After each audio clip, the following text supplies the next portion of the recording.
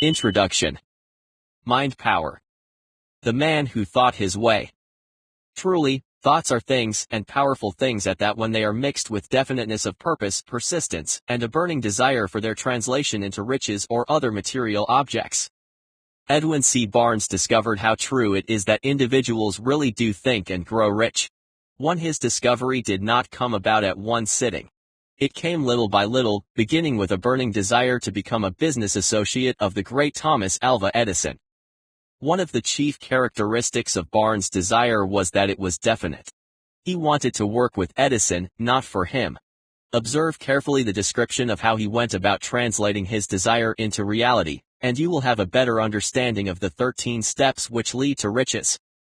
When this desire, or impulse of thought, first flashed into Barnes' mind, he was in no position to act upon it.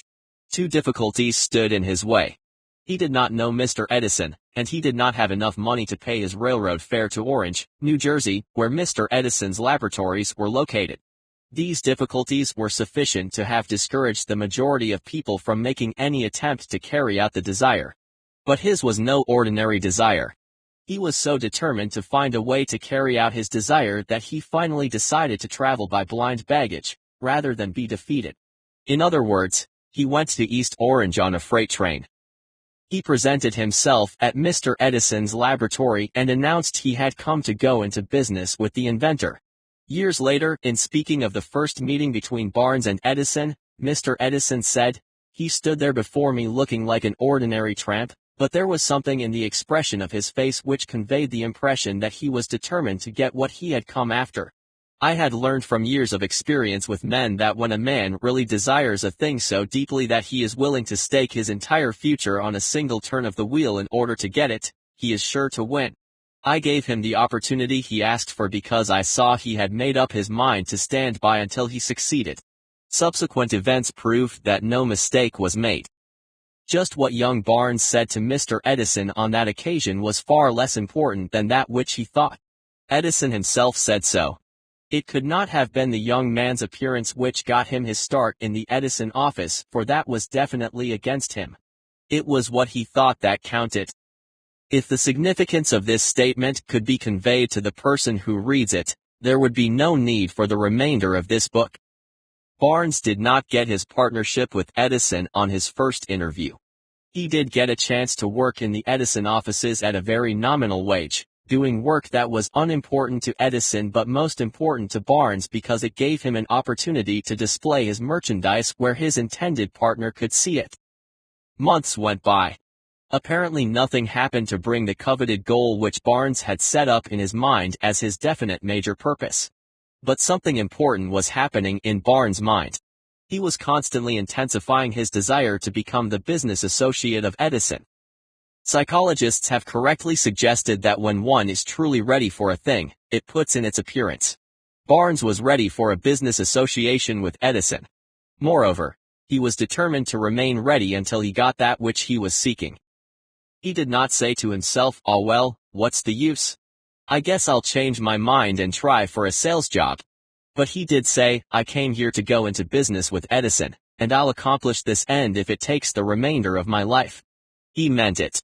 What a different story people would have to tell if only they would adopt a definite purpose and stand by that purpose until it had time to become an all-consuming obsession. Maybe young Barnes did not know it at the time, but his bulldog determination, his persistence in standing back of a single desire, was destined to mow down all opposition and bring him the opportunity he was seeking. When the opportunity came, it appeared in a different form and from a different direction than Barnes had expected. That is one of the tricks of opportunity. It has a sly habit of slipping in by the back door, and it often comes disguised in the form of misfortune or temporary defeat. Perhaps this is why so many fail to recognize opportunity. Mr. Edison had just perfected a new office device, known at that time as the Edison dictating machine, later the Edophone. His sales staff were not enthusiastic about it. They did not believe it could be sold without great effort. Barnes saw his opportunity. It had crawled in quietly, hidden in an odd-looking machine which interested no one but Barnes and the inventor. Barnes knew he could sell the Edison dictating machine.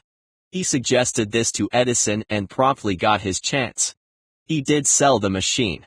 In fact, he sold it so successfully that Edison gave him a contract to distribute and market it all over the nation. Out of that business association grew the famous slogan made by Edison and installed by Barnes. The business alliance was a great success for more than 3 decades. Out of it, Barnes made himself rich in money, but he did something infinitely greater. He proved that one really can think and grow rich. How much actual cash that original desire of Barnes was worth to him, I have no way of knowing. Perhaps it brought him $2 or $3 million. But the amount, whatever it may have been, was insignificant when compared to the far greater asset he acquired in the form of the definite knowledge that an intangible impulse of thought can be transmuted into its physical counterpart by the application of known principles. 3. Barnes literally thought himself into a partnership with the great Edison. He thought himself into a fortune. He had nothing to start with except the capacity to know what he wanted and the determination to stand by that desire until he realized it. He had no money to begin with. He had but little education. He had no influence. But he did have initiative, faith, and the will to win. With these intangible forces he made himself #1 man with the greatest inventor who ever lived. 4. 3 feet from gold. Now let us look at a different situation and study someone who had plenty of tangible evidence of riches, but lost them, because he stopped 3 feet short of the goal he was seeking. One of the most common causes of failure is the habit of quitting when one is overtaken by temporary defeat. Every person is guilty of this mistake at one time or another. An uncle of R.U. Darby 5 was caught by gold fever in the gold rush days and went west to dig and grow rich. He had never heard that more gold has been mined from the human brain than has ever been taken from the earth. He staked a claim and went to work with pick and shovel. The going was hard, but his lust for gold was definite. After weeks of labor, he was rewarded by the discovery of the shining ore. He needed machinery to bring the ore to the surface. Quietly, he covered up the mine, retraced his footsteps to his home in Williamsburg, Maryland, and told his relatives and a few neighbors of the strike. They got together money for the needed machinery and had it shipped. The uncle and Darby went back to work the mine. The first car of ore was mined and shipped to a smelter. The returns proved they had one of the richest mines in Colorado. A few more cars of that ore would clear the debts. Then would come the big killing and profits. Down went the drills. Up went the hopes of Darby and uncle. Then something happened. The vein of gold ore disappeared.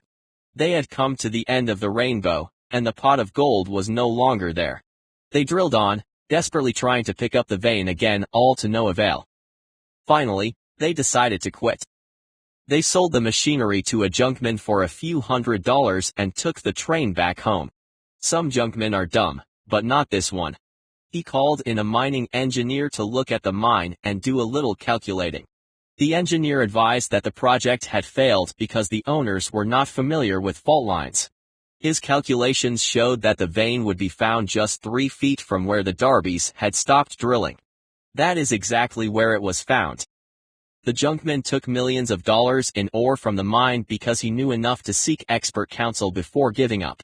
Most of the money which went into the machinery was procured through the efforts of R.U. Darby, who was then a very young man. The money came from his relatives and neighbors because of their faith in him. He paid back every dollar of it, although he was years in doing so. Long afterward, Mr. Darby recouped his loss many times over when he made the discovery that desire can be transmuted into gold. The discovery came after he went into the business of selling life insurance. Remembering that he had lost a huge fortune because he stopped 3 feet from gold, Darby profited from the experience in his chosen work by the simple method of saying to himself, I stopped 3 feet from gold, but I will never stop because people say no when I ask them to buy insurance. Darby in his day was one of a small group of fewer than 50 individuals who sold more than $1 million of life insurance annually. He owed his stickability to the lesson he learned from his quotability in the gold mining business. Before success comes in anyone's life, that individual is sure to meet with much temporary defeat and, perhaps, some failure. When defeat overtakes a person, the easiest and most logical thing to do is to quit. That is exactly what the majority of people do. More than 500 of the most successful individuals this country has ever known have told me that their greatest success came just one step beyond the point at which defeat had overtaken them. Failure is a trickster with a keen sense of irony and cunning. It takes great delight in tripping one when success is almost within reach. A 50-cent lesson in persistence. Shortly after Mr. Darby received his degree from the University of Hard Knocks and had decided to profit by his experience in the gold mining business, he had the good fortune to be present on an occasion that proved to him that no does not necessarily mean no. One afternoon he was helping an uncle grind wheat in an old-fashioned mill. The uncle operated a large farm on which a number of black sharecropper farmers lived. Quietly, the door was opened and a small child, the daughter of one of the tenant families, walked in and took her place near the door. The uncle looked up, saw the child, and barked at her roughly, "What do you want?" Meekly, the child replied, "My mama say to send her 50 cents. "I'll not do it," the uncle retorted. "Now you run on home." "Yes, sir," the child replied. But she did not move. The uncle went ahead with his work, so busily engaged that he did not pay enough attention to the child to observe that she did not leave. When he looked up and saw her still standing there, he yelled at her, "I told you to go on home. Now go or I'll take a switch to you." The little girl said, "Yes, sir," but she did not budge an inch. The uncle dropped a sack of grain he was about to pour into the mill hopper, picked up a barrel stave, and started toward the child with an expression on his face that indicated trouble. Darby held his breath. He was certain he was about to witness a horrible beating. He knew his uncle had a fierce temper. In those days, poor children, especially sharecropper children, simply were not allowed to exhibit such overt defiance. When the uncle reached the spot where the child was standing, she quickly moved forward one step, looked up into his eyes, and screamed at the top of her shrill voice, "My mama's gotta have that 50 cents. The uncle stopped, looked at her for a minute, then slowly laid the barrel stave on the floor, put his hand in his pocket, took out a $50 and gave it to her. The child took the money and slowly backed toward the door, never taking her eyes off the man she had just conquered. After she had gone, the uncle sat down on a box and looked out the window into space for more than 10 minutes.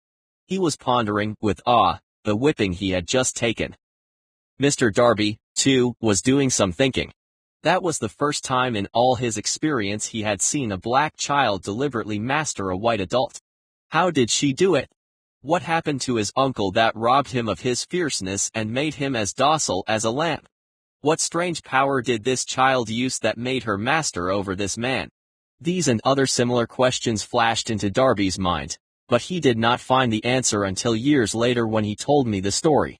Strangely, the story of this unusual experience was told to me in the old mill, on the very spot where the uncle took his whipping. Strangely, too, I had devoted nearly a quarter of a century to the study of that same power which enabled a small, illiterate sharecropper's child to conquer a powerful figure of authority. As we stood there in that musty old mill, Mr. Darby repeated the story of the unusual conquest and finished by asking, "What can you make of it? What strange power did that child use that so completely whipped my uncle?" The answer to his question will be found in the principles described in this book. The answer is full and complete.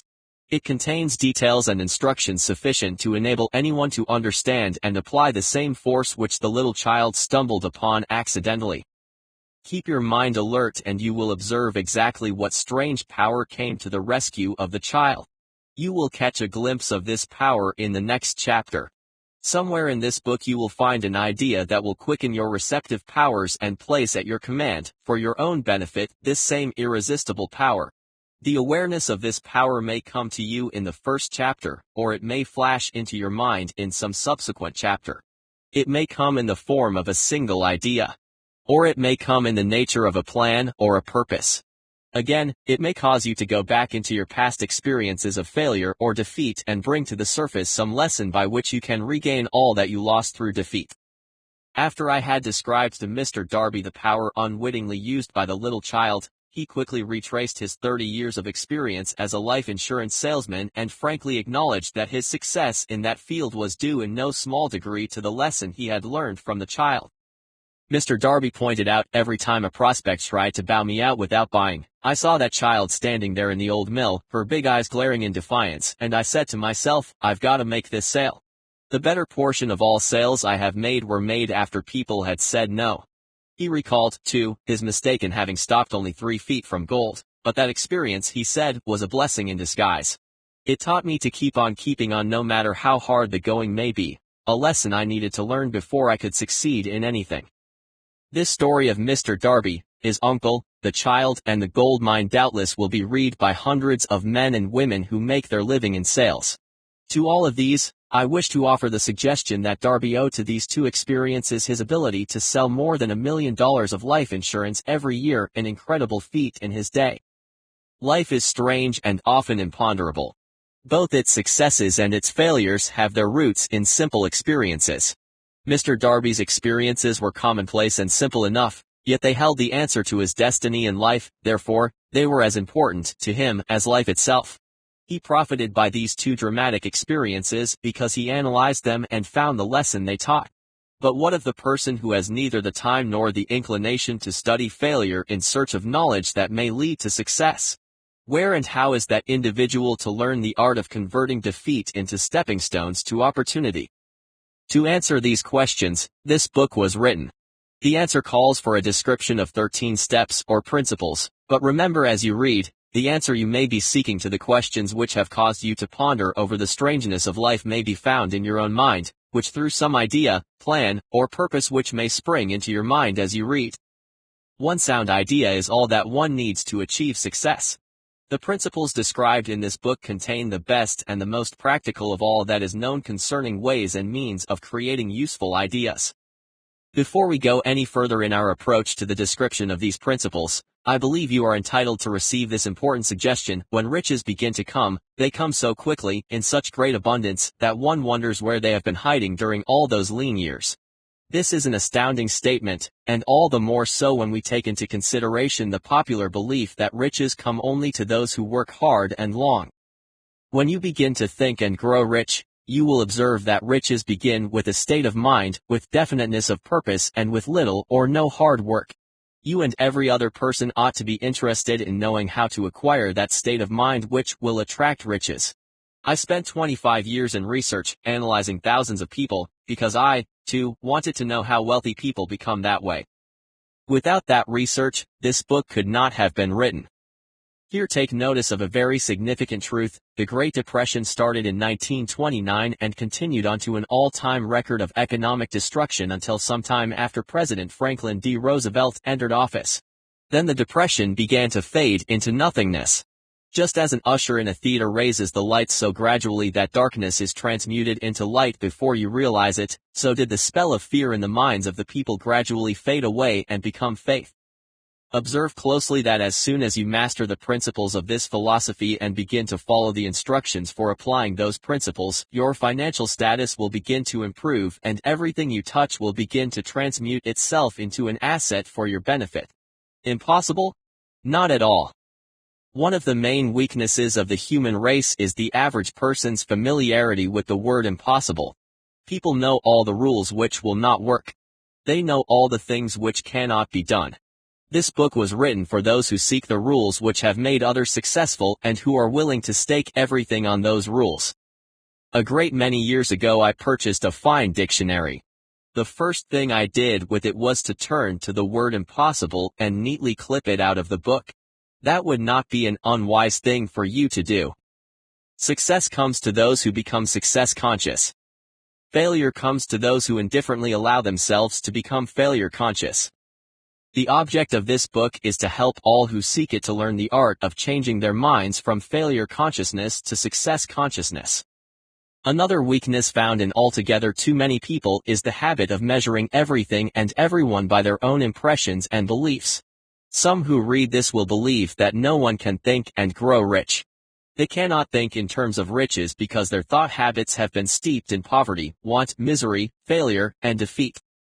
These unfortunate people remind me of a prominent Asian who came to America when he was a student to be educated in American ways. He attended the University of Chicago.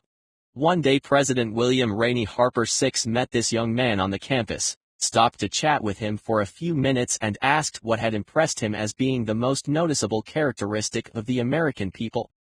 "Why," the student exclaimed, "your eyes. What does the typical Caucasian say about people of Asian descent?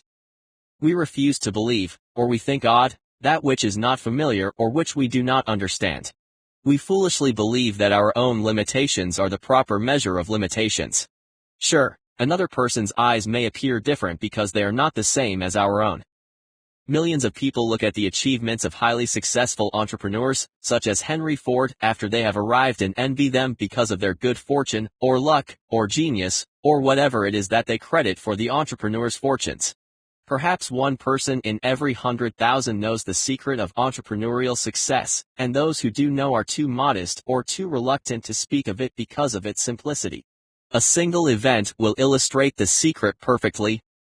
One day, Ford decided to produce his now famous V8 automobile engine, one of the most successful developments in the history of the automobile industry. He chose to build an engine with the entire 8 cylinders cast in one block, and he instructed his engineers to produce a design for the engine. The design was placed on paper, but the engineers agreed, to a man, that it was simply impossible to cast an 8-cylinder gas engine block in one piece. Ford said, "Produce it anyway." But, they replied, "It's impossible." "Go ahead," Ford commanded, "and stay on the job until you succeed, no matter how much time is required." The engineers went ahead. There was nothing else for them to do if they were to remain on the Ford staff. 6 months went by, nothing happened. Another 6 months passed, and still nothing happened.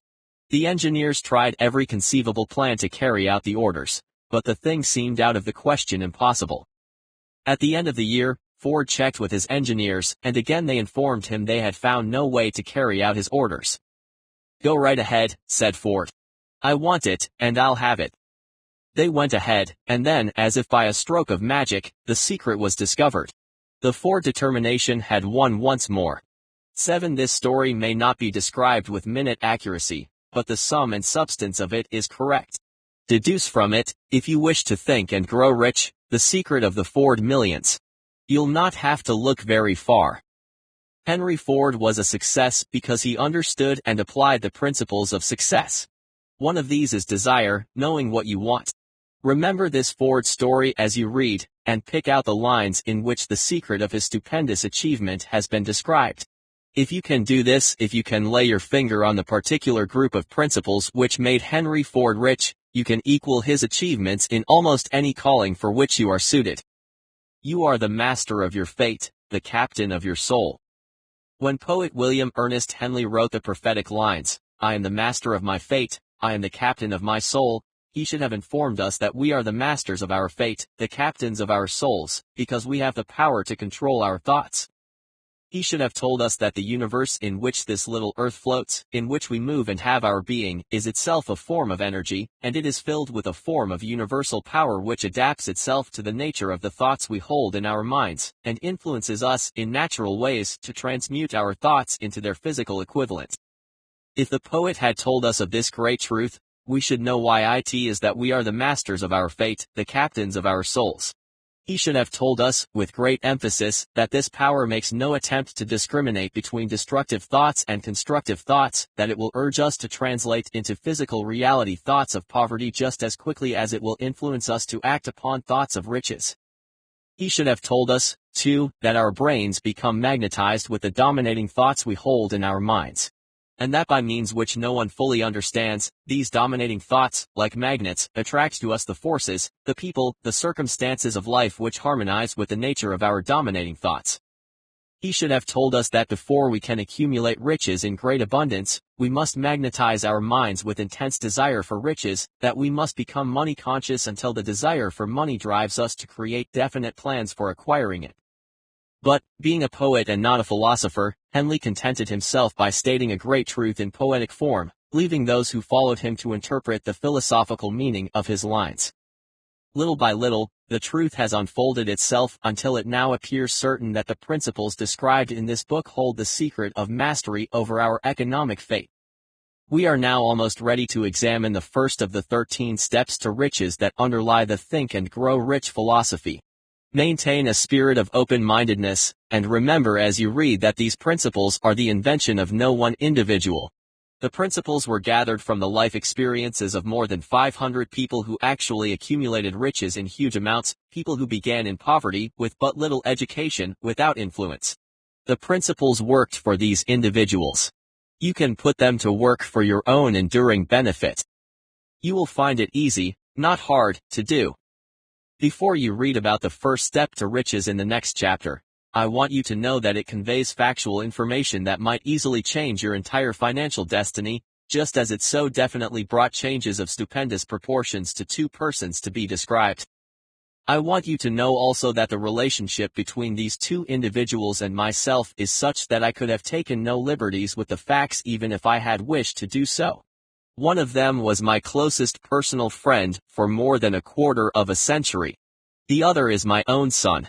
The unusual success of these two men, success which they generously accredit to the principle described in the next chapter, more than justifies this personal reference as a means of emphasizing the far-flung power of this principle. Many years ago, I delivered the commencement address at Salem College in Salem, West Virginia. I emphasized the principle described in the next chapter with so much intensity that one of the members of the graduating class definitely appropriated it and made it a part of his own philosophy. That young man went on to become a distinguished member of Congress and an important figure in the national government. Just before this book went to the publisher, this U.S. Senator wrote me a letter in which he so clearly stated his opinion of the principle outlined in the next chapter that I have chosen to publish his letter here as a foreword to that chapter. It gives you an idea of the rewards to come.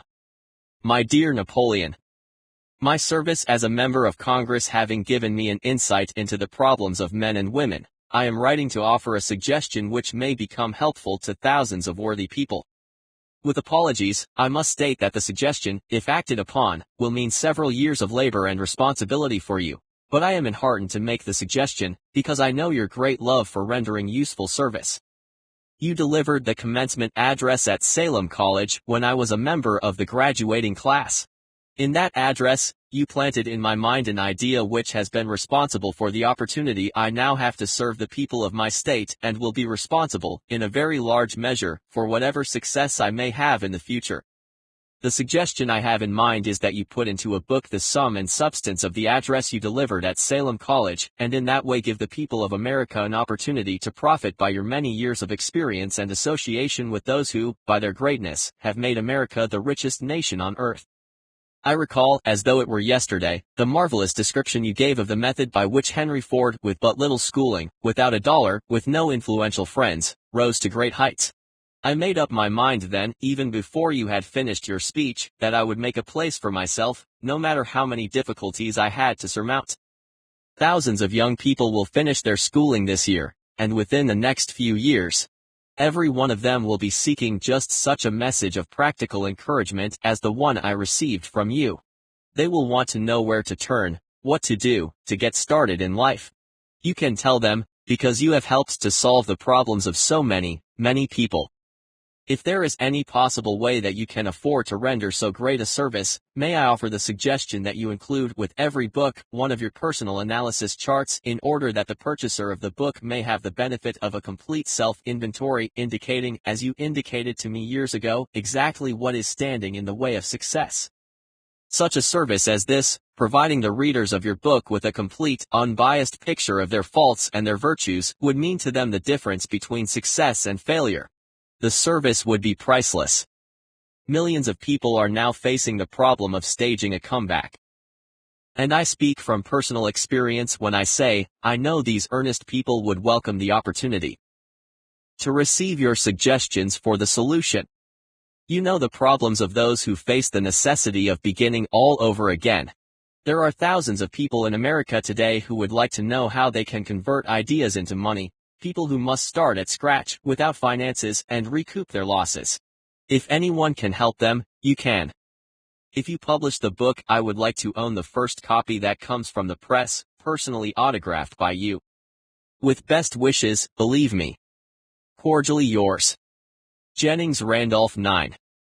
What that commencement address had kindled in Senator Jennings Randolph as he was about to set out on adult life was his first real understanding of the enormous power of desire, the first step to riches. A burning desire to be and to do is the starting point from which the dreamer must take off. Dreams are not born of indifference, laziness, or lack of ambition. Chapter 1. Desire. The starting point of all achievement, the first step to riches. When Edwin C. Barnes climbed down from that freight train in Orange, NJ, he may have resembled a tramp, but his thoughts were those of a king. As he made his way from the railroad tracks to Thomas Edison's office, his mind was at work. He saw himself standing in Edison's presence. He heard himself asking Mr. Edison for an opportunity to carry out the one consuming obsession of his life, a burning desire to become the business associate of the great inventor. Barnes' desire was not a hope. It was not a wish. It was a keen, pulsating desire that transcended everything else. It was definite. The desire was not new when he approached Edison. It had been Barnes' dominating desire for a long time. In the beginning, when the desire first appeared in his mind, it may have been, probably was, only a wish, but it was no mere wish when he appeared before Edison with it. A few years later, Edwin C. Barnes again stood before Edison in the same office where he first met the inventor. This time his desire had been translated into reality. He was in business with Edison. The dominating dream of his life had become a reality. People who later knew Barnes envied him because of the break that life had yielded him. They saw him in the days of his triumph, without taking the trouble to investigate the cause of his success. Barnes succeeded because he chose a definite goal, placed all his energy, all his willpower, all his effort, everything back of that goal. He did not become the partner of Edison the day he arrived. He was content to start at the most menial work as long as it provided an opportunity to take even one step toward his cherished goal. 5 years passed before the chance he had been seeking made its appearance. During all those years, not one ray of hope, not one promise of attainment of his desire, had been held out to him.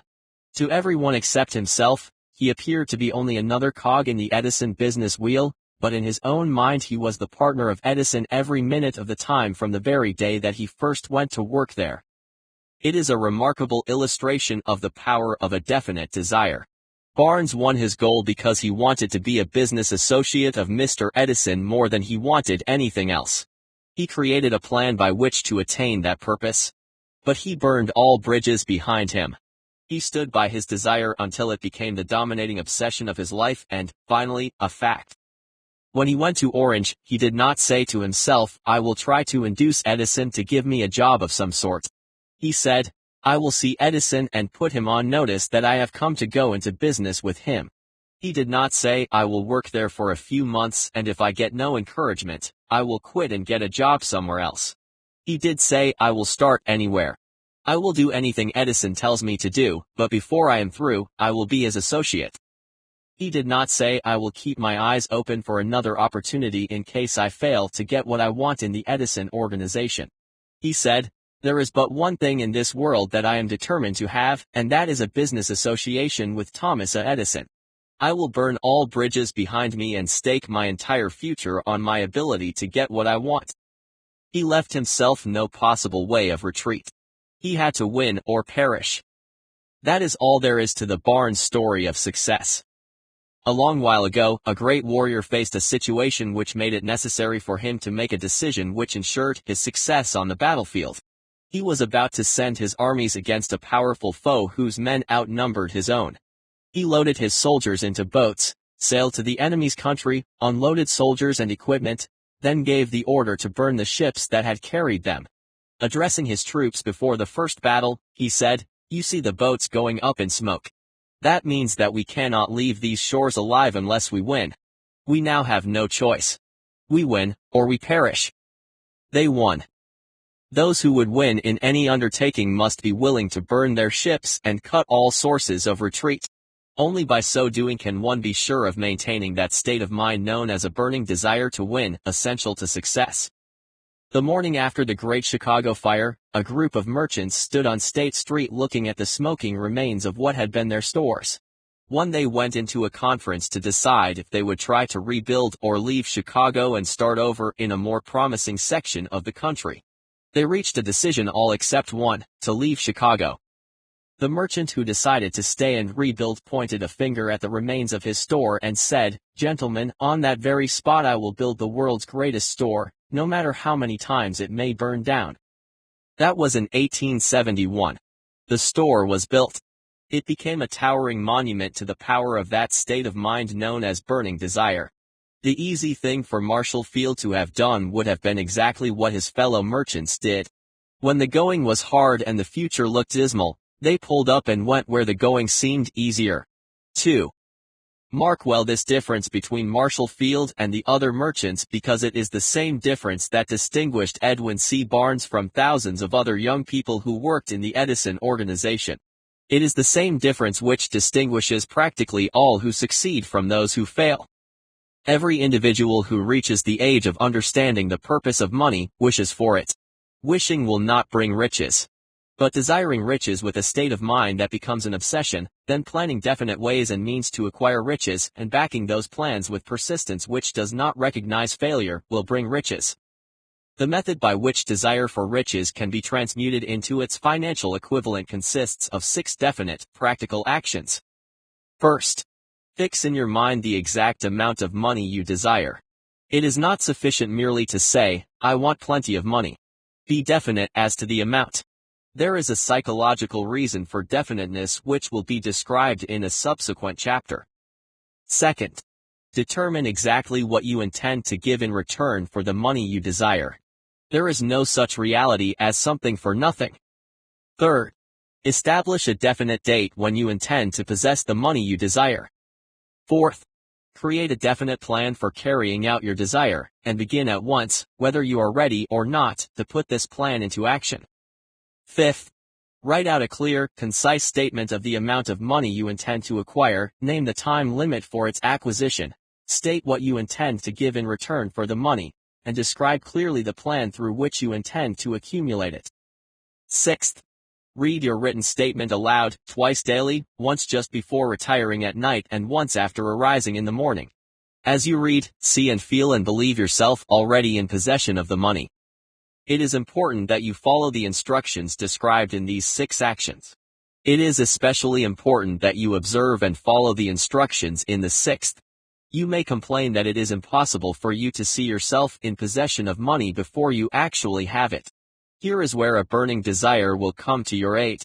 If you truly desire money so keenly that your desire is an obsession, you will have no difficulty in convincing yourself that you will acquire it. The object is to want money and to become so determined to have it that you convince yourself you will have it. Only those who become money conscious ever accumulate great riches. Money consciousness means that the mind has become so thoroughly saturated with the desire for money that one can see oneself already in possession of it. To the uninitiated, who have not been schooled in the working principles of the human mind, these instructions may appear impractical. It may be helpful to all who fail to recognize the soundness of the 6 actions to know that the information they convey was received from Andrew Carnegie, who began as an ordinary laborer in the steel mills, but managed, despite his humble beginnings, to make these principles yield him a fortune of considerably more than $100 million. 3. It may be of further help to know that the 6 actions here recommended were carefully scrutinized by Thomas A. Edison, who placed his stamp of approval upon them as being not only the steps essential for the accumulation of money, but necessary for the attainment of any definite goal. The steps call for no hard labor. They call for no sacrifice. They do not require one to become ridiculous or unthinking. To apply them calls for no great amount of education. But the successful completion of these 6 actions does call for sufficient imagination to enable one to see and to understand that accumulation of money cannot be left to chance, good fortune, and luck. One must realize that all who have accumulated great fortunes first did a certain amount of dreaming, hoping, wishing, desiring, and planning before they acquired money. You may as well know, right here, that you can never have riches in great quantities unless you can work yourself into a white heat of desire for money and actually believe you will possess it. You may as well know also that every great leader, from the dawn of civilization down to the present, was a dreamer. Christianity became one of the greatest powers in the world because its founder was an intense dreamer who had the vision and the imagination to see realities in their mental and spiritual form before they had been transmuted into physical form. If you do not see great riches in your imagination, you will never see them in your bank balance. Never in the history of America has there been so great an opportunity for practical dreamers as now exists. The hardships of these recent tough and unsettled economic times have put many people back at square one. A new race is about to be run. The stakes represent huge fortunes which will be accumulated within the next few years. The rules of the race have changed because we now live in a changed world that definitely favors those who have had little or no opportunity to win under the conditions existing recently, when fear often paralyzed personal and economic growth and development. We who are in this race for riches should be encouraged to know that this changed world in which we live is demanding new ideas, new ways of doing things, new leaders, new inventions, new methods of teaching, new methods of marketing, new books, new literature, new features for the mass media, new ideas for entertainment. Back of all this demand for new and better things there is one quality which one must possess to win, and that is definiteness of purpose, the knowledge of what one wants and a burning desire to possess it. We have witnessed the death of one age and the birth of another. This changed world requires practical dreamers who can and will put their dreams into action. The practical dreamers have always been and always will be the pattern makers of civilization. We who desire to accumulate riches should remember that the real leaders of the world always have been individuals who harnessed and put into practical use the intangible, unseen forces of unborn opportunity, and converted those forces, or impulses of thought, into skyscrapers, cities, factories, airplanes, automobile, and every form of convenience that makes life more pleasant. Tolerance and an open mind are practical necessities of the dreamer of today. Those who are afraid of new ideas are doomed before they start. Never has there been a time more favorable to pioneers than the present. True, there is no wild and woolly west to be conquered as in the days of the covered wagon. But there is a vast business, financial, and industrial world to be remolded and redirected along new and better lines. In planning to acquire your share of the riches, let no one influence you to scorn the dreamer. To win the big stakes in this changed world, you must catch the spirit of the great pioneers of the past whose dreams have given to civilization all that it has of value. It is that spirit which serves as the lifeblood of America, the burning desire to take full advantage of the wonderful opportunity, yours and mine, to develop and market our talents in a free land. Let us not forget, Columbus dreamed of an unknown world, staked his life on the existence of such a world, and discovered it. Copernicus, the great astronomer, dreamed of a multiplicity of worlds and revealed them. No one denounced him as impractical after he had triumphed. Instead, the world worshipped at his shrine, thus proving once more that success requires no apologies, failure permits no alibis. If the thing you wish to do is right and you believe in it, go ahead and do it. Put your dream across, and never mind what they say if you meet with temporary defeat, for they perhaps do not know that every failure brings with it the seed of an equivalent success. Henry Ford, poor and uneducated, dreamed of a horseless carriage, went to work with what tools he possessed without waiting for opportunity to favor him, and now evidence of his dream belts the entire earth. He put more wheels into operation than anyone who ever lived, because he was not afraid to back his dreams. Thomas Edison dreamed of a lamp that could be operated by electricity, began where he stood to put his dream into action, and despite more than 10,000 failures, he stood by that dream until he made it a physical reality. Practical dreamers do not quit. 4. Lincoln dreamed of freedom for the slaves, put his dream into action, and barely missed living to see a united North and South translate his dream into reality. The Wright brothers dreamed of a machine that would fly through the air. Now one may see evidence all over the world that they dreamed soundly. Marconi dreamed of a system for harnessing the intangible forces of the electromagnetic spectrum. 5. Evidence that he did not dream in vain may be found in every radio and television set in the world. Moreover, Marconi's dream brought the humblest cabin and the stateliest manor house side by side. It has made the people of every nation on earth backdoor neighbors. It gave the President of the United States the means by which to talk to all the people of America at one time and on short notice. It may interest you to know that Marconi's friends had him taken into custody and examined in a mental hospital when he announced he had discovered a principle through which he could send messages through the air without the aid of wires or other direct physical means of communication. The dreamers of today fare better. The world has become accustomed to new discoveries.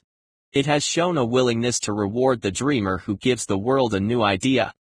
The greatest achievement was at first and for a time a dream. The oak sleeps in the acorn, the bird waits in the egg, and in the highest vision of the soul a waking angel stirs. Dreams are the seedlings of realities. 6. Awake, arise and assert yourself, you dreamers of the world. Your star is in the ascendancy. Worldwide economic uncertainty has brought the opportunity you have been waiting for. It has taught many people humility, tolerance, and open-mindedness.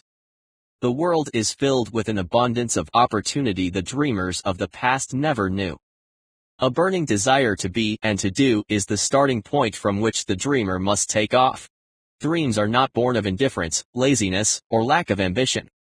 The world no longer scoffs at dreamers, nor calls them impractical. If you think it does, take a trip to Tennessee and visit the mighty dams and power plants of the Tennessee Valley Authority to witness what a dreamer president did in the way of harnessing and using the great water power of America. At one time, such a dream would have seemed like madness. 7. You may have been disappointed. You may have suffered setbacks and defeat during hard economic times. You may have felt the great heart within you crushed until it bled. Take courage, for these experiences have tempered the spiritual metal of which you are made. They are assets of incomparable value. Remember, too, that all who succeed in life get off to a bad start and pass through many heartbreaking struggles before they arrive. The turning point in the lives of those who succeed usually comes at the moment of some crisis, through which they are introduced to their other selves. John Bunyan wrote Pilgrim's Progress, which is among the finest works in all of English literature, after he had been confined in prison and sorely punished because of his views on religion. O. Henry discovered the genius which slept within his brain after he had met with great misfortune and was confined in a prison cell in Columbus, Ohio. Being forced, through misfortune, to become acquainted with his other self and to use his imagination, he discovered himself to be a great author instead of a miserable criminal and outcast. 8. Strange and varied are the ways of life, and stranger are the ways of infinite intelligence. 9. Through which human beings are sometimes forced to undergo all sorts of trouble and tribulation before discovering their own brains and their own capacity to create useful ideas through imagination. Edison, the world's greatest inventor and scientist, started out as a tramp telegraph operator. 10. He failed innumerable times before he was driven finally to the discovery of the genius that slept within his brain. Charles Dickens began by pasting labels on blacking pots. The tragedy of his first love penetrated the depths of his soul and converted him into one of the world's truly great authors. That tragedy produced, first, David Copperfield, then a succession of works that made this a richer and better world for all who read his books.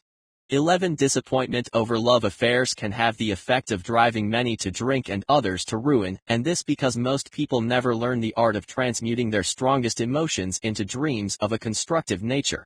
This power of transmutation will be dealt with in detail later. Helen Keller became deaf and blind shortly after birth and for years could not speak.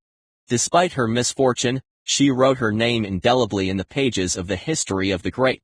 Her entire life served as evidence that no one ever is defeated until defeat has been accepted as a reality. Robert Burns was an illiterate country lad who was cursed by poverty and who grew up to be a drunkard in the bargain. The world was made better for his having lived because he clothed beautiful thoughts in poetry and thereby plucked a thorn and planted a rose in its place. Booker T. Washington was born in slavery, handicapped by race and color in the society in which he lived.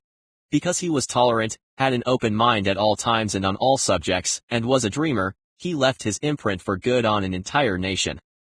Beethoven was deaf, Milton was blind, but their names will last as long as civilization endures because they dreamed and translated their dreams into organized thought. Before passing to the next chapter, resolve yourself to kindle in your mind the fire of hope, faith, courage, and tolerance. Once you have these states of mind and a working knowledge of the principles described in this book, all else that you need will come to you when you are ready for it. 12. There is a difference between wishing for a thing and being ready to receive it. You are never ready for a thing until you believe you can acquire it. The state of mind must be belief, not mere hope or wish. Open-mindedness is essential for belief. Closed minds do not inspire faith, courage, and belief. Remember, no more effort is required to aim high in life, to demand abundance and prosperity, than is required to accept misery and poverty. Jesse B. Rittenhouse has correctly stated this universal truth through these lines in his poem My Wage. I bargained with life for a penny, and life would pay no more, however I begged at evening when I counted my scanty store. For life is a just employer, he gives you what you ask, but once you have set the wages, why, you must bear the task. I worked for a menial's hire only to learn, dismayed, that any wage I had asked of life, life would have willingly paid. Desire outwits Mother Nature. As a fitting conclusion to this chapter, I wish to introduce one of the most unusual persons I have ever known. I first saw him many years ago, a few minutes after he was born. He came into the world without any external, physical sign of ears, and the doctor admitted, when pressed for an opinion, that the child would likely be deaf and mute for life. This was long before the advent of the kind of reconstructive surgery that is commonplace today. I challenged the doctor's opinion. I had the right to do so. I was the child's father. I, too, reached a decision and rendered an opinion, but I expressed the opinion silently in the secrecy of my own heart. I decided that my son would hear and speak. Nature could send me a child without normal organs of hearing, but nature could not induce me to accept the reality of the affliction. In my own mind, I knew that my son would hear and speak. How? I was sure there must be a way, and I knew I would find it. I thought of the words of the immortal Emerson, the whole course of things goes to teach us faith. We need only obey. There is guidance for each of us, and by lowly listening, we shall hear the right word. The right word. Desire. More than anything else, I desired that my son should not be deaf and mute. From that desire I never receded, not for a second. Many years previously I had written, our only limitations are those we set up in our own minds. For the first time I wondered if that statement were true. Lying on the bed in front of me was a newborn child without the natural equipment of hearing. Even though he might eventually hear and speak, he was obviously disfigured for life. Surely, this was a limitation which that child had not set up in his own mind. What could I do about it? Somehow, I would find a way to transplant into that child's mind my own burning desire for ways and means of conveying sound to his brain without the aid of ears. As soon as the child was old enough to cooperate, I would fill his mind so completely with a burning desire to hear that nature would, by methods of her own, translate that desire into physical reality. All this thinking took place in my own mind, but I spoke of it to no one. Every day I renewed the pledge I had made to myself not to accept this disability for my son. As he grew older and began to take notice of things around him, we observed that he had a slight degree of hearing. When he reached the age when children usually begin talking, he made no attempt to speak, but we could tell by his actions that he could hear certain sounds slightly. That was all I needed to know. I was convinced that if he could hear even slightly he might develop still greater hearing capacity. Then something happened which gave me hope. It came from an entirely unexpected source. We bought a Victrola, an old-fashioned phonograph. When the child heard the music for the first time, he went into ecstasies and promptly appropriated the machine. He soon showed a preference for certain records, among them It's a Long Way to Tipperary. On one occasion, he played that piece over and over for almost 2 hours, standing in front of the Victrola with his teeth clamped on the edge of the case. The significance of this self-formed habit of his did not become clear to us until years afterward, for we had never heard of the principle of bone conduction of sound at that time. Shortly after he appropriated the Victrola, I discovered that he could hear me quite clearly when I spoke with my lips touching his mastoid bone at his jawbone near where his ear canal would have been. These discoveries placed into my possession the necessary means by which I began to translate into reality my burning desire to help my son develop hearing and speech. By that time he was making stabs at speaking certain words. The outlook was far from encouraging, but desire backed by faith knows no such word as impossible. Having determined that he could hear the sound of my voice plainly, I began immediately to transfer to his mind the desire to hear and speak. I soon discovered that the child enjoyed bedtime stories, so I went to work creating stories designed to develop in him self-reliance, imagination, and a keen desire to hear. There was one story in particular which I emphasized by giving it some new and dramatic coloring each time it was told. It was designed to plant in his mind the thought that his disability was not a liability, but an asset of great value. Despite the fact that all the philosophy I had examined clearly indicated that every adversity brings with it the seed of an equivalent advantage, I must confess that I had not the slightest idea how this affliction could ever become an asset. However, I continued my practice of wrapping that philosophy in bedtime stories, hoping the time would come when he would find some plan by which his disability could be made to serve some useful purpose. Reason told me plainly that there was no adequate compensation for the lack of ears and natural hearing equipment. Desire, backed by faith, pushed reason aside and inspired me to carry on. As I analyzed the experience in retrospect, I can see now that my son's faith in me had much to do with the astounding results. He did not question anything I told him. I sold him the idea that he had a distinct advantage over his older brother and that this advantage would reflect itself in many ways. 13. We could notice that the child's hearing was gradually improving. Moreover, he had not the slightest tendency to be self-conscious because of his affliction. When he was about 7, he showed the first evidence that our method of servicing his mind was bearing fruit. For several months he begged for the privilege of selling newspapers, but his mother would not give her consent. She was afraid that his deafness made it unsafe for him to go out on the street alone. Finally, he took matters into his own hands. One afternoon when he was left at home with the servants, he climbed through the kitchen window, shinny to the ground, and set out on his own. He borrowed 6 cents in capital from the neighborhood shoemaker, invested it in papers, sold out, reinvested, and kept repeating this process until late in the evening. After balancing his accounts and paying back the 6 cents he had borrowed from his banker, he had a net profit of 42 cents. When we got home that night, we found him in bed asleep with the money tightly clenched in his little hand. His mother opened his hand, removed the coins, and cried. Of all things, crying over her son's first victory seemed so inappropriate. My reaction was the reverse. I laughed heartily, for I knew that my endeavor to plant in the child's mind an attitude of faith in himself had been successful. His mother saw in his first business venture a little deaf boy who had gone out in the streets and risked his life to earn money. I saw a brave, ambitious, self-reliant little businessman whose stock in himself had been increased 100% because he had gone into business on his own initiative and had won. The transaction pleased me because I knew that he had given evidence of a trait of resourcefulness that would go with him all through life. Later events proved this to be true. When his older brother wanted something, he would lie down on the floor, kick his feet in the air, cry for it, and get it. When the little deaf boy wanted something, he would plan a way to earn the money, then buy it for himself. He would follow that pattern throughout adult life. Truly, my own son taught me that disabilities can be converted into stepping stones on which one may climb towards some worthy goal, unless they are accepted as obstacles and used as alibis.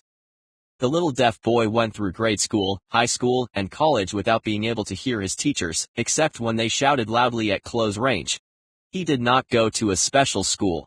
14 We were determined that he should live as normal a life as possible and associate with children with hearing, and we stood by that decision although it cost us many heated debates with school officials. While he was in high school, he tried a hearing aid, but it was of no value to him. During his last week in college, something happened which marked the most important turning point of his life. Through what seemed to be mere chance, he came into possession of another hearing aid device, which was sent to him on trial. He was slow about testing it because of his disappointment with the earlier device. Finally he picked the instrument up and more or less carelessly placed it on his head, hooked up the battery, and lo, as if by a stroke of magic, his lifelong desire for normal hearing became a reality. For the first time in his life, he could hear practically as well as any person with normal hearing. 15. Overjoyed because of the changed world which had been brought to him through his hearing device, he rushed to the telephone, called his mother, and heard her voice perfectly. The next day he plainly heard the voices of his professors in class for the first time in his life. Previously he could hear them only when they shouted at short range. He heard the radio. He heard the movies. For the first time in his life he could converse freely with other people without the necessity of their having to speak loudly. Truly, he had come into possession of a changed world. We had refused to accept nature's error, and, by persistent desire, we had induced nature to correct that error through the only practical means available. Desire had commenced to pay dividends, but the victory was not yet complete. The boy still had to find a definite and practical way to convert his disability into an equivalent asset. Hardly realizing the significance of what had already been accomplished, but intoxicated with the joy of his newly discovered world of sound, he wrote a letter to the manufacturer of the hearing aid, enthusiastically describing his experience. Something in his letter, something, perhaps, which was not written on the lines, but back of them, caused the company to invite him to New York. When he arrived, he was escorted through the factory, and while talking with the chief engineer, telling him about his changed world, a hunch, an idea, or an inspiration, call it what you wish, flashed into his mind. It was this impulse of thought which converted his affliction into an asset destined to pay dividends in both money and happiness to thousands of other people. The sum and substance of that impulse of thought was this: it occurred to him that he might be of help to the millions of deaf people who go through life without the benefit of hearing aids, if he could find a way to tell them the story of his changed world. Then and there he reached a decision to devote the remainder of his life to rendering useful service to the hard of hearing. For an entire month he did intensive research, during which he analyzed the entire marketing system of the manufacturer of the hearing device. He figured out possible ways and means to communicate with hearing-impaired people all over the world for the purpose of sharing with them his newly discovered changed world. When this was done, he put in writing a 2-year plan based upon his findings. When he presented the plan to the company, he was instantly given a position for the purpose of carrying out his ambition. Little did he dream when he went to work that he was destined to bring hope and practical relief to thousands of people who without his help would never have overcome their hearing disability. Shortly after he became associated with the manufacturer of his hearing aid, he invited me to attend a class conducted by his company to teach deaf people to hear and to speak.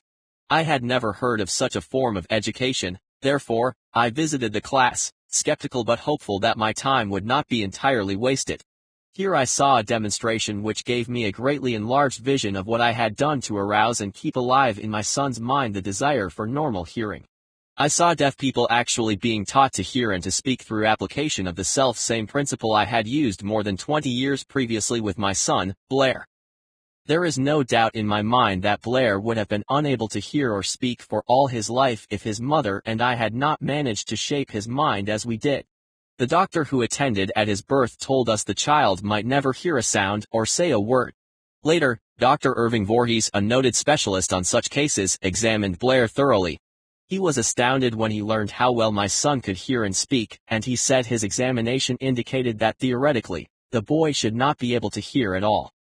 When I planted in Blair's mind the desire to hear and talk and live normally, there went with that impulse some strange influence which caused nature to become bridge builder and to span the gulf of silence between his brain and the outer world, by some means which the keenest medical specialists were not able to interpret. It would be sacrilege for me even to pretend I fully understand how nature performed this miracle. It would be unforgivable if I neglected to tell the world as much as I know of the humble part I assumed in the strange experience. It is my duty and a privilege to say I believe, and not without reason, that nothing is impossible to the person who backs desire with enduring faith. A burning desire has devious ways of transmuting itself into its physical equivalent. Blair desired normal hearing, and he received it. He was born with a disability which might easily have sent one with a less defined desire to the street with a bundle of pencils and a tin cup. That disability served as the medium by which he would go on to render useful service to many thousands of hearing-impaired people, and it gave him useful employment at adequate financial compensation for years. The little white lie I planted in his mind when he was a child, by leading him to believe his affliction would become a great asset which he could capitalize on, justified itself. Verily, there is nothing, right or wrong, that belief plus burning desire cannot make real. These qualities are free to everyone.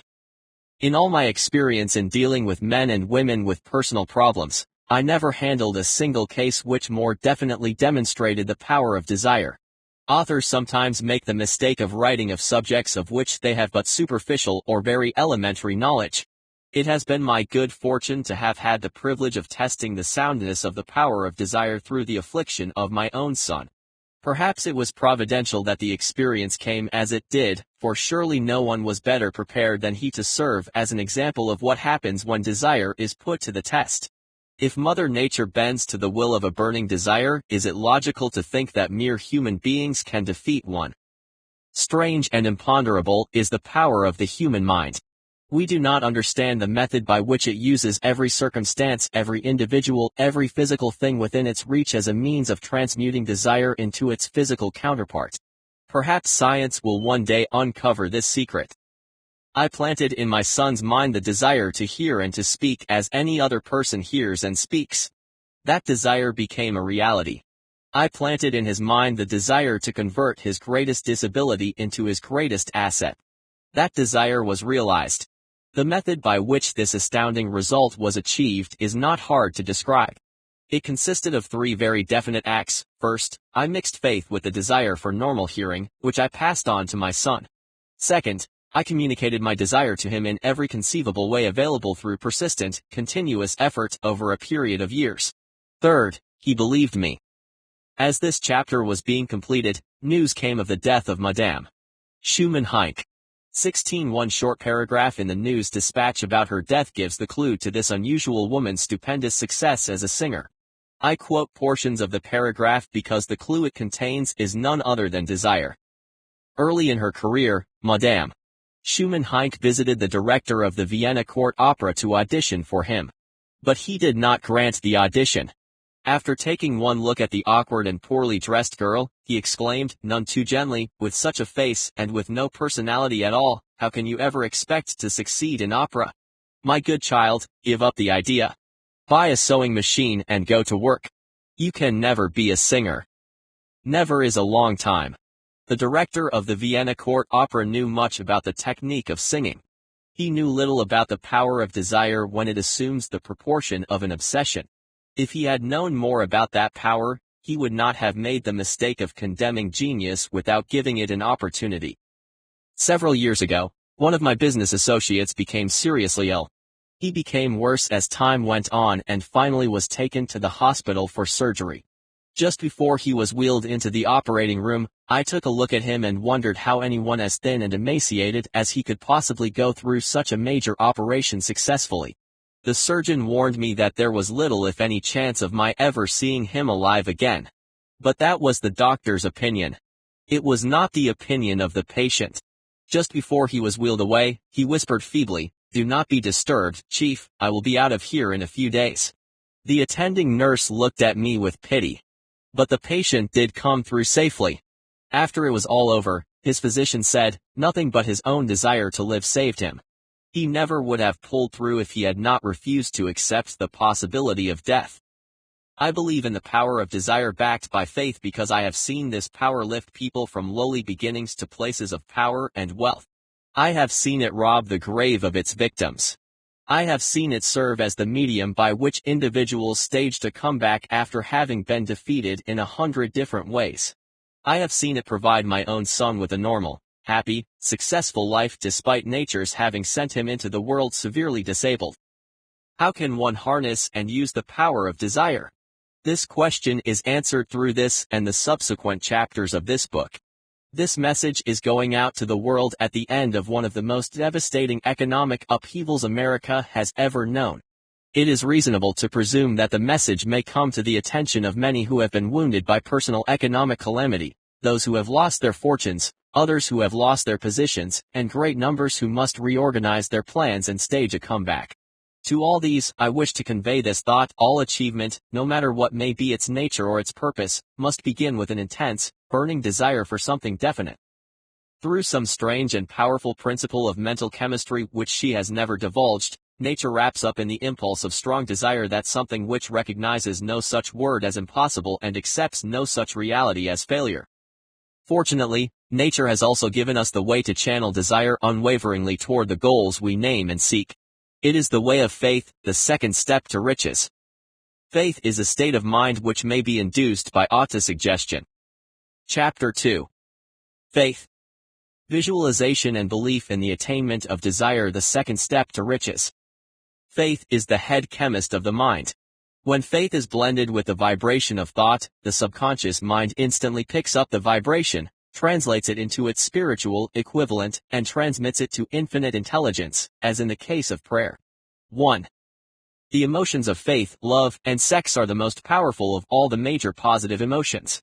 When the three are blended, they have the effect of coloring the vibration of thought in such a way that it instantly reaches the subconscious mind, where it is changed into its spiritual equivalent, the only form that induces a response from infinite intelligence. Love and faith are psychic, related to the spiritual side of humanity. Sex is purely biological and related only to the physical. The mixing, or blending, of these three emotions has the effect of opening a direct line of communication between the finite, thinking human mind and infinite intelligence. How to develop faith. There comes now a statement which will give a better understanding of the importance the principle of autosuggestion assumes in the transmutation of desire into its physical, or monetary, equivalent. Faith is a state of mind which may be induced or created, by affirmations or repeated instructions to the subconscious mind, through the principle of autosuggestion.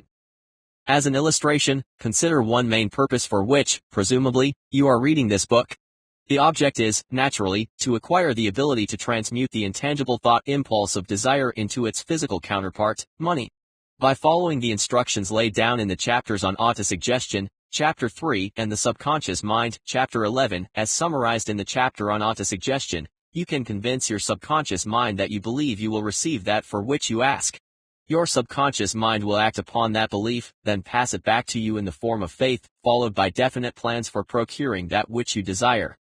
The method by which one develops faith where it does not already exist is extremely difficult to describe, almost as difficult, in fact, as it would be to describe the color of red to a blind person who has never seen color and has nothing with which to compare what you describe.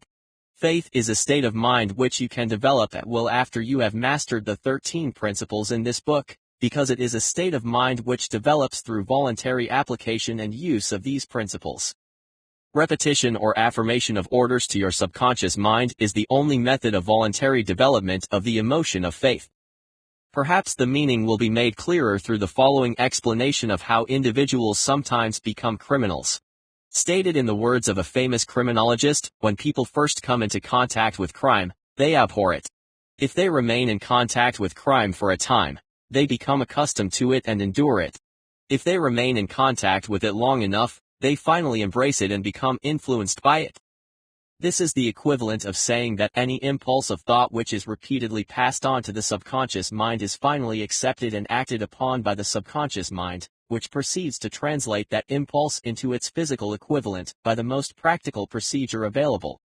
In connection with this, consider again the statement: all thoughts which have been emotionalized, given feeling, and mixed with faith begin immediately to translate themselves into their physical equivalent or counterpart. The emotions, or the feeling portion of thoughts, are the factors which give thoughts vitality, life, and action. The emotions of faith, love, and sex, when mixed together with any thought impulse, give it greater action than any of these emotions can do singly. It is not only those thought impulses which have been mixed with faith, but those which have been mixed with any of the positive emotions, or any of the negative emotions, that can reach and influence the subconscious mind. From this statement you will understand that the subconscious mind will translate into its physical equivalent a thought impulse of a negative or destructive nature just as readily as it will act upon thought impulses of a positive or constructive nature.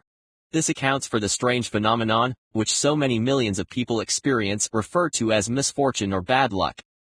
There are millions of people who believe themselves doomed to poverty and failure because of some strange force over which they believe they have no control. They are the creators of their own misfortunes because of this negative belief, which is picked up by their subconscious mind and translated into its physical equivalent. This is an appropriate place at which to suggest again that you may benefit, by passing on to your subconscious mind any desire which you wish translated into its physical or monetary equivalent, in a state of expectancy or belief that the transmutation will actually take place. Your belief, or faith, is the element which determines the action of your subconscious mind. There is nothing to hinder you from deceiving your subconscious mind when giving it instructions through autosuggestion, as I deceived my son's subconscious mind. To make this deceit more realistic, conduct yourself when you call upon your subconscious mind just as you would if you were already in possession of the material thing which you are demanding. The subconscious mind will transmute into its physical equivalent, by the most direct and practical media available, any order which is given to it in a state of belief, or faith, that the order will be carried out. Surely, enough has been stated by now to give you a starting point from which you may, through experiment and practice, acquire the ability to mix faith with any order given to your subconscious mind. Perfection will come through practice. It cannot come by merely reading instructions. If it be true that one may become a criminal by association with crime, and this is a known fact, it is equally true that one may develop faith by voluntarily suggesting to the subconscious mind that one has faith. The mind comes, finally, to take on the nature of the influences which dominate it. Understand this truth, and you will know why it is essential for you to encourage the positive emotions as dominating forces of your mind and to discourage and eliminate negative emotions. 2. A mind dominated by positive emotions, or positive mental attitude, becomes a favorable abode for the state of mind known as faith. A mind so dominated may, at will, give the subconscious mind instructions which it will accept and act upon immediately. Faith is a state of mind which may be induced by autosuggestion. All down the ages, the religionists have admonished struggling humanity to have faith in this, that, and the other dogma or creed, but they have failed to tell people how to have faith. They have not stated that faith is a state of mind and that it may be induced by self-suggestion. In language which any normal human being can understand, this book will describe all that is known about the principle through which faith can be developed where it does not already exist. Have faith in yourself, faith in the infinite. Before we begin, you should be reminded again that faith is the eternal elixir which gives life, power, and action to the impulse of thought. The foregoing sentence is worth reading a second time, and a third, and a fourth. It is worth reading aloud. Faith is the starting point of all accumulation of riches. Faith is the basis of all miracles and all mysteries which cannot be analyzed by the rules of science. Faith is the only known antidote for failure. Faith is the element, the chemical which when mixed with prayer gives one direct communication with infinite intelligence. Faith is the element which transforms the ordinary vibration of thought, created by the finite human mind, into its spiritual equivalent. Faith is the only agency through which the cosmic force of infinite intelligence can be harnessed and used by humanity. Every one of the foregoing statements is capable of proof. The proof is simple and easily demonstrated. It is wrapped up in the principle of autosuggestion. Let us center our attention, therefore, on the subject of self-suggestion and find out what it is and what it is capable of achieving. It is a well-known fact that one comes finally to believe whatever one repeats to oneself, whether the statement be true or false. If we repeat a lie over and over, we will eventually accept the lie as truth. Moreover, we will believe it to be the truth. Each of us is what we are because of the dominating thoughts which we permit to occupy our mind. Thoughts which we deliberately place in our own mind, and encourage with sympathy, and with which we mix any one or more of the emotions, constitute the motivating forces which direct and control our every movement, act, and deed. Comes, now, a very significant statement of truth. Thoughts which are mixed with any of the feelings of emotions constitute a magnetic force which attracts other similar, or related thoughts. A thought thus magnetized with emotion may be compared to a seed which, when planted in fertile soil, germinates, grows, and multiplies itself over and over again till that which was originally one small seed becomes countless millions of seeds of the same kind. All human experience, and all human thinking, occurs in an environment in a universe saturated with radiated energy and signals. From gravity to magnetism, from cosmic rays to X-rays, infrared rays, visible light, sound waves, radar, shortwaves, radio and television signals, we live in a world constantly bombarded by vibrations of energy, though we can perceive directly only the tiniest portion of them. Likewise, thought impulses are vibrations of energy transmitted in some deeply mysterious, and as yet uncomprehended, way as electrical and chemical currents among brain cells. While we do not yet understand and cannot describe scientifically the how of the process, it is clear that thought impulses, like electromagnetic radiation, also are out there somehow, as some experiments with extrasensory perception, or ESP, seem clearly to indicate. Human experience, like the cosmos itself, teems with thought vibrations or influences, both destructive and constructive. It is characterized at all times by vibrations of fear, poverty, disease, failure, misery, and vibrations of prosperity, health, success, and happiness, just as surely as the atmosphere carries the sound of hundreds of orchestrations of music and hundreds of human voices, all of which maintain their own individuality and means of identification through the medium of television or radio. From this great storehouse of experience, the human mind is constantly attracting vibrations which harmonize with that which dominates the mind. Any thought, idea, plan, or purpose which one holds in one's mind attracts from the thought vibrations of existence a host of its relatives, adds these relatives to its own force, and grows until it becomes the dominating, motivating master of the individual in whose mind it has been housed.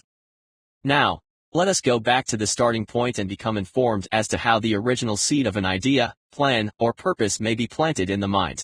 The information is easily conveyed. Any idea, plan, or purpose may be placed in the mind through repetition of thought. This is why you are asked in the next few pages to write out a statement of your major purpose, or definite chief aim, commit it to memory, and repeat it out loud day after day until these vibrations of sound have reached your subconscious mind. We are what we are because of the vibrations of thought which we pick up and register through the stimuli of our daily environment. Resolve to throw off the influences of any unfortunate environment you may have grown up in or now find yourself living in, and to build your own life to order. Taking inventory of mental assets and abilities, you will discover that your greatest weakness is lack of self-confidence. This handicap can be surmounted, and timidity translated into courage, through the aid of the principle of autosuggestion.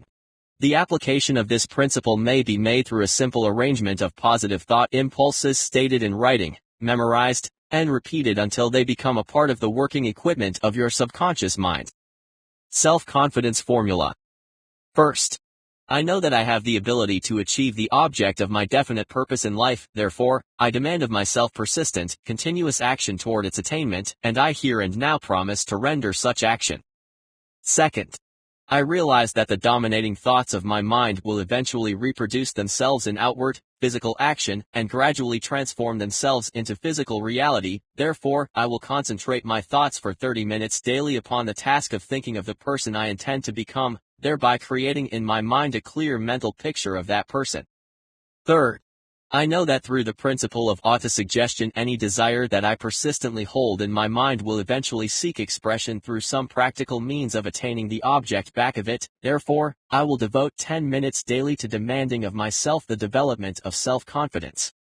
Fourth, I have clearly written down a description of my definite chief aim in life, and I will never stop trying until I shall have developed sufficient self-confidence for its attainment.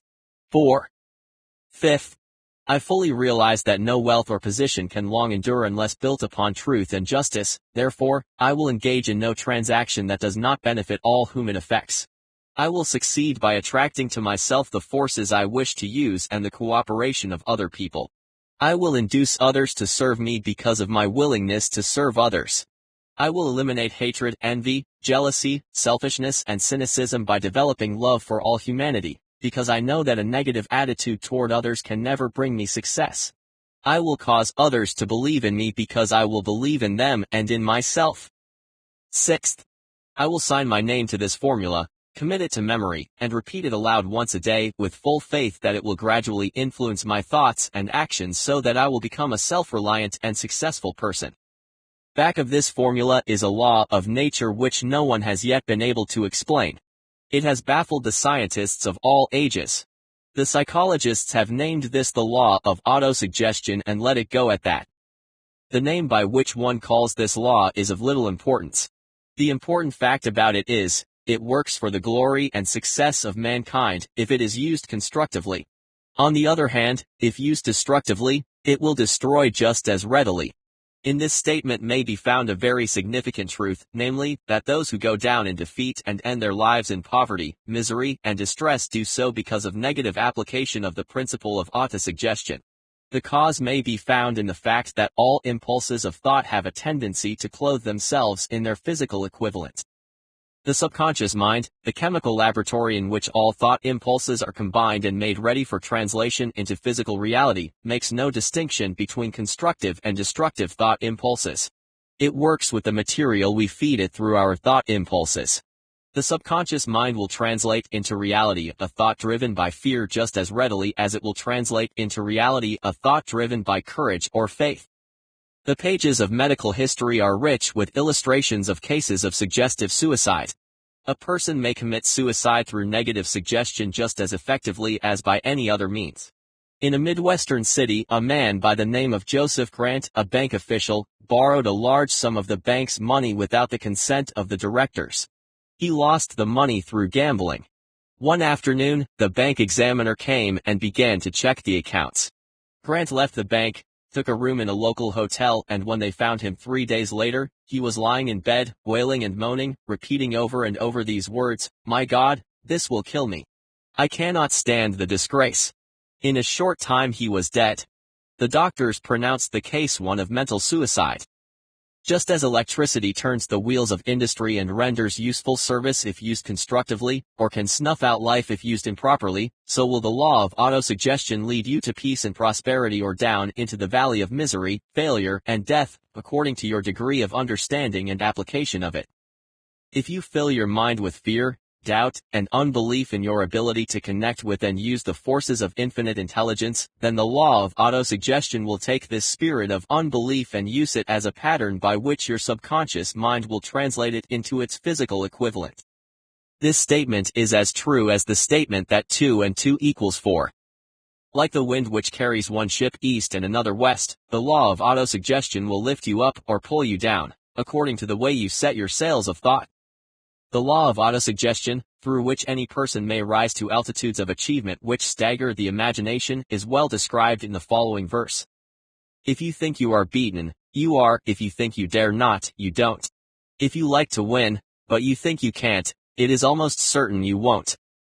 If you think you'll lose, you're lost, for out of the world we find, success begins with a fellow's will. It's all in the state of mind. If you think you are outclassed, you are. You've got to think high to rise. You've got to be sure of yourself before you can ever win a prize. Life's battles don't always go to the stronger or faster man, but soon or late the man who wins is the man who thinks he can. Observe the words which have been emphasized and you will catch the deep meaning the poet 5 had in mind. Somewhere in your makeup, perhaps in the cells of your brain, there lies sleeping the seed of achievement which, if aroused and put into action, would carry you to heights such as you may never have hoped to attain. Just as a master musician may cause the most beautiful strains of music to pour forth from the strings of a violin, so may you arouse the genius which lies asleep in your brain and cause it to drive you upward to whatever goal you may wish to achieve.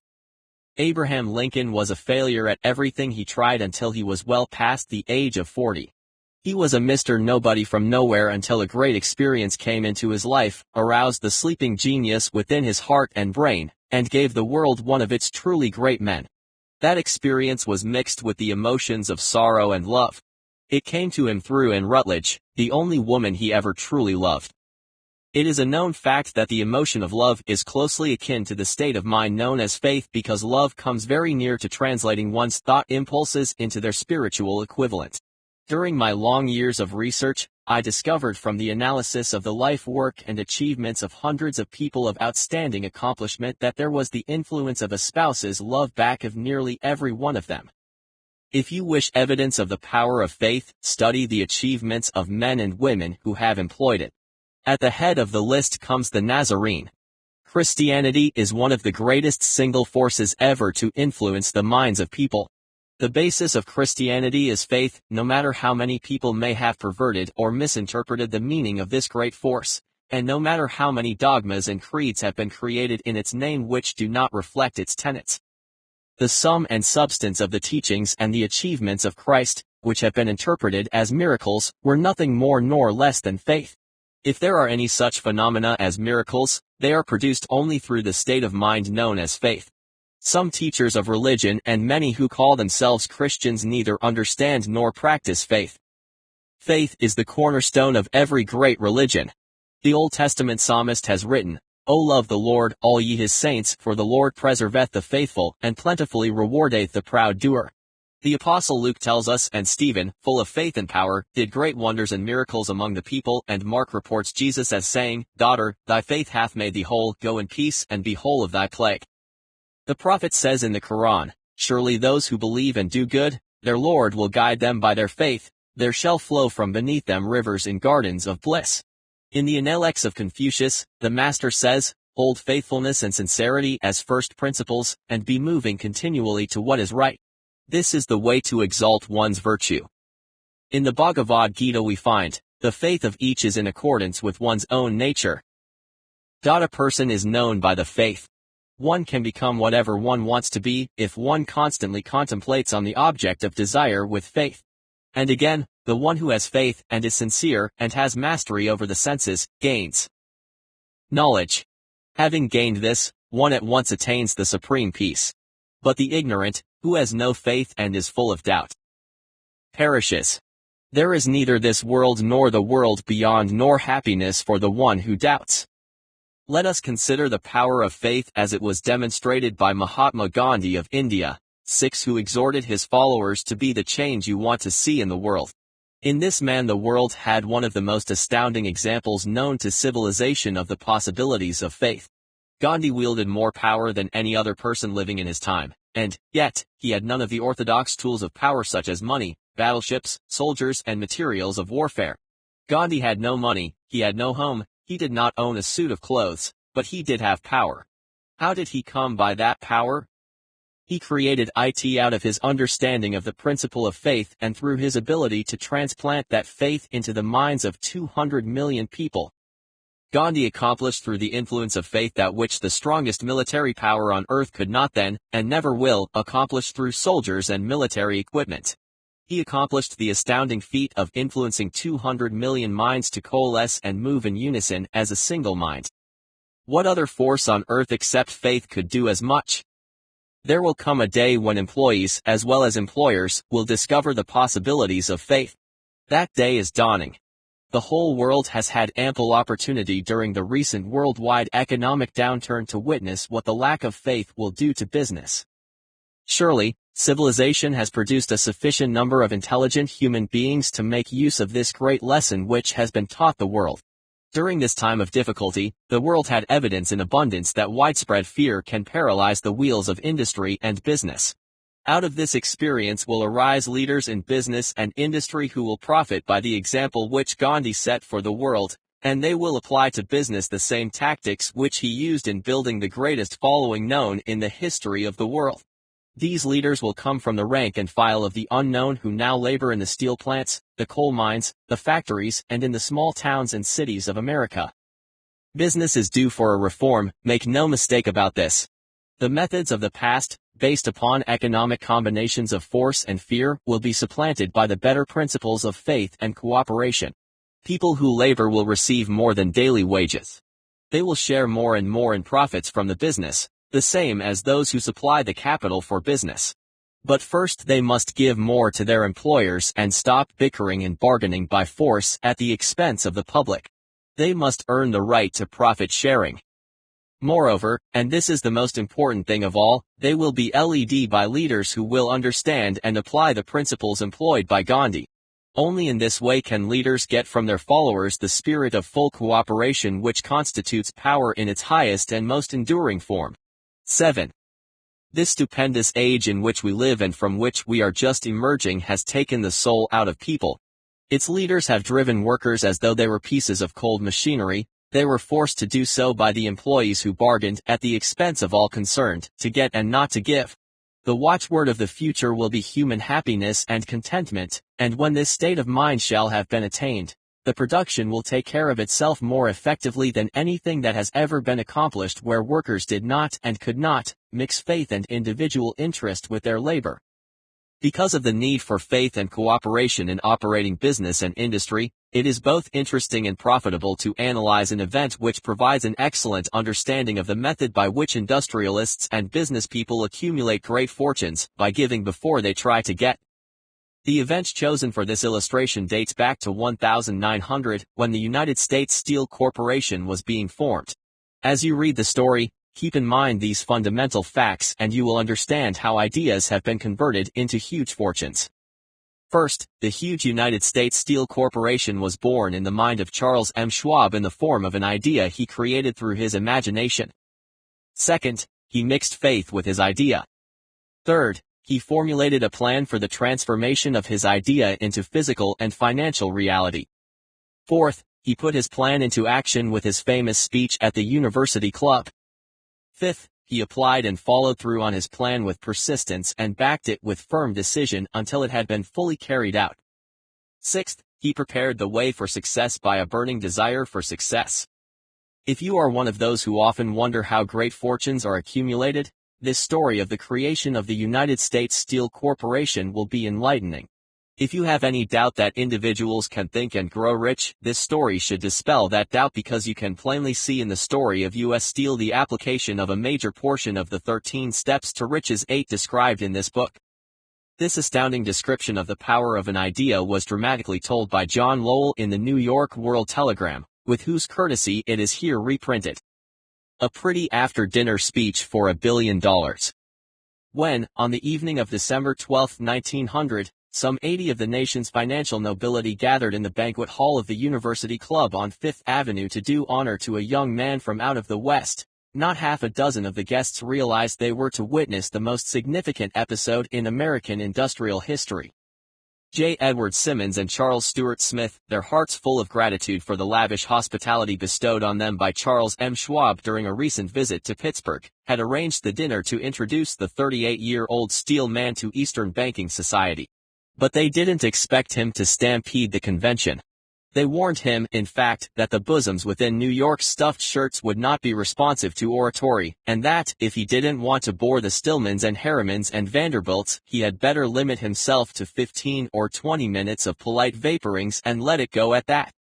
Even John Pierpont Morgan, 9, sitting on the right hand of Schwab as became his imperial dignity, intended to grace the banquet table with his presence only briefly. And so far as the press and public were concerned, the whole affair was of so little moment that no mention of it found its way into print the next day. So the two hosts and their distinguished guests ate their way through the usual 7 or 8 courses. There was little conversation, and what there was of it was restraint. Few of the bankers and brokers had met Schwab, whose career had flowered along the banks of the Monongahela, and none knew him well. But before the evening was over, they and with them Money Master Morgan, were to be swept off their feet, and a billion-dollar baby, the United States Steel Corporation, was to be conceived. It is perhaps unfortunate, for the sake of history, that no record of Charlie Schwab's speech at the dinner ever was made. He repeated some parts of it at a later date during a similar meeting of Chicago bankers. And still later, when the government brought suit to dissolve the Steel Trust, he gave his own version, from the witness stand, of the remarks that stimulated Morgan into a frenzy of financial activity. 10. It is probable, however, that it was a homely speech, somewhat ungrammatical, for the niceties of language never bothered Schwab, full of epigram and threaded with wit. But aside from that, it had a galvanic force and effect upon the 5 billions of estimated capital that was represented by the diners. After it was over and the gathering was still under its spell, although Schwab had talked for 90 minutes, Morgan led the orator to a recessed window where, dangling their legs from the high, uncomfortable seat, they talked for an hour more. The magic of the Schwab personality had been turned on, full force. But what was more important and lasting was the full-fledged, clear-cut program he laid down for the aggrandizement of steel. Many other men had tried to interest Morgan in slapping together a steel trust after the pattern of the biscuit, wire and hoop, sugar, rubber, whiskey, oil or chewing gum combinations. John W. Gates, the gambler, had urged it, but Morgan distrusted him. The Murr boys, Bill and Jim, Chicago stock jobbers who had glued together a match trust and a cracker corporation, had urged it and failed. Elbert H. Gary, the sanctimonious country lawyer, wanted to foster it, but he wasn't big enough to be impressive. Until Schwab's eloquence took J.P. Morgan to the heights from which he could visualize the solid results of the most daring financial undertaking ever conceived, the project was regarded as a delirious dream of easy money crackpots.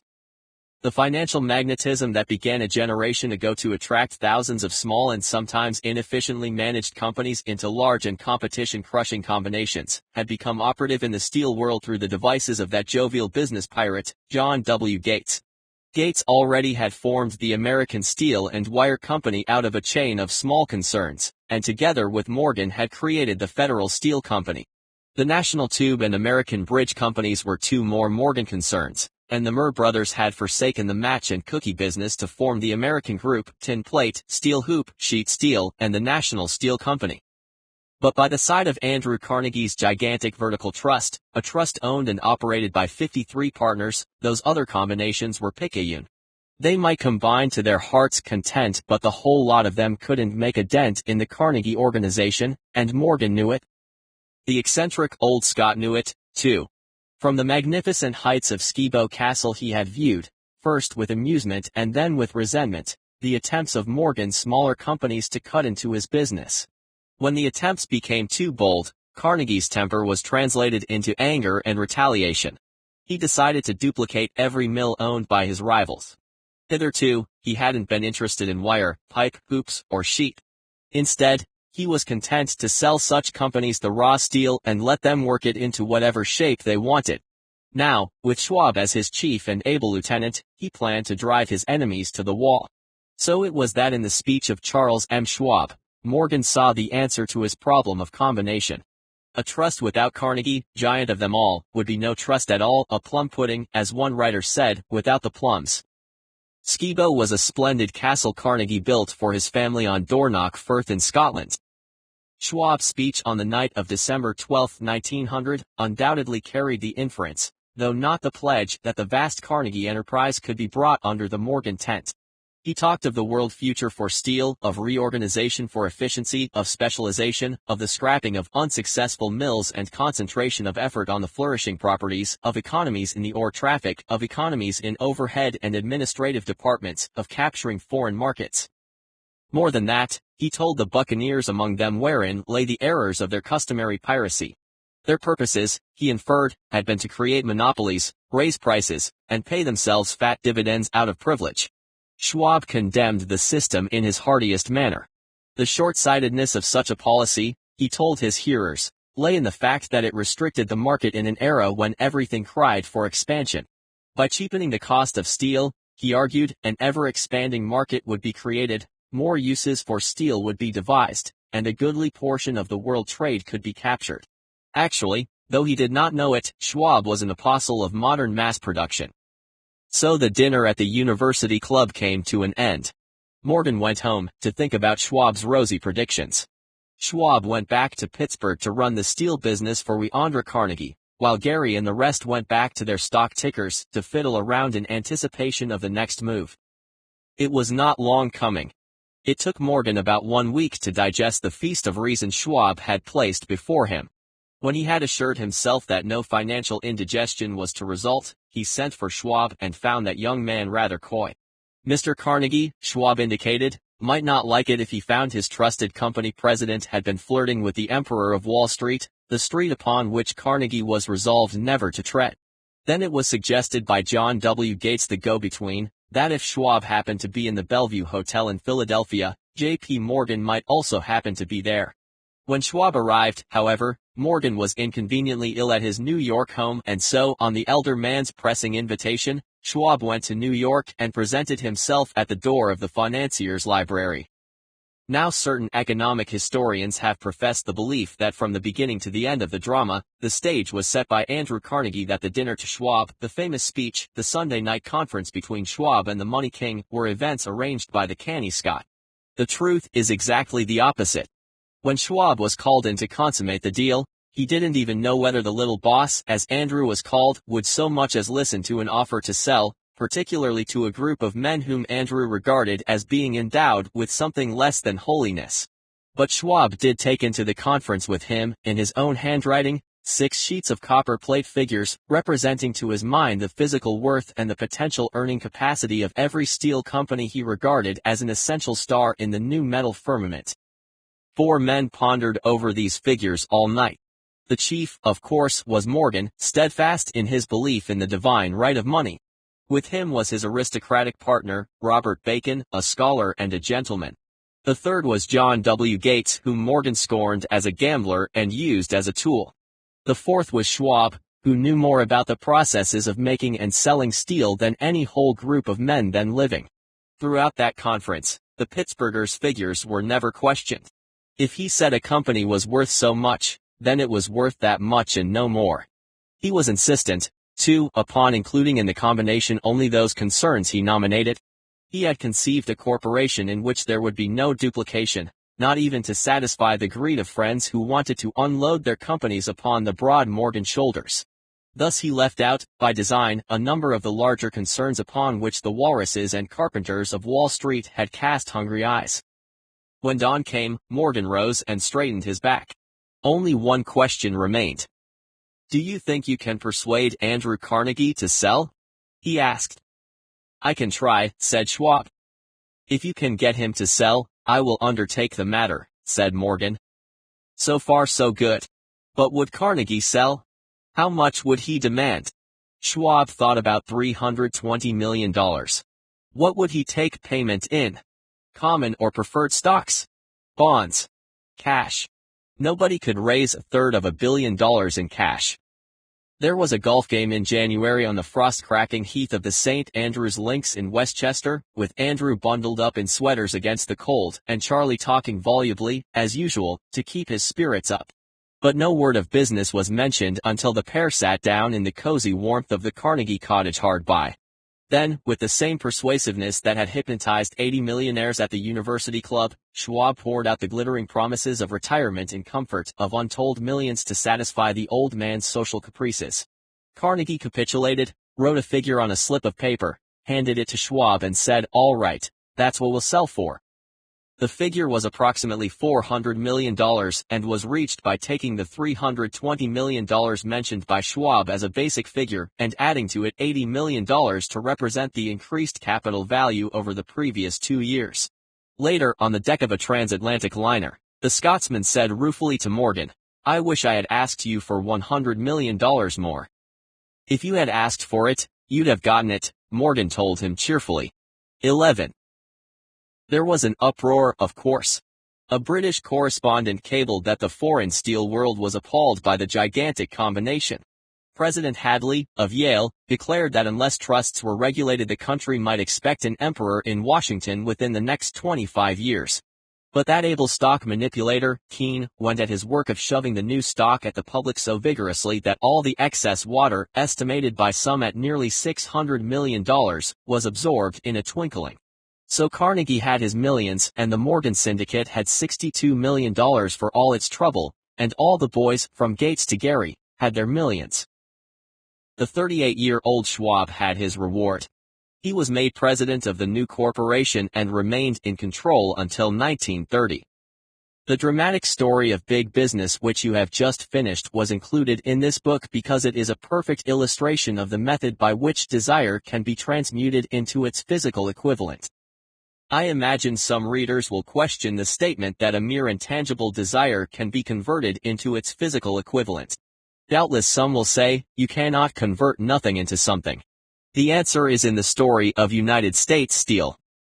That giant organization was created in the mind of one man. The plan by which the organization was provided with the steel mills that gave it financial stability was created in the mind of the same man. His faith, his desire, his imagination, his persistence were the real ingredients that went into United States Steel. The steel mills and mechanical equipment acquired by the corporation after IT had been brought into legal existence were incidental, but careful analysis will disclose the fact that the appraised value of the properties acquired by the corporation increased in value by an estimated $600 million, 12 by the mere transaction which consolidated them under one management. In other words, Charles M. Schwab's idea, plus the faith with which he conveyed it to the minds of J.P. Morgan and the others, was marketed for a profit of approximately $600 million. Not an insignificant sum for a single idea. What happened to some of those who took their share of the millions of dollars of profit made by this transaction is a matter with which we are not now concerned. The important feature of the astounding achievement is that it serves as unquestionable evidence of the soundness of the philosophy described in this book, because this philosophy was the warp and the woof of the entire transaction. Moreover, the practicability of the philosophy has been established by the fact that the United States Steel Corporation prospered and became one of the richest and most powerful corporations in America, employing thousands of people, developing new uses for steel, and opening new markets, thus proving that the $600 million in profit which the Schwab idea produced was earned. Riches begin in the form of thought. The amount is limited only by the person in whose mind the thought is put into motion. Faith removes limitations. Remember this when you are ready to bargain with life for whatever it is that you ask as your price for having passed this way. Remember also that the man who created the United States Steel Corporation was practically unknown at the time. He was merely Andrew Carnegie's man Friday until he gave birth to his famous idea. After that he quickly rose to a position of power, fame, and riches. And he rose, like all great achievers, on the wings of faith, which can be created by a powerful force known as autosuggestion. Chapter 3. Autosuggestion. The medium for influencing the subconscious mind. The third step to riches. Autosuggestion is a term which applies to all suggestions and all self-administered stimuli which reach one's mind through the five senses. Stated in another way, autosuggestion is self-suggestion. It is the agency of communication between that part of the mind where conscious thought takes place and that which serves as the seat of action for the subconscious mind. The dominating thoughts which one permits to remain in the conscious mind, whether these thoughts be negative or positive is immaterial, will reach and influence the subconscious mind, through the law of autosuggestion. No thought, whether it be negative or positive, can enter the subconscious mind without the aid of the principle of autosuggestion, with the exception of those thoughts picked up as flashes of insight or inspiration. Stated differently, all sense impressions which are perceived through the five senses are captured and processed by the conscious thinking mind and may be either passed on to the subconscious mind or rejected at will. The conscious faculty serves, therefore, as an outer guard at the approach to the subconscious. Nature has so wired human beings that they have absolute control over the material which reaches their subconscious mind through the five senses, although this is not meant to be construed as a statement that individuals always exercise this control. In the great majority of instances, they do not exercise it, which explains why so many people go through life in poverty. Recall what has been said about the subconscious mind resembling a fertile garden in which weeds will grow in abundance if the seeds of more desirable crops are not sown therein.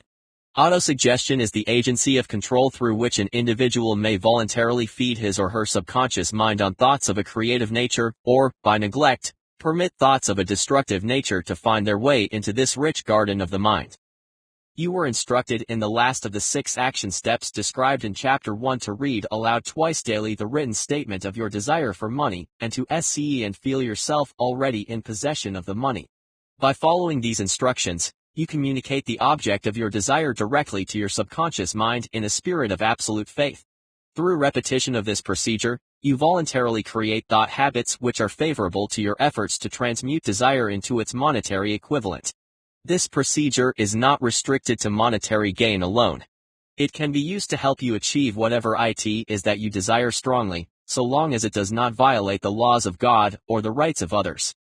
Go back to these 6 actions described in Chapter 1 and read them again very carefully before you proceed further. Then skip ahead for a moment and read very carefully the 4 instructions for the organization of your mastermind group which are described in Chapter 6 on organized planning. By comparing these 2 sets of instructions with those that will be stated in this chapter on autosuggestion, you will see that all of these instructions involve the application of the law of autosuggestion. Remember, therefore, when reading aloud the statement of your desire, through which you are endeavoring to develop a money consciousness or any other success consciousness, that the mere reading of the words is of no consequence, unless you mix emotion, or feeling, with your words. If you repeat 1,000,000 times the famous Emile Coué/1 formula, day by day, in every way, I am getting better and better, without mixing emotion and faith with your words, you will experience no desirable results. Your subconscious mind recognizes and acts only upon thoughts which have been well mixed with emotion or feeling. This is a fact of such importance as to warrant repetition in practically every chapter of this book because the lack of understanding of this truth is the main reason why the majority of people who try to apply the law of autosuggestion get no desirable results.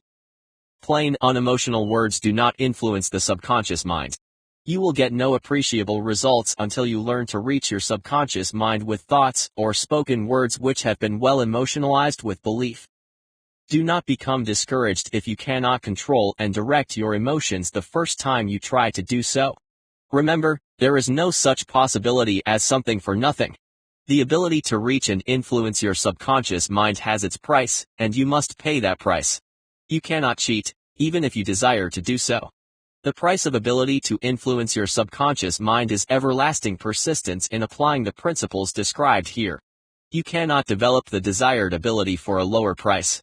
You, and you alone, must decide whether or not the reward for which you are striving, money consciousness, is worth the price you must pay for it in effort.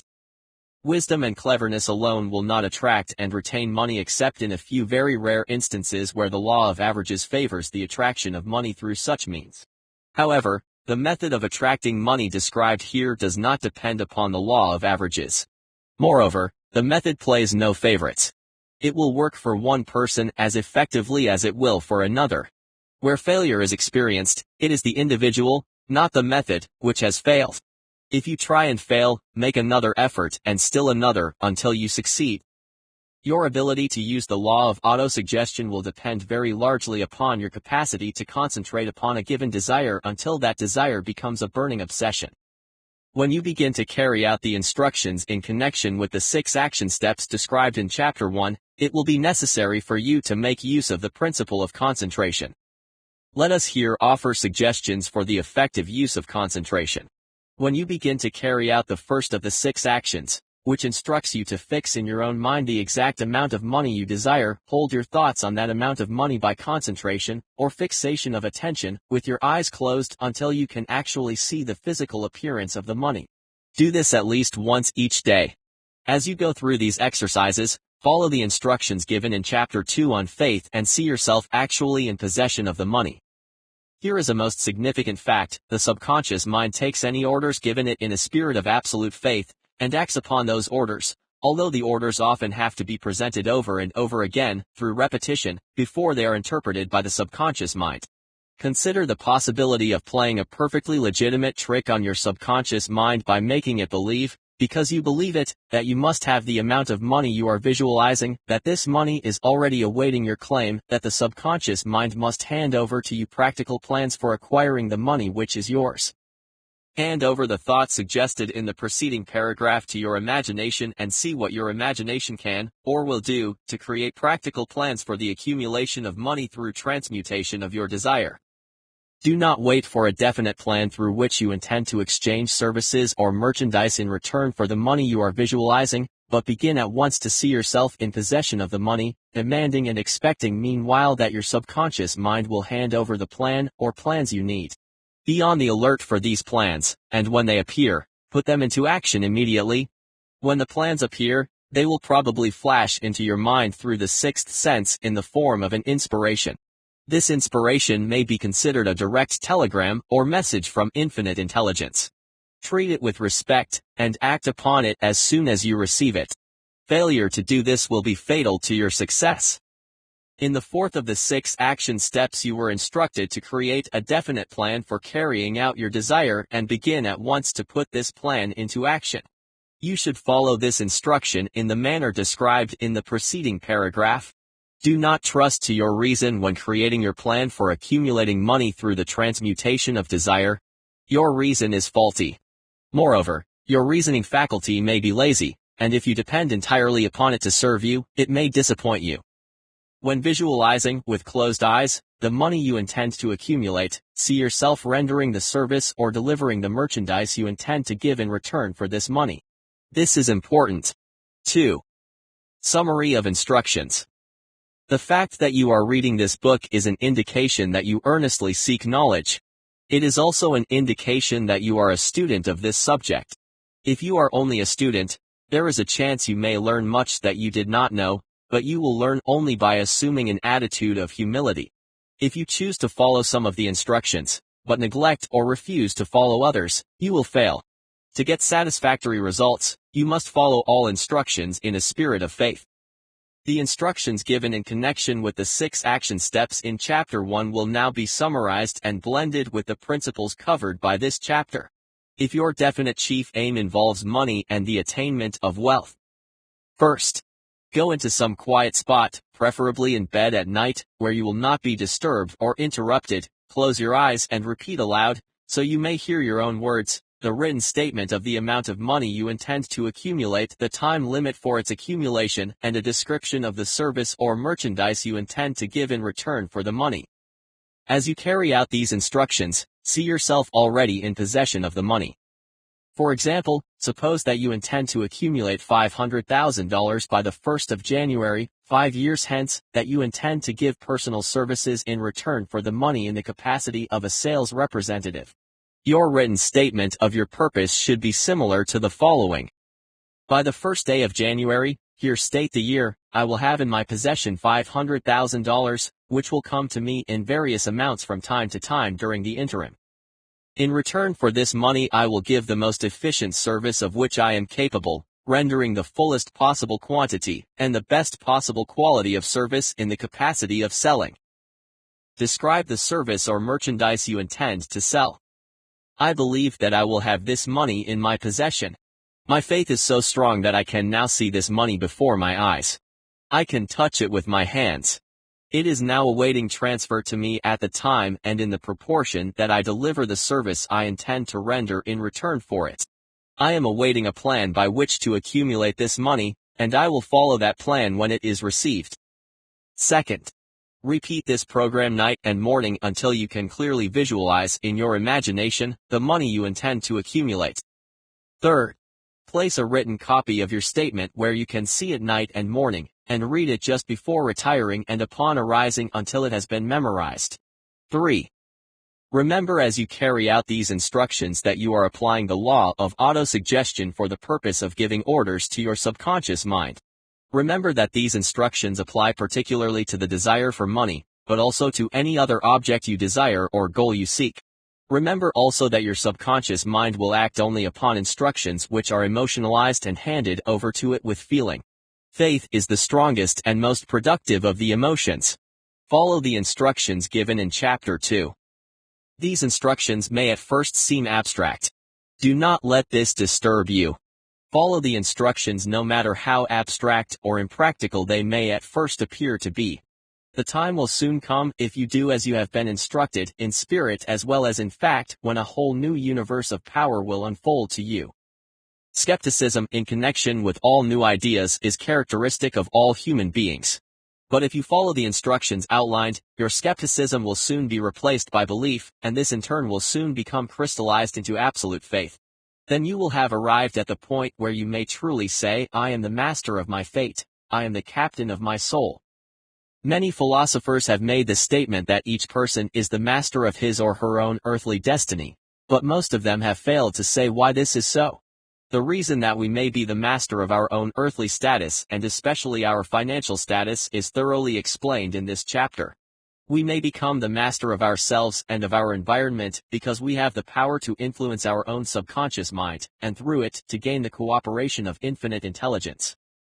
The chapter you are now reading represents the keystone in the arch of the Think and Grow Rich philosophy. The instructions contained in this chapter must be understood and applied with persistence if you are to succeed in transmuting desire into money or any other result you seek. The actual performance of transmuting desire into money involves the use of autosuggestion as an agency by which you may reach and influence the subconscious mind. The other principles are simply tools with which to apply autosuggestion. Keep this thought in mind, and you will at all times be conscious of the important part that the law of autosuggestion is to play in your efforts to accumulate money through the methods described in this book. Carry out these instructions as though you were a small child. Inject into your efforts something of the faith of a child. I have been most careful to see that no impractical instructions are included because of my sincere desire to be helpful. After you have read the entire book, come back to this chapter and follow in spirit and in action this instruction. Read this entire chapter aloud once every night until you become thoroughly convinced that the principle of autosuggestion is sound, that it will accomplish for you all that has been claimed for it. As you read, underscore with a pencil every sentence which impresses you favorably. Follow the foregoing instructions to the letter and it will open the way for a complete understanding and mastery of all the principles of success, including the one to which we now turn, specialized knowledge, the fourth step to riches. I believe that close association with one who refuses to compromise with circumstances he or she does not like is an asset that can never be measured in terms of money. Chapter 4. Specialized knowledge. Personal experiences or observations, the fourth step to riches. There are two kinds of knowledge. One is general, The other, specialized. General knowledge, no matter how great in quantity or variety it may be, is of but little use in the accumulation of money. The faculties of the great universities possess, in the aggregate, practically every form of general knowledge known to civilization. Most of the professors have not amassed great wealth. They specialize in teaching knowledge, but they do not specialize in the organization or the use of knowledge for the accumulation of money. Knowledge will not attract money, or any other kind of success unless it is organized and intelligently directed, through practical plans of action, to the definite end of accumulating money. Lack of understanding of this fact has been the source of confusion to millions of people who falsely believe that knowledge is power. It is nothing of the sort. Knowledge is only potential power. It becomes power only when, and if, it is organized into definite plans of action and directed to a definite end. This missing link in all systems of education known to civilization today may be found in the failure of educational institutions to teach their students how to organize and use knowledge after they acquire it.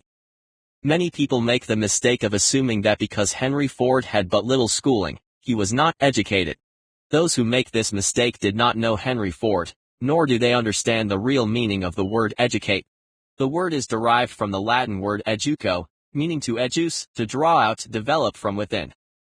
An educated person is not necessarily one who has an abundance of general or specialized knowledge. To be truly educated is to have so developed the faculties of mind that one may acquire anything one wishes, or its equivalent, without violating the rights of others.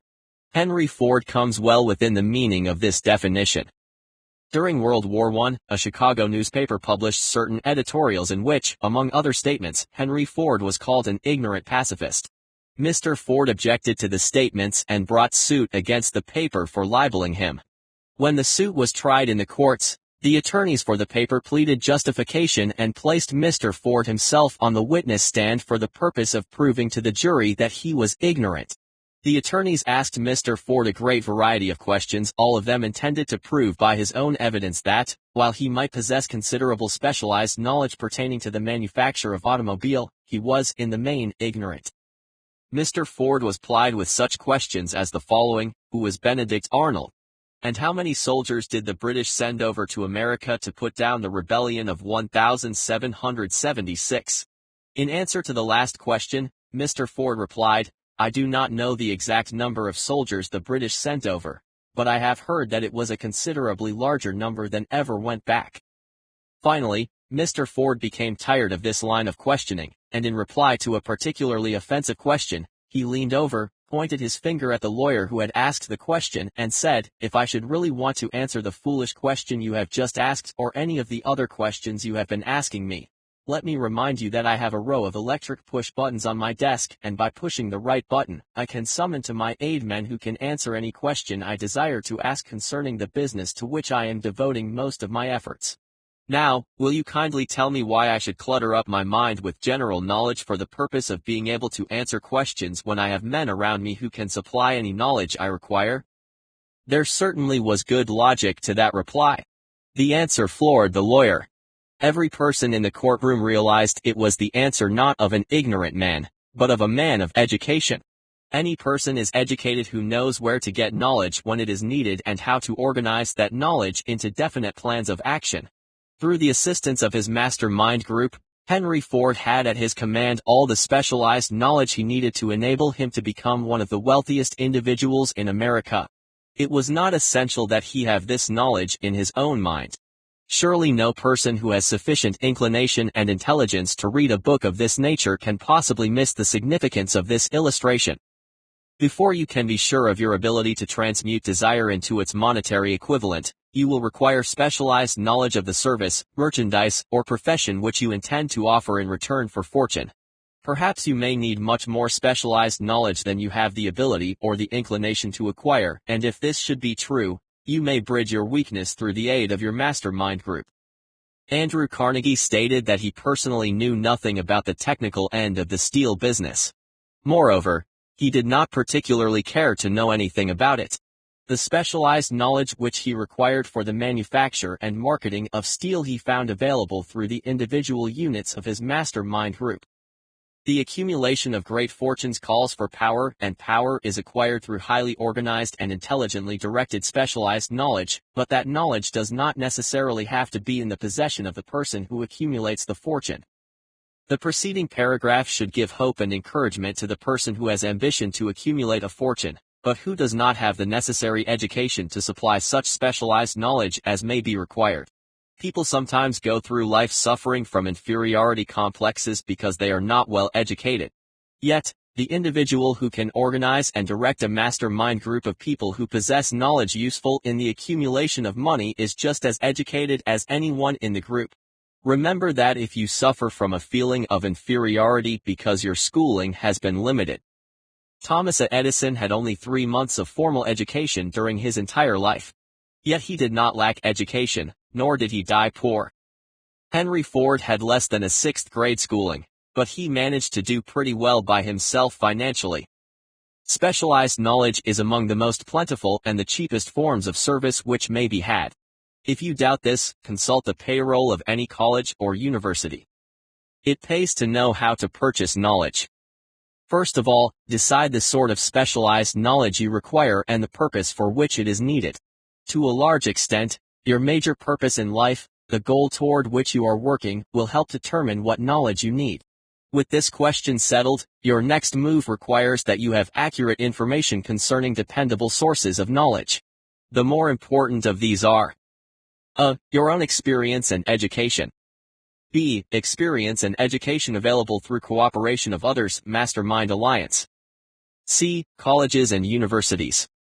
D. Public libraries through books and periodicals in which may be found all the knowledge organized by civilization. E. Special training courses through night schools and home study materials in particular. As knowledge is acquired, it must be organized and put into use, for a definite purpose, through practical plans. Knowledge has no value except that which can be gained from its application towards some worthy end. This is one reason why a college degree in itself is not valued more highly. It often represents nothing but miscellaneous knowledge. If you contemplate pursuing additional formal education, first determine the purpose for which you want the knowledge you are seeking, then learn where this particular sort of knowledge can be obtained from reliable sources. Successful people in all callings never stop acquiring specialized knowledge related to their major purpose, business, or profession. Those who are not successful usually make the mistake of believing that the knowledge acquiring period ends when one finishes school. The truth is that formal education does but little more than to put one in the way of learning how to acquire practical knowledge. We find ourselves in a changed world today, and we have also seen some astounding changes in educational requirements. The order of the day is specialization. This truth was emphasized by Robert P. Murr, quoted in a piece written when he was an administrator at Columbia University. Specialists most sought. Particularly sought after by employing companies are candidates who have specialized in some field, business school graduates with training in accounting and statistics, engineers of all varieties, journalists, architects, chemists, and also outstanding leaders. Of the senior class, the graduate who has been active on the campus, whose personality is such that he or she gets along with all kinds of people and who has done an adequate job with studies has a most decided edge over the strictly academic student. Some of these, because of their all-around qualifications, have received several offers of positions, a few of them as many as 6. In departing from the conception that the straight-A student was invariably the one to get the choice of the better jobs, Mr. Moore said that most companies look not only to academic records but to activity records and personalities of the students. One of the largest industrial companies, the leader in its field, in writing to Mr. Moore concerning prospective seniors at the college, said, "We are interested primarily in finding people who can make exceptional progress in management work. For this reason we emphasize qualities of character, intelligence and personality far more than specific educational background." Apprenticeship proposed.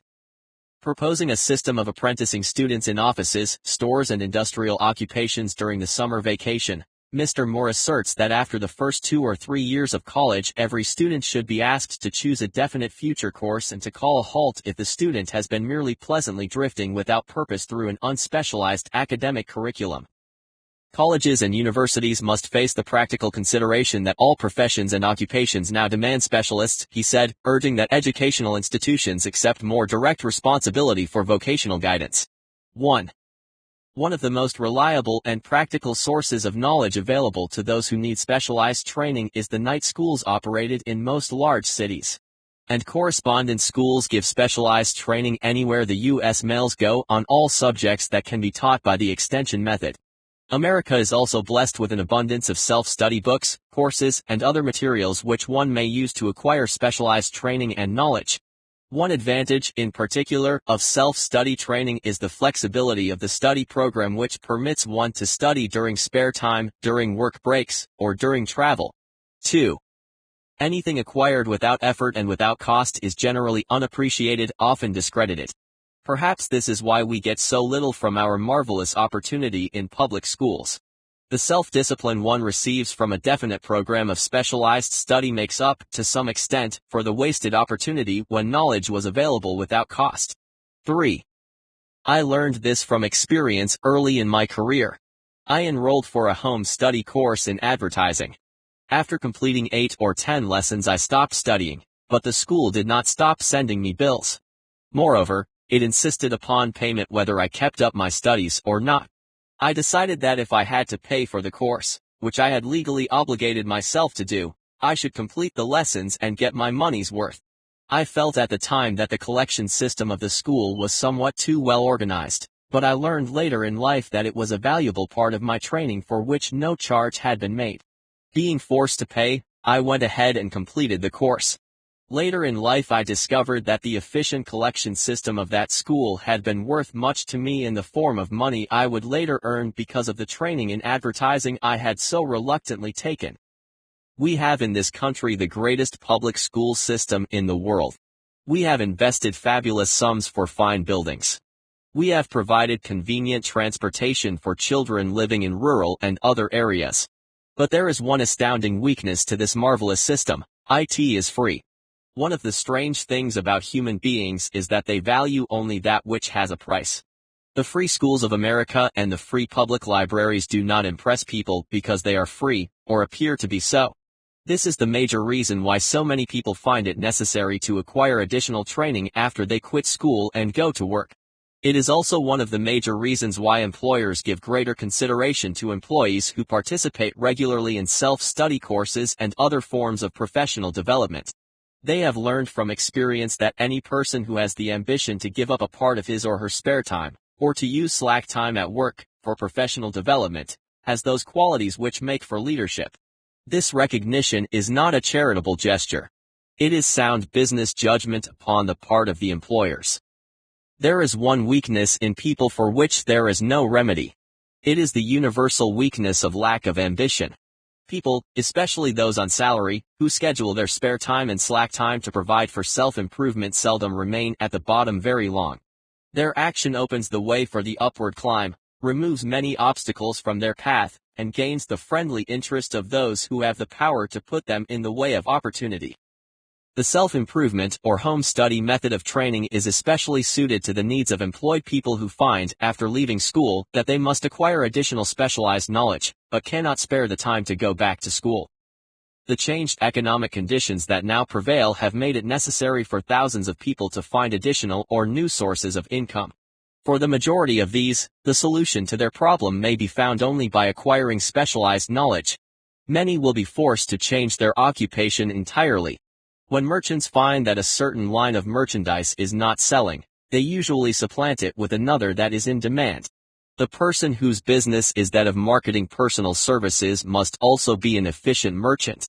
If the services do not bring adequate returns in one occupation, the individual must change to another, where broader opportunities are available. Stuart Austin Weir prepared himself as a construction engineer and followed this line of work until the Depression limited his market to where it did not give him the income he required. He took inventory of himself, decided to change his profession to law, went back to school, and took special courses by which he prepared himself as a corporation lawyer. Despite the fact the Depression had not ended, he completed his training, passed the bar examination, and quickly built a lucrative law practice in Dallas, Texas. He actually had to turn away clients. just to keep the record straight and to anticipate the alibis of those who will say, I couldn't go to school because I have a family to support or I'm too old. I will add that Mr. Weir was past 40 and married when he went back to school. Moreover, by carefully selecting highly specialized courses in colleges best prepared to teach the subjects chosen, Mr. Weir completed in 2 years the work for which the majority of law students require 4 years. It pays to know how to purchase knowledge. The person who stops studying merely because he or she has finished school is forever hopelessly doomed to mediocrity, no matter what that person's calling. The way of success is the way of continuous pursuit of knowledge. Let us consider a specific instance. During the Depression, a salesman in a grocery store found himself without a position. Having had some bookkeeping experience, he took a special course in accounting, familiarized himself with all the latest bookkeeping and office equipment, and went into business for himself. Starting with the grocer for whom he had formerly worked, he made contracts with more than 100 small merchants to keep their books at a very nominal monthly fee. His idea was so practical that he soon found it necessary to set up a portable office in a light delivery truck, which he equipped with modern bookkeeping equipment. He went on to create a fleet of these bookkeeping offices on wheels, and he employed a large staff of assistants, thus providing small merchants with accounting service equal to the best that money could buy at very nominal cost. Specialized knowledge, plus imagination, were the ingredients that went into this unique and successful business. In only a short time, the owner of that business was paying an income tax of almost 10 times as much as was paid by the merchant for whom he worked when the Depression forced upon him a temporary adversity which proved to be a blessing in disguise. The beginning of this successful business was an idea.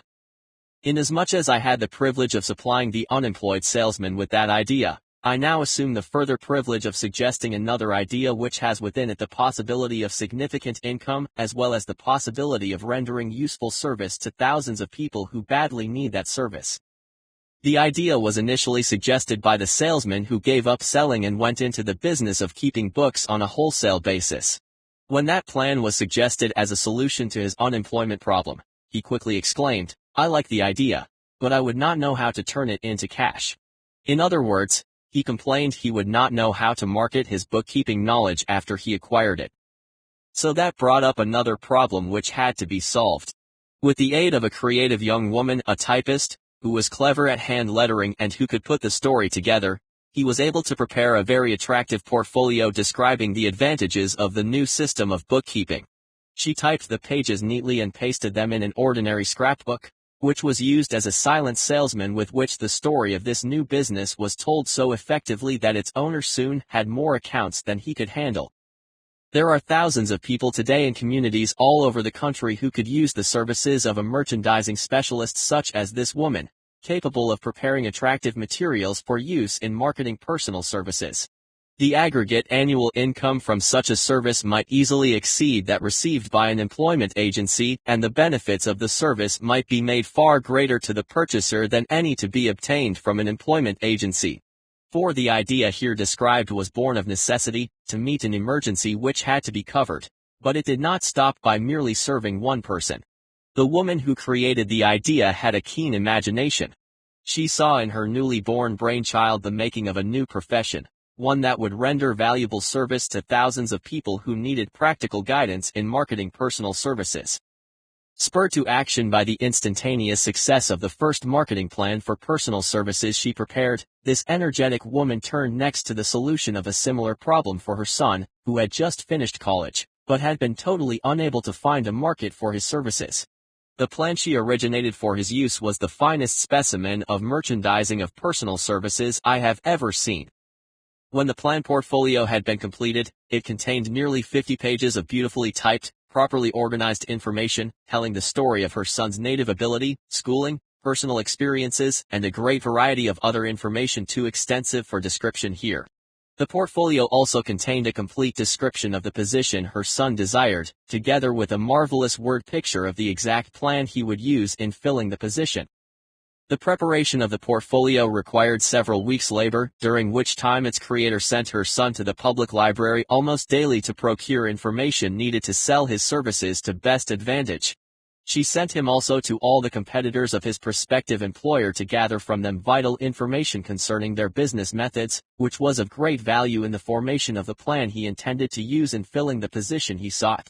When the plan was finished, it contained more than half a dozen excellent suggestions for the use and benefit of the prospective employer. The suggestions were put into use by the company.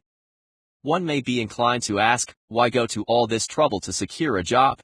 The answer is straight to the point, also dramatic, because it deals with a subject which assumes the proportion of a tragedy with millions of men and women whose sole source of income is personal services. The answer is, doing a thing well never is trouble.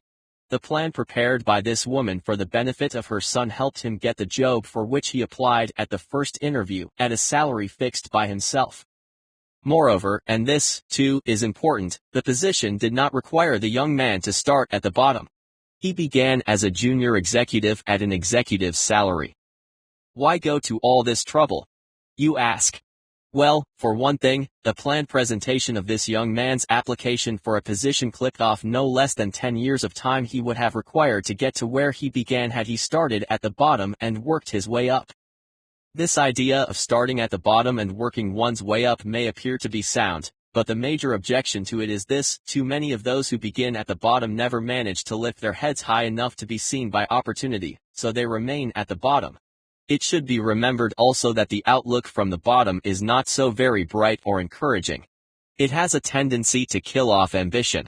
We call it getting into a rut, which means that we accept our fate because we form the habit of daily routine, a habit that finally becomes so strong we cease to try to throw it off. And that is another reason why it pays to start 1 or 2 steps above the bottom. By so doing, one forms the habit of looking around, of observing how others get ahead, of seeing opportunity, and of embracing it without hesitation. Dan Halpin 5 is a splendid example of what I mean. During his college days, he was manager of the famous national championship Notre Dame football team when it was under the direction of Knute Rockne.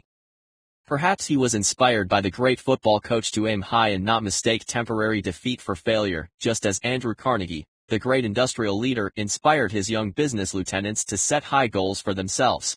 At any rate, young Halpin finished college at a mighty unfavorable time when the Depression had made jobs scarce, so, after a fling at investment banking in motion pictures, he took the first opening with a potential future he could find, selling hearing aids on a commission basis.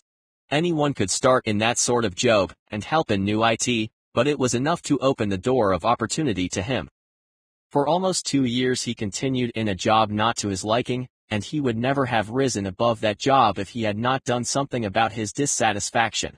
He aimed first at the job of assistant sales manager of his company, and got the job. That one step upward placed him high enough above the crowd to enable him to see still greater opportunity. Also, it placed him where opportunity could see him. He made such a fine record selling hearing aids that Andrews, chairman of the board of the Dictograph Products Company, a business competitor of the company for which Halpin worked, wanted to know something about that man, Dan Halpin, who was taking big sales away from the long-established Dictograph Company. He sent for Halpin. When the interview was over, Halpin was the new sales manager in charge of Dictograph's Acousticon division. Then, to test young Halpin's mettle, Mr. Andrews went away to Florida for 3 months, leaving him to sink or swim in his new job. He did not sink. Knute Rockne's spirit of all the world loves a winner, and has no time for a loser inspired him to put so much into his job that he was eventually elected vice president of the company and general manager of the Acousticon and Silent Radio division, a job most executives would be proud to earn through 10 years of loyal effort. Halpin turned the trick in little more than 6 months. It is difficult to say whether Mr. Andrews or Mr. Halpin is more deserving of eulogy, for the reason that both showed evidence of having an abundance of that very rare quality known as imagination. Mr. Andrews deserves credit for seeing in young Halpin a go-getter of the highest order. Halpin deserves credit for refusing to compromise with life by accepting and keeping a job he did not want, and that is one of the major points I am trying to emphasize through this entire philosophy, that we rise to high positions or remain at the bottom because of conditions we can control if we desire to control them. I am also trying to emphasize another point, namely, that both success and failure are largely the results of habit. I have not the slightest doubt that Dan Halpin's close association with the greatest football coach America ever knew planted in his mind the same brand of desire to excel which made the Notre Dame football team world famous. Truly, there is something to the idea that hero worship is helpful, provided one worships a winner. Halpin told me that Rockne Six was one of the world's greatest leaders in all of history. My belief in the theory that business associations are vital factors, both in failure and in success, was demonstrated when my son Blair was negotiating with Dan Halpin for a position. Mr. Halpin offered him a beginning salary of about one-half what he could have gotten from a rival company. I brought parental pressure to bear and induced him to accept the position with Mr. Halpin because I believe that close association with one who refuses to compromise with circumstances he does not like is an asset that can never be measured in terms of money. The bottom is a monotonous, dreary, unprofitable place for any person. That is why I have taken the time to describe how lowly beginnings may be circumvented by proper planning. That is why so much space has been devoted to the story about the woman who ended up creating a whole new business as a result of being inspired to do a fine job of planning so that her son could get a favorable break. 7. Perhaps some will find in the kind of ideas here briefly described the nucleus of the riches they desire. Simple ideas have been the seedlings from which great fortunes have grown in America. Woolworth's 5 and 10 cent store idea, for example, was so simple at the time as to be almost unworthy of consideration, but it piled up a fortune for its creator. 8. There is no fixed price for sound ideas. Back of all ideas is specialized knowledge. Unfortunately, for those who do not find riches in abundance, specialized knowledge is more abundant and more easily acquired than ideas. Capability means imagination, the one quality needed to combine specialized knowledge with ideas in the form of organized plans designed to yield riches.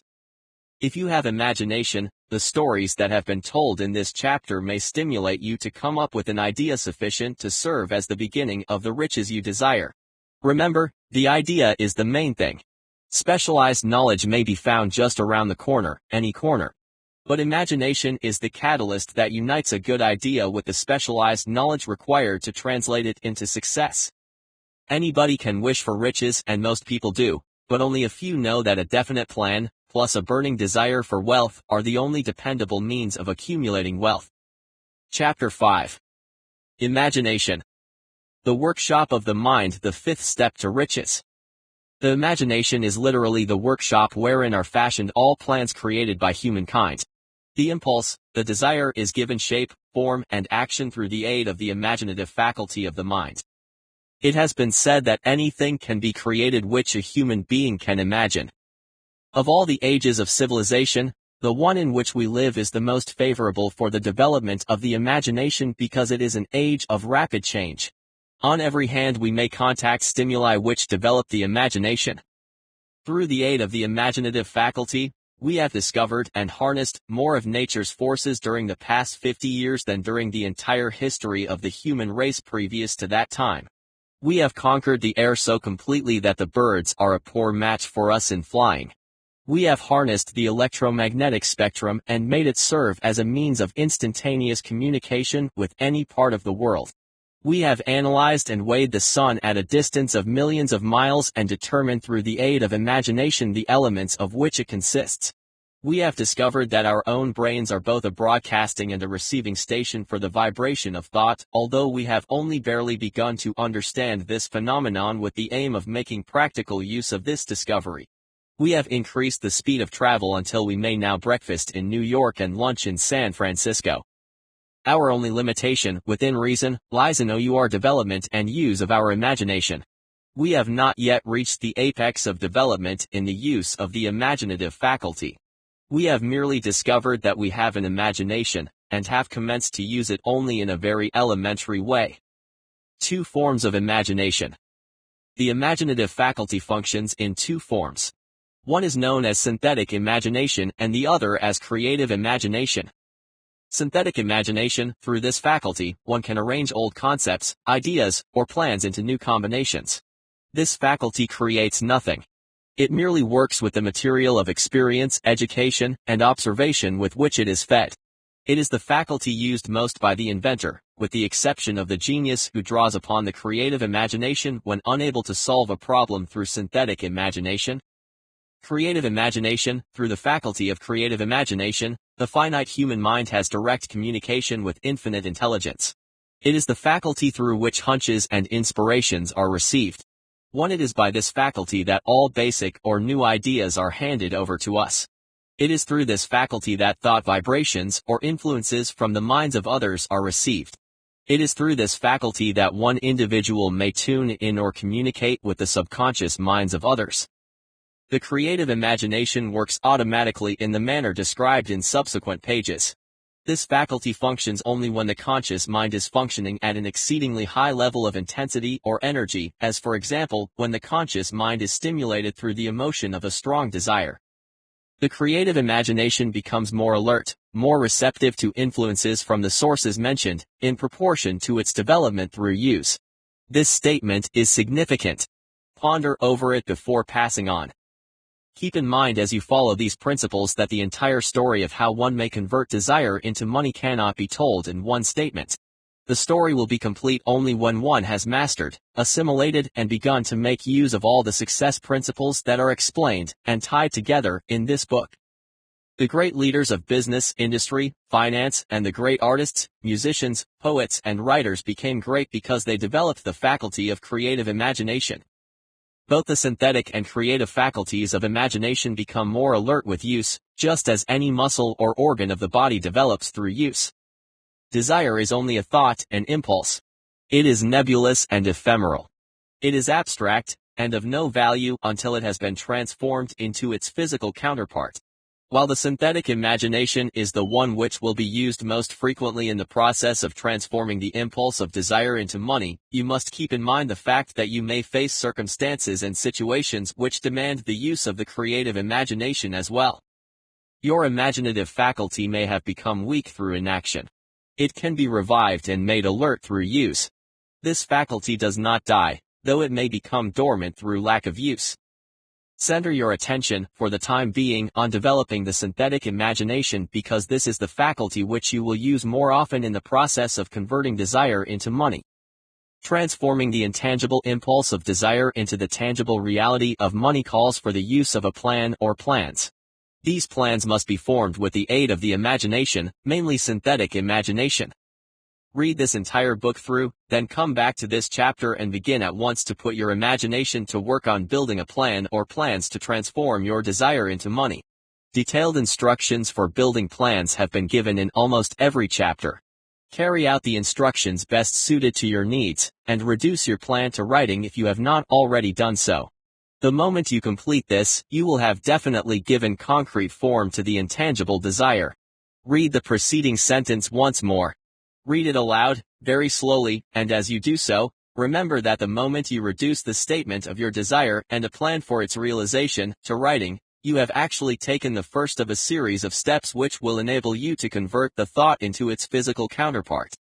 The earth on which you live, you yourself, and every other material thing are the result of evolutionary change, through which microscopic bits of matter have been organized and arranged in an orderly fashion. Moreover, and this statement is of stupendous importance, this earth, every one of the billions of individual cells of your body, and every atom of matter began as an intangible form of energy. Desire is thought impulse. Thought impulses are forms of energy. When you begin with the thought impulse of desire to accumulate money or any other object of desire, you are drafting into your service the same stuff that nature used in creating this earth and every material form in the universe, including the body and brain in which the thought impulses function. As far as science has been able to determine, the entire universe consists of but two elements, matter and energy. Through the combination of energy and matter has been created everything which we can perceive, from the largest star which floats in the heavens down to and including ourselves. You are now engaged in the task of trying to profit by nature's method. You are, sincerely and earnestly, we hope, trying to adapt yourself to nature's laws by endeavoring to convert desire into its physical or monetary equivalent. You can do it. It has been done before. You can build a fortune through the aid of laws which are immutable. But first you must become familiar with these laws and learn to use them. Through repetition, and by approaching the description of these principles from every conceivable angle, I hope to reveal to you the secret through which every great fortune has been accumulated. Strange and paradoxical as it may seem, the secret is not a secret. Nature herself advertises it in the earth on which we live, the stars, the planets suspended within our view, in the elements above and around us, in every blade of grass, and in every form of life within our vision. Nature advertises this secret in the terms of biology in the conversion of a tiny cell, so small that it may be lost on the point of a pin, into the human being now reading this line. The conversion of desire into its physical equivalent is certainly no more miraculous. Do not become discouraged if you do not fully comprehend all that has been stated. Unless you have long been a student of the mind, it is not to be expected that you will assimilate all that is in this chapter upon a first reading. But you will, in time, make good progress. The principles that follow will open the way for understanding of imagination. Assimilate that which you understand as you read this philosophy for the first time, then when you reread and study it, you will discover that something has happened to clarify it and give you a broader understanding of the whole. Above all, do not stop nor hesitate in your study of these principles until you have read the book at least 3 times, for then you will not want to stop. How to make practical use of imagination. Ideas are the beginning points of all fortunes. Ideas are products of the imagination. Let us examine a few well-known ideas which have yielded huge fortunes with the hope that these illustrations will convey definite information concerning the method by which imagination may be used in accumulating riches. The Enchanted Kettle. 50 years ago, an old country doctor drove to town, hitched his horse, quietly slipped into a drugstore by the back door, and began dickering with the young drug clerk. His mission was destined to yield great wealth to many people. It was destined to bring to the South the most far-flung benefits since the Civil War. For more than an hour, behind the prescription counter, the old doctor and the clerk talked in low tones. Then the doctor left. He went out to the buggy and brought back a large, old-fashioned kettle, a big wooden paddle, used for stirring the contents of the kettle, and deposited them in the back of the store. The clerk inspected the kettle, reached into his inside pocket, took out a roll of bills, and handed it over to the doctor. The roll contained exactly $500, the clerk's entire savings.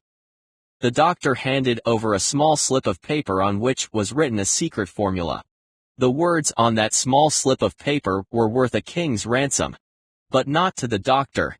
Those magic words were needed to start the kettle to boiling, but neither the doctor nor the young clerk knew what fabulous fortunes were destined to flow from that kettle. The old doctor was glad to sell the outfit for $500. The money would pay off his debts and give him freedom of mind. The clerk was taking a big chance by staking his entire life savings on a mere scrap of paper and an old kettle.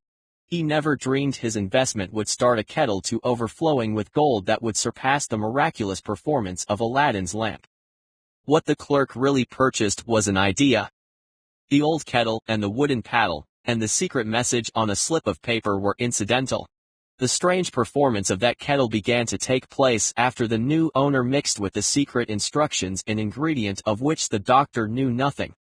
Read this story carefully and give your imagination a test. See if you can discover what it was that the young man added to the secret message that caused the kettle to overflow with gold. Remember as you read that this is not a story from Arabian Nights. Here you have a story of facts, stranger than fiction, facts which began in the form of an idea. Let us take a look at the vast fortunes of gold this idea has produced. It has paid, and still pays, huge fortunes to men and women all over the world who distribute the contents of the kettle to millions of people. The old kettle is now one of the world's largest consumers of sugar, thus providing jobs of a permanent nature to thousands of men and women engaged in growing sugar cane, beets, other sugar-producing crops, and in refining and marketing sugar. The old kettle consumes millions and millions of bottles and cans each year, providing jobs to huge numbers of workers who manufacture those containers. The old kettle gives employment to an army of clerks, stenographers, copywriters, and advertising experts throughout the nation. It has brought fame and fortune to scores of artists who have created magnificent pictures and ads describing the product. The old kettle converted a small southern city into the business capital of the South, where it now benefits, directly or indirectly, every business and practically every resident of the city. The influence of this idea now benefits every civilized country in the world, pouring out a continuous stream of gold to all who touch it. Gold from the Kettle has built and maintains one of the most prominent universities of the South, where thousands of young people receive the training essential for success. The Old Kettle has done other marvelous things. All during the Depression, when factories, banks and businesses were folding up and quitting by the thousands, the owner of this enchanted kettle went marching on, giving continuous employment to an army of men and women all over the world, and paying out extra portions of gold to those who long ago had faith in the idea. If the product of that old brass kettle could talk, it would tell thrilling tales of romance in every language. Romances of love, romances of business, romances of professional men and women who are daily being stimulated by it. I am sure of at least one such romance, for I was a part of it, and it all began not far from the very spot on which the drug clerk purchased the old kettle. It was here that I met my wife, and it was she who first told me of the enchanted kettle. It was the product of that kettle we were drinking when I asked her to accept me for better or worse. 2.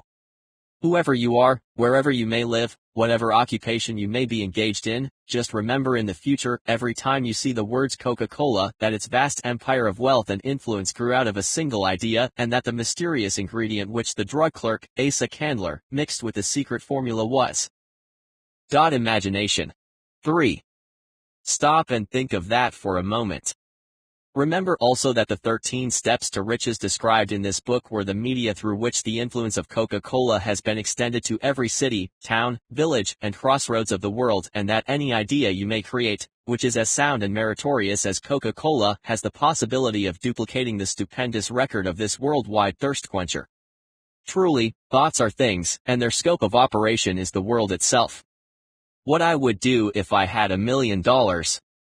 The following story proves the truth of the old saying, where there's a will, there's a way. It was told to me by that beloved educator and clergyman, the late Frank W. Gunsaulus, who began his preaching career in the Stockyards region of South Chicago. While Dr. Gunsaulus was going through college, he observed many defects in our educational system, defects which he believed he could correct if he were the head of a college. His deepest desire was to become the head of an educational institution in which young men and women would be taught to learn by doing.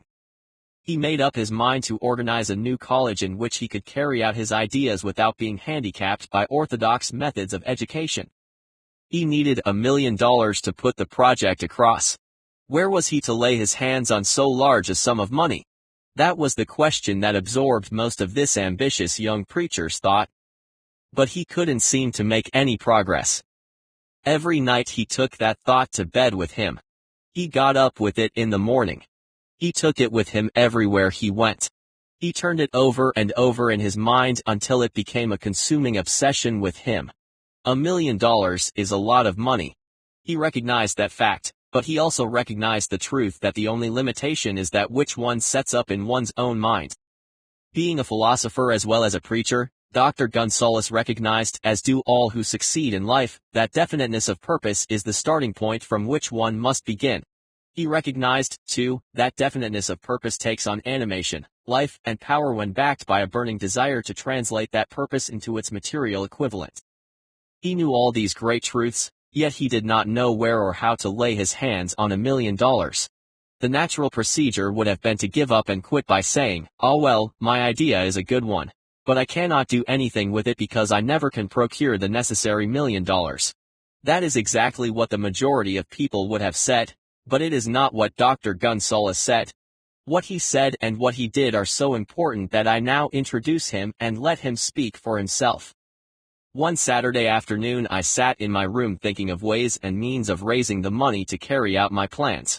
For nearly 2 years I had been thinking, but I had done nothing but think. The time had come for action. I made up my mind, then and there, that I would get the necessary $1 million within a week. How? I was not concerned about that. The thing of importance was the decision to get the money within a specified time, and I want to tell you that the moment I reached a definite decision to get the money within a specified time, a strange feeling of assurance came over me such as I had never before experienced. Something inside me seemed to say, "Why didn't you reach that decision a long time ago?" The money was waiting for you all the time. Things began to happen in a hurry.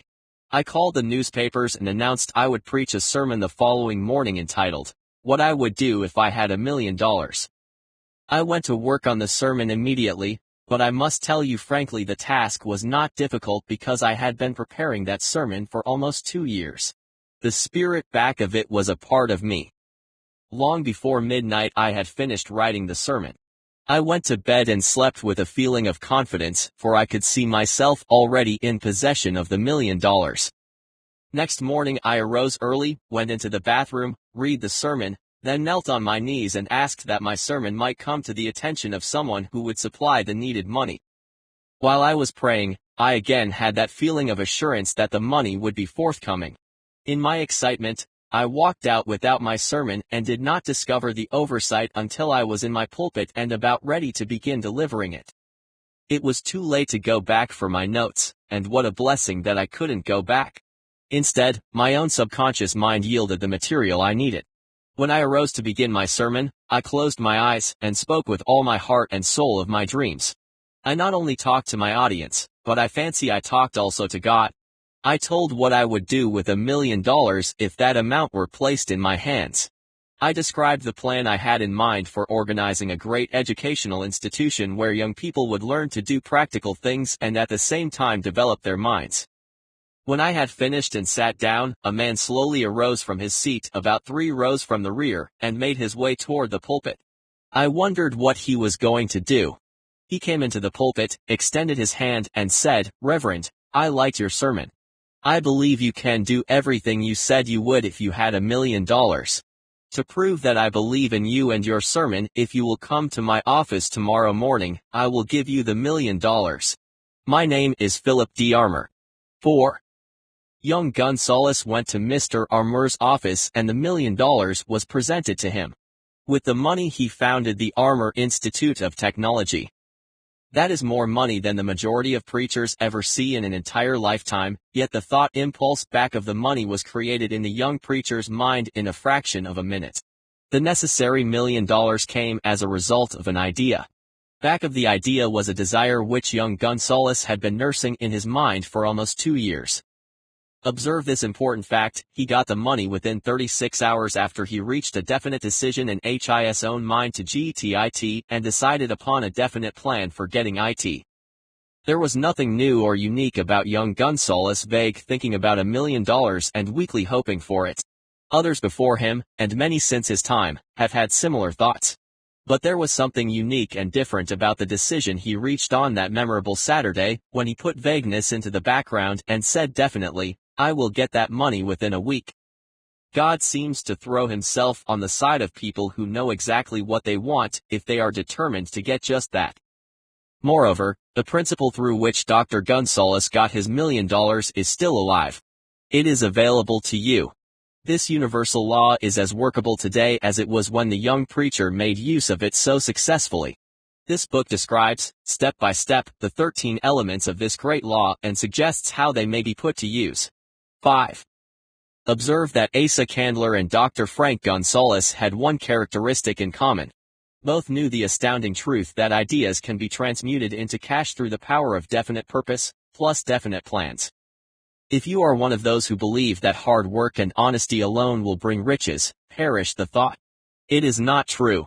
Riches, when they come in huge quantities, are never the result of hard work.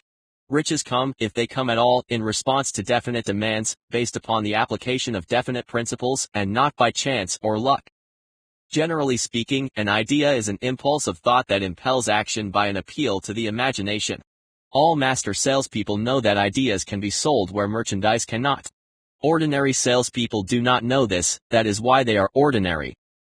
A publisher of books which sell for a few dollars made a discovery that should be worth much to publishers generally. He learned that many people buy titles and not contents of books. By merely changing the name of one book that was not moving, his sales on that book jumped upward more than 1,000,000 copies. The inside of the book was not changed in any way. He merely ripped off the cover bearing the title that did not sell, and put on a new cover with a title that had box office value. That, as simple as it may seem, was an idea. It was imagination at work. There is no standard price on ideas. Creators of ideas make their own price and, if they are smart, get it.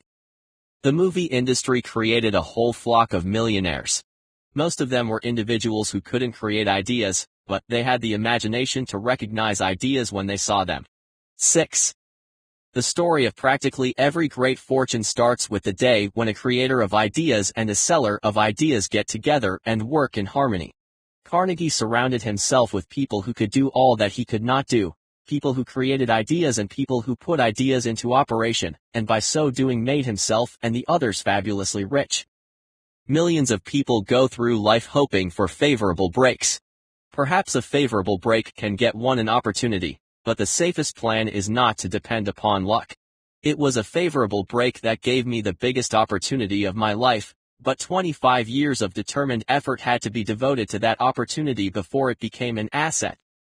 The break consisted of my good fortune in meeting and gaining the cooperation of Andrew Carnegie. On that occasion, Carnegie planted in my mind the idea of organizing the principles of achievement into a philosophy of success. Thousands of people have profited by the discoveries made in the 25 years of research, and numerous fortunes have been accumulated through the application of the philosophy. The beginning was simple. It was an idea which anyone might have developed. The favorable break came through Andrew Carnegie, but what about the determination, definiteness of purpose, the desire to attain the goal, and the persistent effort of 25 years? It was no ordinary desire that survived disappointment, discouragement, temporary defeat, criticism, and the constant reminding of waste of time. It was a burning desire. An obsession. When the idea was first planted in my mind by Mr. Carnegie, it was coaxed, nursed, and enticed to remain alive. Gradually, the idea became a giant under its own power, and it coaxed, nursed, and drove me. Ideas are like that.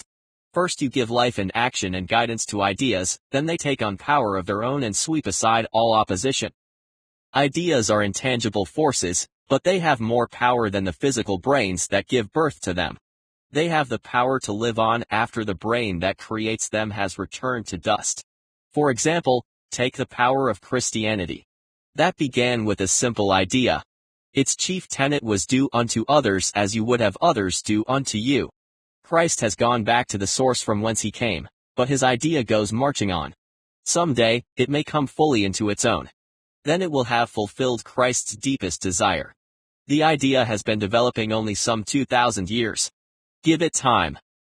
Chapter 6. Organized Planning. The crystallization of desire into action, the sixth step to riches. You have learned that everything worthwhile that an individual creates or acquires begins in the form of desire, and that the first step of desire's journey from the abstract to the concrete is into the workshop of the imagination, where plans for desire's transition are created and organized. In Chapter 1 you were instructed to take 6 definite, practical actions as your first move in translating the desire for money into its monetary equivalent. One of these steps is the formation of a definite, practical plan or plans through which this transformation may be made. You will now be instructed on how to build plans which will be practical, namely, ally yourself with a group of as many people as you may need to create and carry out your plan or plans for the accumulation of money. To do this, you will make use of the mastermind principle, which is described in Chapter 9. Compliance with this instruction is absolutely essential. Do not neglect it. B. Before forming your mastermind alliance, decide what advantages and benefits you may offer the individual members of your group in return for their cooperation. No one will work indefinitely without some form of compensation. No intelligent person will either request or expect another to work without adequate compensation, although this may not always be in the form of money. C. Arrange to meet with the members of your mastermind group at least twice a week, and more often if possible, until you have jointly perfected the necessary plan or plans for the accumulation of money. D. Maintain perfect harmony between yourself and every member of your mastermind group. If you fail to carry out this instruction to the letter, you may expect to meet with failure. The mastermind principle cannot obtain where perfect harmony does not prevail. Keep in mind these 2 facts. First, you are engaged in an undertaking of major importance to you. To be sure of success, you must have plans which are faultless. Second, You must have the advantage of the experience, education, native ability, and imagination of other minds. This is in harmony with the methods followed by every person who has accumulated a great fortune. No individual has sufficient experience, education, native ability, and knowledge to ensure the accumulation of a great fortune without the cooperation of other people. Every plan you adopt in your endeavor to accumulate wealth should be the joint creation of yourself and every other member of your mastermind group. You may originate your own plans either in whole or in part, but see that those plans are checked and approved by the members of your mastermind alliance. If the first plan which you adopt does not work successfully, replace it with a new plan. If this new plan fails to work, replace it in turn with still another, and so on until you find a plan which does work. Right here is the point at which the majority of people meet with failure because of their lack of persistence in creating new plans to take the place of those which fail. The most intelligent individual cannot succeed in accumulating money, or in any other undertaking, without plans which are practical and workable. Just keep this fact in mind and remember, when your plans fail, that temporary defeat is not permanent failure. It may only mean that your plans have not been sound. Build other plans. Start over again. Thomas Edison failed 10,000 times before he perfected the incandescent electric light bulb, that is, he met with temporary defeat 10,000 times before his efforts were crowned with success. Temporary defeat should mean only one thing, the certain knowledge that there is something wrong with your plan. Millions of people go through life in misery and poverty because they lack a sound plan through which to accumulate a fortune. Henry Ford accumulated a fortune not because of his superior mind, but because he adopted and followed a plan which proved to be sound. 1,000 individuals could be pointed out, each with a better education than Ford's, yet each of whom lives in poverty because he or she does not possess the right plan for the accumulation of money. Your achievement can be no greater than your plans are sound. That may seem to be an axiomatic statement, but it is true. And no one is ever whipped until that person quits, in his or her own mind. This fact will be repeated many times because it is so easy to take the count at the first sign of defeat. James J. Hill met with temporary defeat when he first endeavored to raise the necessary capital to build a railroad from the east to the west, but he, too, turned defeat into victory through new plans. Henry Ford met with temporary defeat, not only at the beginning of his automobile career, but after he had gone far toward the top. He created new plans and went marching on to financial victory. We see people who have accumulated great fortunes, but we often recognize only their triumph, overlooking the temporary defeats which they had to surmount before arriving. No follower of this philosophy can reasonably expect to accumulate a fortune without experiencing temporary defeat. When defeat comes, accept it as a signal that your plans are not sound, rebuild those plans, and set sail once more toward your coveted goal. If you give up before your goal has been reached, you are a quitter. A quitter never wins, and a winner never quits. Lift this sentence out, write it on a piece of paper in letters an inch high, and place it where you will see it every night before you go to sleep and every morning before you go to work. When you begin to select members for your mastermind group, endeavor to select those who do not take defeat seriously. Some people foolishly believe that only money can make money. This is not true. Desire, transmuted into its monetary equivalent, through the principles laid down here, is the agency through which money is made. Money, of itself, is nothing but inert matter. It cannot move, think, or talk, but it can hear when a person who desires it calls it to come. Planning the sale of services. The remainder of this chapter is given over to a description of ways and means of marketing personal services.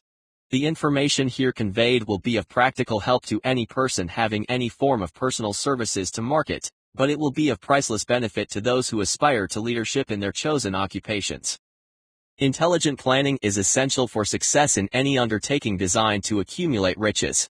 The following pages provide detailed instructions to those who must begin the accumulation of riches by selling personal services. It should be encouraging to know that practically all the great fortunes began in the form of compensation for personal services, or from the sale of ideas. What else, except ideas and personal services, would one who owns little property have to give in return for riches? Broadly speaking, there are two types of people in the world. One type is known as leaders and the other as followers. Decide at the outset whether you intend to become a leader in your chosen calling or remain a follower. The difference in compensation is vast. The follower cannot reasonably expect the compensation to which a leader is entitled, although many followers make the mistake of expecting such pay. It is no disgrace to be a follower. On the other hand, it is no credit to remain a follower. Most great leaders began in the capacity of followers. They became great leaders because they were intelligent followers. With few exceptions, the person who cannot follow a leader intelligently cannot become an efficient leader. The person who can follow a leader most efficiently is usually the one who develops into leadership most rapidly. An intelligent follower has many advantages, among them the opportunity to acquire knowledge from his or her leader. The 11 major factors of leadership. The following are important attributes of leadership. Unwavering courage based upon knowledge of self and of one's occupation. No follower wishes to be dominated by a leader who lacks self-confidence and courage. No intelligent follower will be dominated by such a leader very long. Self-control. The person who lacks self-control can never control others. Self-control sets a mighty example for one's followers, which the more intelligent will emulate. A keen sense of justice. Without a sense of fairness and justice, no leader can command and retain the respect of his or her followers. Definiteness of decision. Individuals who waver in their decisions show that they are not sure of themselves. They cannot lead others successfully. Definiteness of plans. Successful leaders must plan their work and work their plan. Leaders who move by guesswork, without practical, definite plans are comparable to a ship without a rudder. Sooner or later they will land on the rocks. The habit of doing more than paid for. One of the penalties of leadership is the necessity of willingness, upon the part of leaders, to do more than they require of their followers. A pleasing personality. No slovenly, careless person can become a successful leader.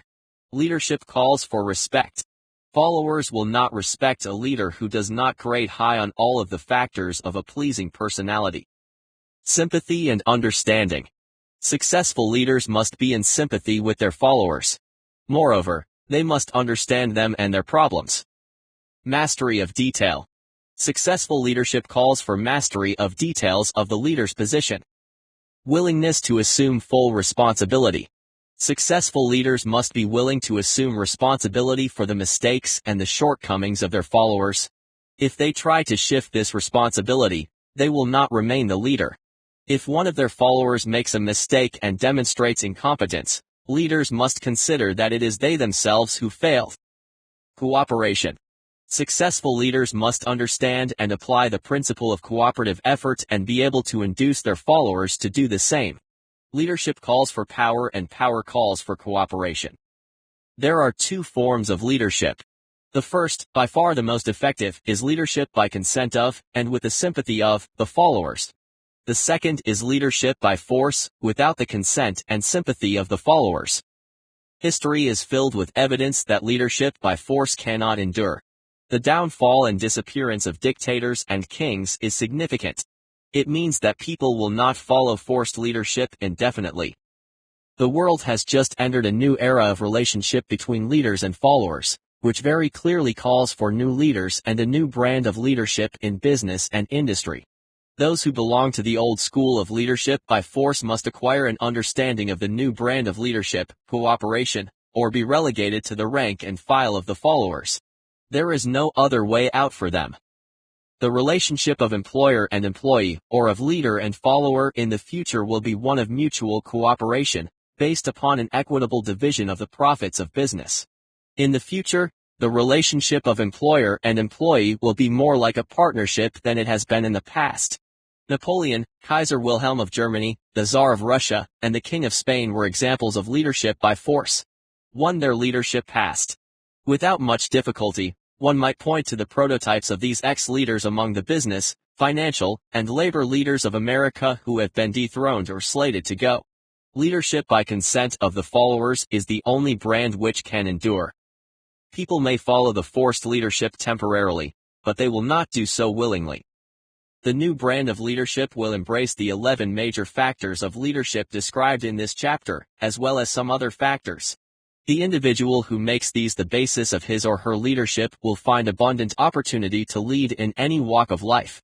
The difficult economic times we have faced have been prolonged in large part because the world lacked leadership of the new brand.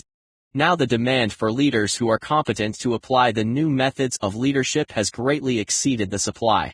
Some of the old type of leaders will reform and adapt themselves to the new brand of leadership, but generally speaking, the world will have to look for new timber for its leadership. This necessity may be your opportunity. The 10 major causes of failure in leadership. We come now to the major faults of leaders who fail, because it is just as essential to know what not to do as it is to know what to do. Inability to organize details. Efficient leadership calls for ability to organize and to master details. Genuine leaders are never too busy to do anything which may be required of them in their capacity as leaders. Whenever people, whether they are leader or follower, admit that they are too busy to change their plans, or to give attention to any emergency, they admit their inefficiency. Successful leaders must be the master of all details connected with their position. That means, of course, that they must acquire the habit of delegating details to capable lieutenants. 2. Unwillingness to render humble service. Truly great leaders are willing when the occasion demands to perform any sort of labor which they would ask another to perform. The greatest among ye shall be the servant of all is a truth which all able leaders observe and respect. Expectation of pay for what they know instead of what they do with that which they know. The world does not pay people for that which they know. It pays them for what they do or induce others to do. Fear of competition from followers. Leaders who fear that one of their followers may take their position are practically sure to realize that fear sooner or later. Able leaders train understudies to whom they may delegate, at will, any of the details of their position. Only in this way can leaders multiply themselves and prepare themselves to be at many places and give attention to many things at one time. It is an eternal truth that people receive more pay for their ability to get others to perform than they could possibly earn by their own efforts. Efficient leaders may, through their knowledge of their job and the magnetism of their personality, greatly increase the efficiency of others and induce them to render more service and better service than they could render without the leader's aid. Lack of imagination. Without imagination, leaders are incapable of meeting emergencies and of creating plans by which to guide their followers efficiently. Selfishness. Leaders who claim all the honor for the work of their followers are sure to be met by resentment. Great leaders claim none of the honors. They are contented to see the honors, when there are any, go to their followers because they know that most people will work harder for commendation and recognition than they will for money alone. 3. Intemperance. Followers do not respect an intemperate leader.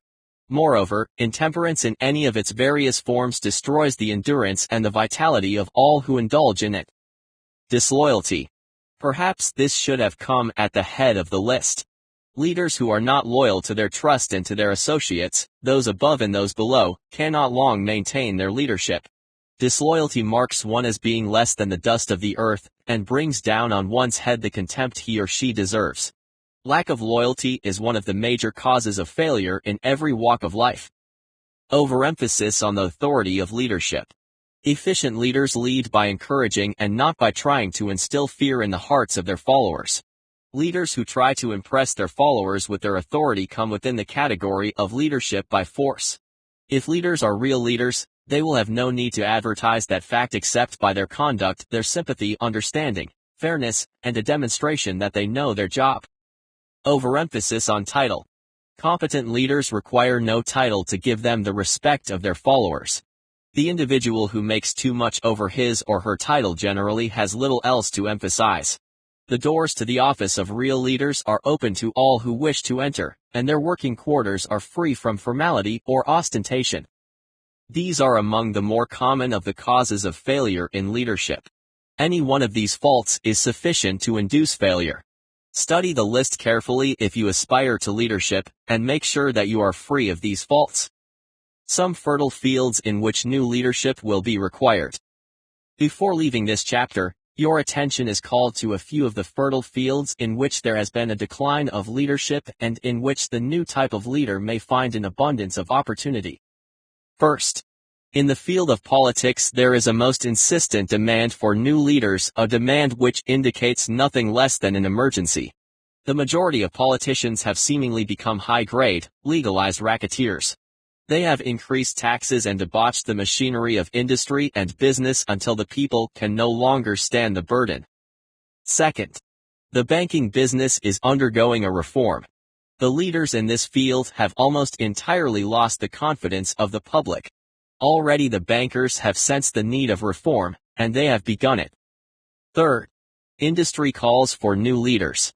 The old type of leaders thought and moved in terms of dividends, instead of thinking and moving in terms of human equations.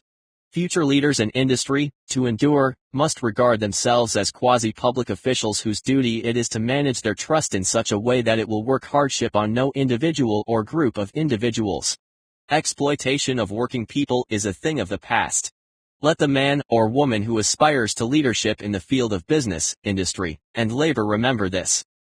Fourth, religious leaders of the future must give more attention to the temporal needs of their followers in the solution of their present economic and personal problems, and less attention to the dead past and the yet unborn future. Fifth, in the professions of law, medicine, and education, a new brand of leadership, and to some extent new leaders, will become a necessity. This is especially true in the field of education. The leader in that field must in the future find ways and means of teaching people how to apply the knowledge they receive in school. The educator must deal more with practice and less with theory. Sixth, new leaders will be required in the field of journalism. Newspapers of the future, to be operated successfully, must be divorced from special privilege and relieved from the subsidy of advertising. They must cease to be organs of propaganda for the interests which patronize their advertising columns.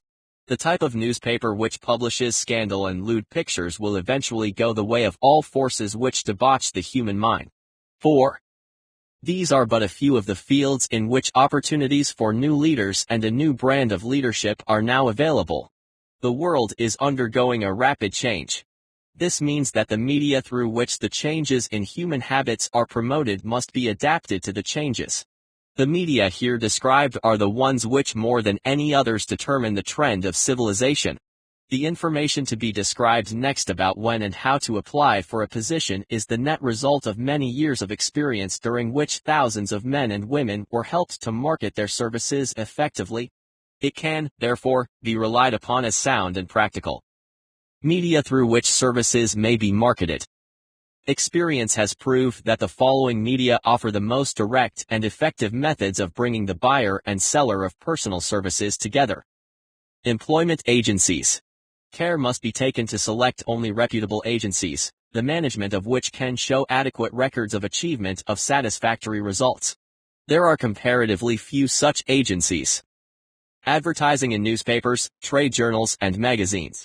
Classified advertising may usually be relied upon to produce satisfactory results in the case of those who apply for clerical or ordinary salaried positions.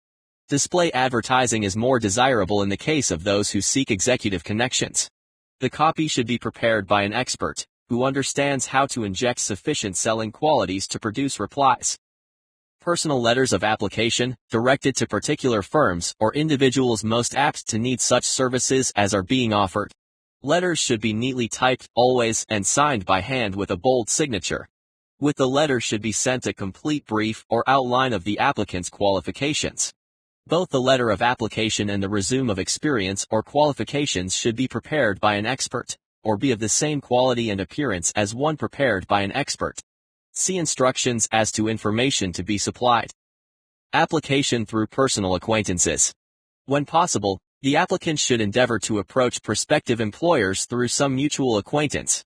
This method of approach is particularly advantageous in the case of those who seek executive connections and do not wish to appear to be peddling themselves. 5. Application in person. In some instances, it may be more effective if the applicant offers personally his or her services to prospective employers, in which event a complete written statement of qualifications for the position should be presented because prospective employers often wish to discuss with associates one's record. 8 musts for an effective resume. A resume should be prepared as carefully as a lawyer would prepare the brief of a case to be tried in court. Unless the applicant is experienced in the preparation of resumes, an expert should be consulted and hired for this purpose.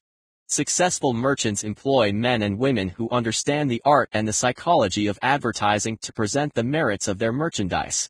One who has personal services for sale should do the same. The following 8 items of information should appear in the resume. Education.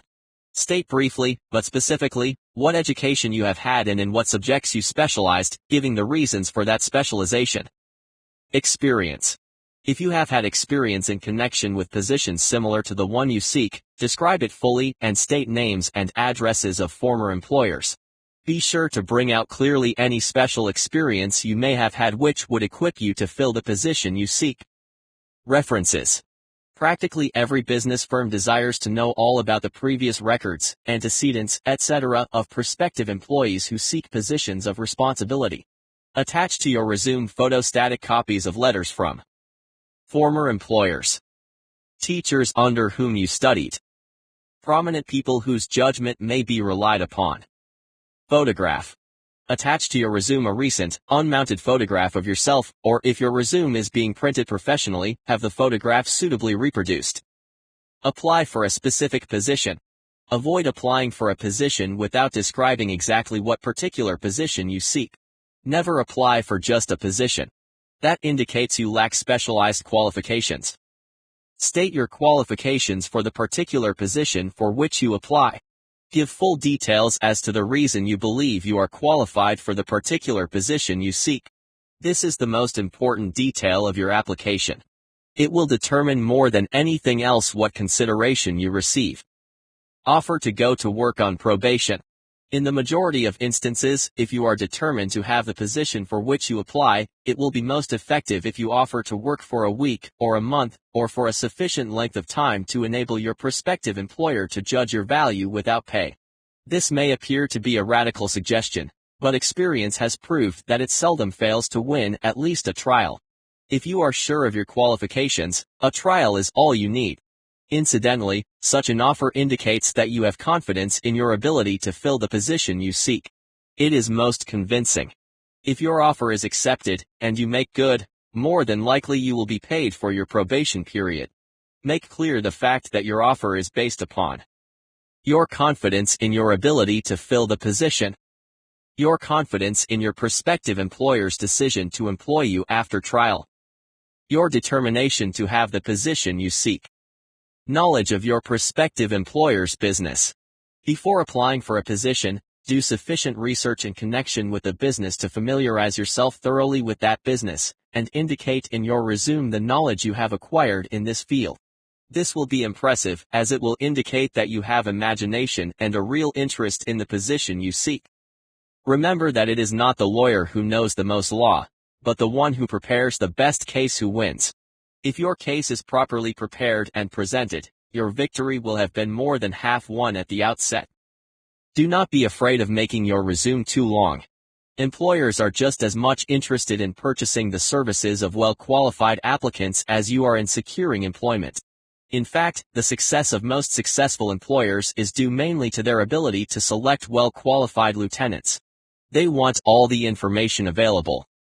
Remember another thing, neatness and care in the preparation of your resume will indicate that you are a painstaking person. I have helped to prepare resumes for clients which were so striking and out of the ordinary that they resulted in the employment of the applicant without a personal interview.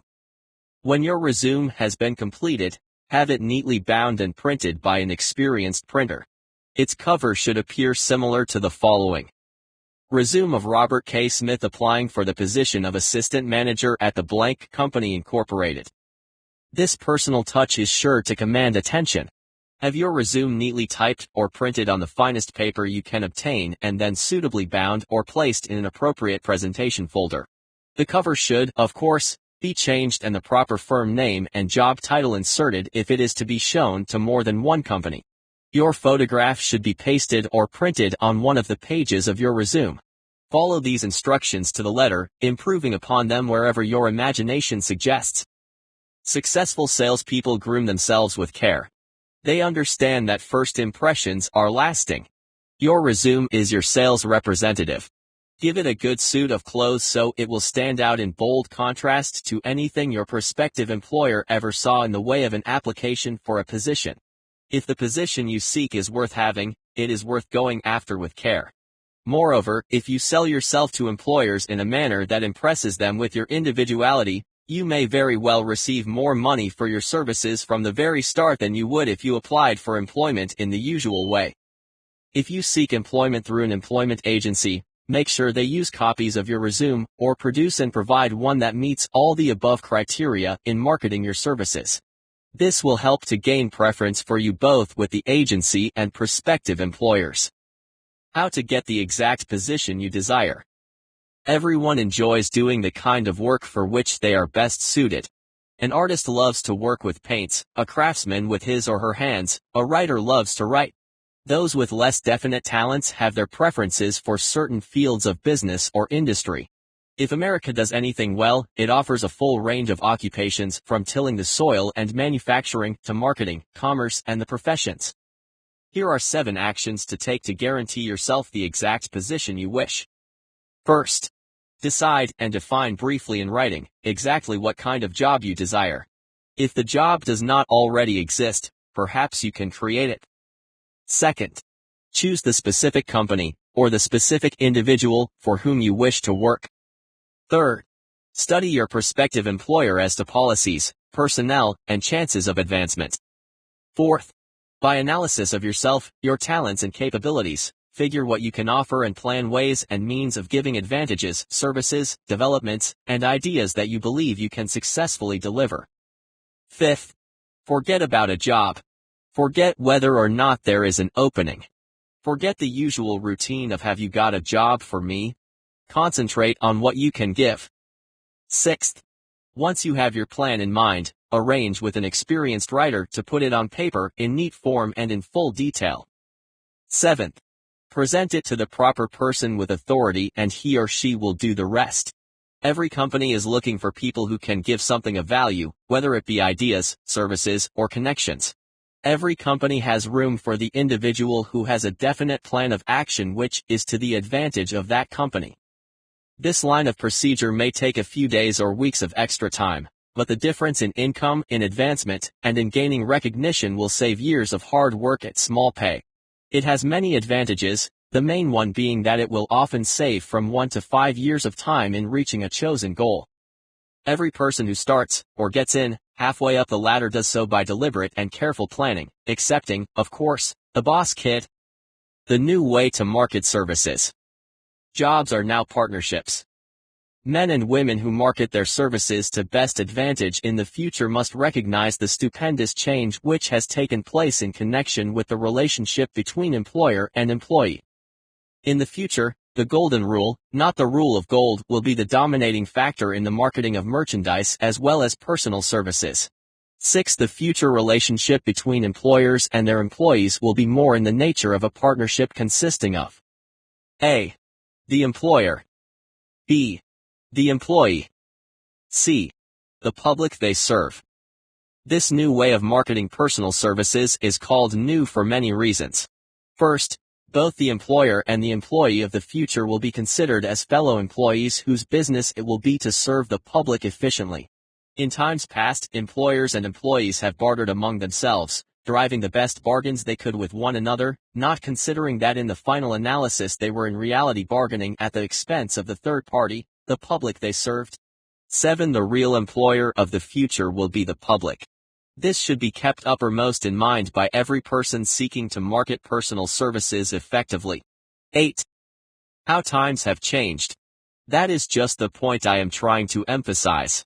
Times have changed. Moreover, the change is reflected in all occupations and all walks of life as well. The public be damned policy is now passé. It has been supplanted by the "we are obligingly at your service, sir" policy.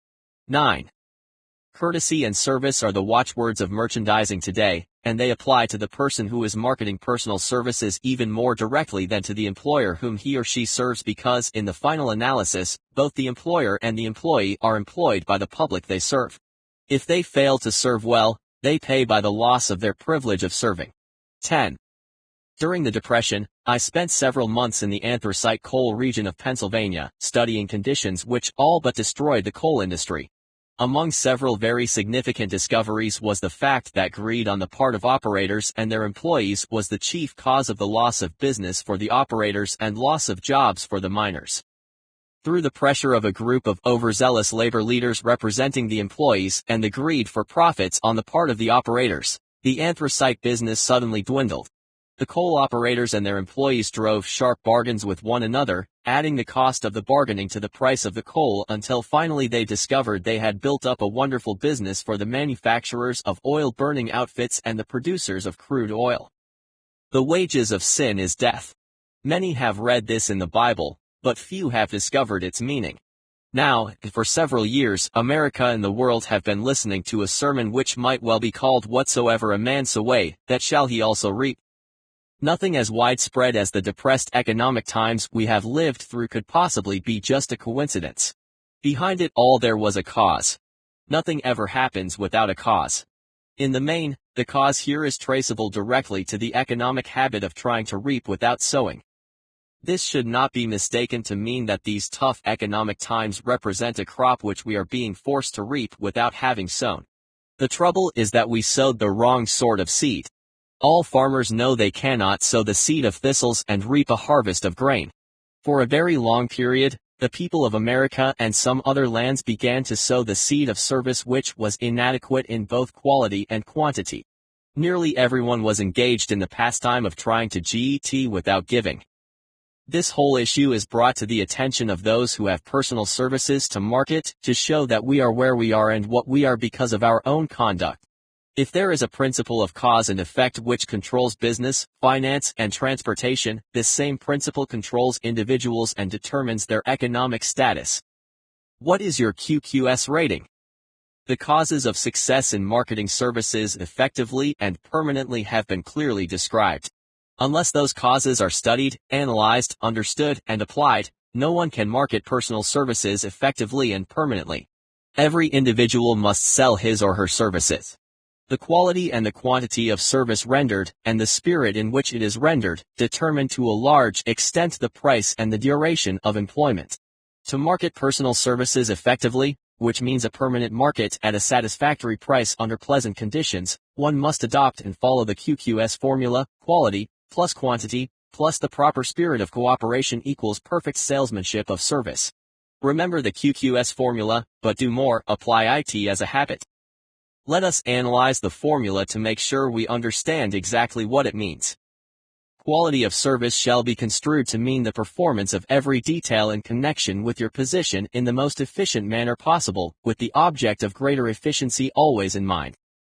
Quantity of service shall be understood to mean the habit of rendering all the service of which you are capable, at all times, with the purpose of increasing the amount of service rendered as greater skill is developed through practice and experience.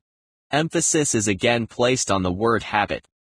Spirit of service shall be construed to mean the habit of agreeable, harmonious conduct which will induce cooperation from associates and fellow employees. Adequacy of quality and quantity of service is not sufficient to maintain a permanent market for your services. The conduct, or the spirit in which you deliver service, is a strong determining factor in connection with both the price you receive and the duration of your employment. Andrew Carnegie stressed this point more than others in connection with his description of the factors which lead to success in the marketing of personal services. He emphasized again and again the necessity for harmonious conduct. He stressed the fact that he would not retain any person, no matter how great a quantity or how efficient the quality of that person's work, unless the individual worked in a spirit of harmony. Mr. Carnegie insisted upon people being agreeable. To prove that he placed a high value upon this quality, he permitted many individuals who conformed to his standards to become very wealthy. Those who did not conform had to make room for others. The importance of a pleasing personality has been stressed because it is a factor which enables one to render service in the proper spirit. If one has a personality which pleases and renders service in a spirit of harmony, these assets often make up for deficiencies in both the quality and the quantity of service one renders. Nothing, however, can be successfully substituted for pleasing conduct. The capital value of your services. The person whose income is derived entirely from the sale of personal services is no less a merchant than the person who sells goods or products, and it might well be added that such a person is subject to exactly the same rules of conduct as the merchant who sells merchandise. This has been emphasized because the majority of people who live by the sale of personal services make the mistake of considering themselves free from the rules of conduct and the responsibilities which are attached to those who are engaged in marketing goods and products. The new way of marketing services has practically forced both employer and employee into partnership alliances, through which both take into consideration the rights of the third party, the public they serve. The day of the go-getter has passed. The go-getter has been supplanted by the go-giver.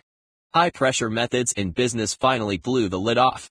There will never be the need to put the lid back on because in the future business will be conducted by methods that will require no pressure. The actual capital value of your brains may be determined by the amount of income you can produce by marketing your services. A fair estimate of the capital value of your services may be made by multiplying your annual income by 162/3 or 16.667, as it is reasonable to estimate that your annual income represents approximately 6% of your capital value. Money is worth no more than brains. It is often worth much less. Competent brains, if effectively marketed, represent a much more desirable form of capital than that which is required to conduct a business dealing in goods and products, because brains are a form of capital which cannot be permanently depreciated through economic depressions and cannot be stolen or spent. Moreover, the money which is essential for the conduct of business is as worthless as a sand dune until it has been mixed with efficient brains. The 30 major causes of failure. How many of these are holding you back? Life's greatest tragedy consists of men and women who earnestly try and fail. The tragedy lies in the overwhelmingly large majority of people who fail as compared to the few who succeed. I have had the privilege of analyzing several thousand men and women, 98% of whom were classed as failures. There is something radically wrong with a civilization and a system of education which permit 98% of the people to go through life as failures. But I did not write this book for the purpose of moralizing on the rights and wrongs of the world. That would require a book 100 times the size of this one. My research and analysis prove that there are 30 major reasons for failure and 13 major principles, the 13 steps to riches, through which people accumulate fortunes. In this chapter, a description of the 30 major causes of failure will be given.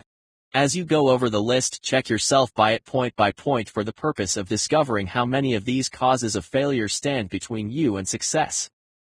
Unfavorable hereditary background. There is but little, if anything, which can be done for people who are born with a deficiency in brain power.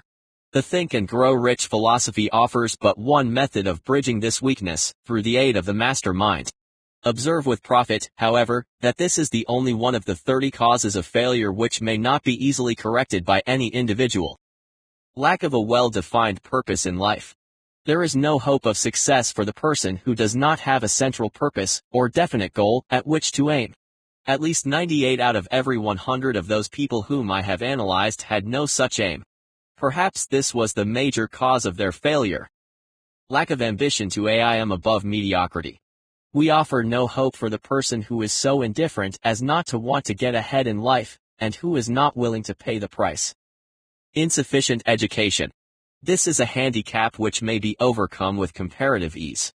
Experience has proven that the best educated people are often those who are known as self-made, or self-educated. It takes more than a college degree to make one a person of education. Any person who is educated is one who has learned to get whatever he or she wants in life without violating the rights of others. Education consists not so much of knowledge, but of knowledge effectively and persistently applied. People are paid not merely for what they know, but more particularly for what they do with that which they know. Lack of self-discipline. Discipline comes through self-control. This means that one must control all negative qualities. Before you can control conditions, you must first control yourself. Self-mastery is the hardest job you will ever tackle. If you do not conquer self, you will be conquered by self.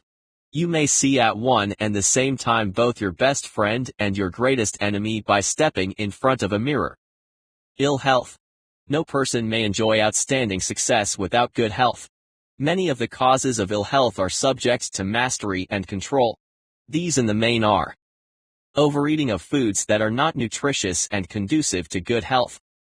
Wrong habits of thought, giving expression to negatives. Wrong use of and overindulgence in sex. Inadequate physical exercise. An inadequate supply of fresh air, resulting from improper breathing. Unfavorable environmental influences during childhood. As the twig is bent, so shall the tree grow. Most people who have criminal tendencies acquire them as the result of bad environment and improper associates during childhood. Procrastination. This is one of the most common causes of failure. Old man procrastination stands within the shadow of every human being, awaiting his opportunity to spoil one's chances of success. Most people go through life as failures because they habitually wait for the time to be right to start doing something worthwhile. Do not wait. The time will never be just right. Start where you stand and work with whatever tools you may have at your command, and better tools will be found as you go along. Lack of persistence. Most of us are good starters, but poor finishers of everything we begin. Moreover, people are prone to give up at the first signs of defeat. There is no substitute for persistence. The person who makes persistence a personal watchword discovers that old man failure finally becomes tired and makes his departure. Failure cannot cope with persistence. Negative personality. There is no hope of success for the person who repels people through a negative personality. Success comes through the application of power, and power is attained through the cooperative efforts of other people. A negative personality will not induce cooperation. Lack of controlled sexual urge. Because of the way human beings are wired, biologically and genetically, sex energy is the most powerful of all the stimuli which move people into action. Because it is the most powerful of the emotions, it must be controlled, through a process of transmutation, and converted into other channels. More about this in Chapter 10. Uncontrolled desire for something for nothing. The gambling instinct drives millions of people to failure. Evidence of this may be found in a study of the Wall Street crash of 1929, during which millions of people tried to make money by gambling on stock margins. Lack of a well-defined power of decision. People who succeed reach decisions promptly and change them, if at all, very slowly. People who fail reach decisions, if at all, very slowly and change them quickly and frequently. Indecision and procrastination are twin brothers. Where one is found, the other may usually be found also. Kill off this pair before they completely hogtie you to the treadmill of failure. One or more of the 6 basic fears. These fears are analyzed for you in a later chapter. They must be mastered before you can market your services effectively. Wrong selection of a mate in marriage. This is a most common cause of failure. The relationship of marriage brings people intimately into contact. Unless this relationship is harmonious, failure is likely to follow. Moreover, it will be a form of failure that is marked by misery and unhappiness, destroying all signs of ambition. Overcaution. The person who takes no chances generally has to take whatever is left when others are through choosing. Overcaution is as bad as undercaution. Both are extremes to be guarded against. Life itself is filled with the element of chance. Wrong selection of associates in business. This is one of the most common causes of failure in business. In marketing personal services, one should use great care to select an employer who will be an inspiration and who is intelligent and successful. We emulate those with whom we associate most closely. Pick an employer who is worth emulating. Superstition and prejudice. Superstition is a form of fear. It is also a sign of ignorance. People who succeed keep open minds and are afraid of nothing. Wrong selection of a vocation. No one can succeed in a line of endeavor which he or she does not like. The most essential step in the marketing of personal services is that of selecting an occupation into which you can throw yourself wholeheartedly. Lack of concentration of effort. The jack of all trades is seldom good at any. Concentrate all of your efforts on one definite chief aim. The habit of indiscriminate spending. Spendthrifts cannot succeed mainly because they stand eternally in fear of poverty. Form the habit today of systematic saving by putting aside a definite percentage of your monthly income. 15% to 20% is ideal. If difficult, 5% is an absolute minimum. Money in the bank gives one a very safe foundation of courage when bargaining for the sale of personal services. Without money, one must take what one is offered and be glad to get it. Lack of enthusiasm. Without enthusiasm one cannot be convincing. Moreover, enthusiasm is contagious, and the person who has it under control is generally welcome in any group of people. Intolerance. The person with a closed mind on any subject seldom gets ahead. Intolerance means that one has stopped acquiring knowledge. The most damaging forms of intolerance are those connected with religious, racial, and political differences of opinion. Intemperance. The most damaging forms of intemperance are connected with eating, strong drink, drugs, and sexual activities. Overindulgence in any of these is fatal to success. Inability to cooperate with others. More people lose their positions and their big opportunities in life because of this fault than for all other reasons combined. It is a fault which no well-informed business person or leader will tolerate. Possession of power that was not acquired through self-effort, for example, sons and daughters of wealthy families and others who inherit money which they did not earn. Power in the hands of one who did not acquire it gradually is often fatal to success. Quick riches are more dangerous than poverty. Intentional dishonesty. There is no substitute for honesty. One may be temporarily dishonest, by force of circumstances over which one has no control, without permanent damage. But there is no hope for those who are dishonest by choice. Sooner or later, their deeds will catch up with them, and they will pay by loss of reputation and perhaps even loss of liberty. Egotism and vanity. These qualities serve as red lights which warn others to keep away. They are fatal to success. Guessing instead of thinking. Most people are too indifferent or lazy to acquire facts with which to think accurately. They prefer to act on opinions created by guesswork or snap judgments. Lack of capital. This is a common cause of failure among those who start out in business for the first time without sufficient reserve of capital to absorb the shock of their mistakes, and to carry them over until they have established a reputation. Here, name any particular cause of failure from which you have suffered that has not been included in the foregoing list. In the list of 30 or 31 major causes of failure is found a description of the tragedy of life, which obtains for practically every person who tries and fails. It will be helpful if you can induce someone who knows you well to go over this list with you and help you analyze yourself for the 30 causes of failure. It may be beneficial if you try this alone. Most people cannot see themselves as others see them. You may be one who cannot. The oldest of admonitions is know thyself.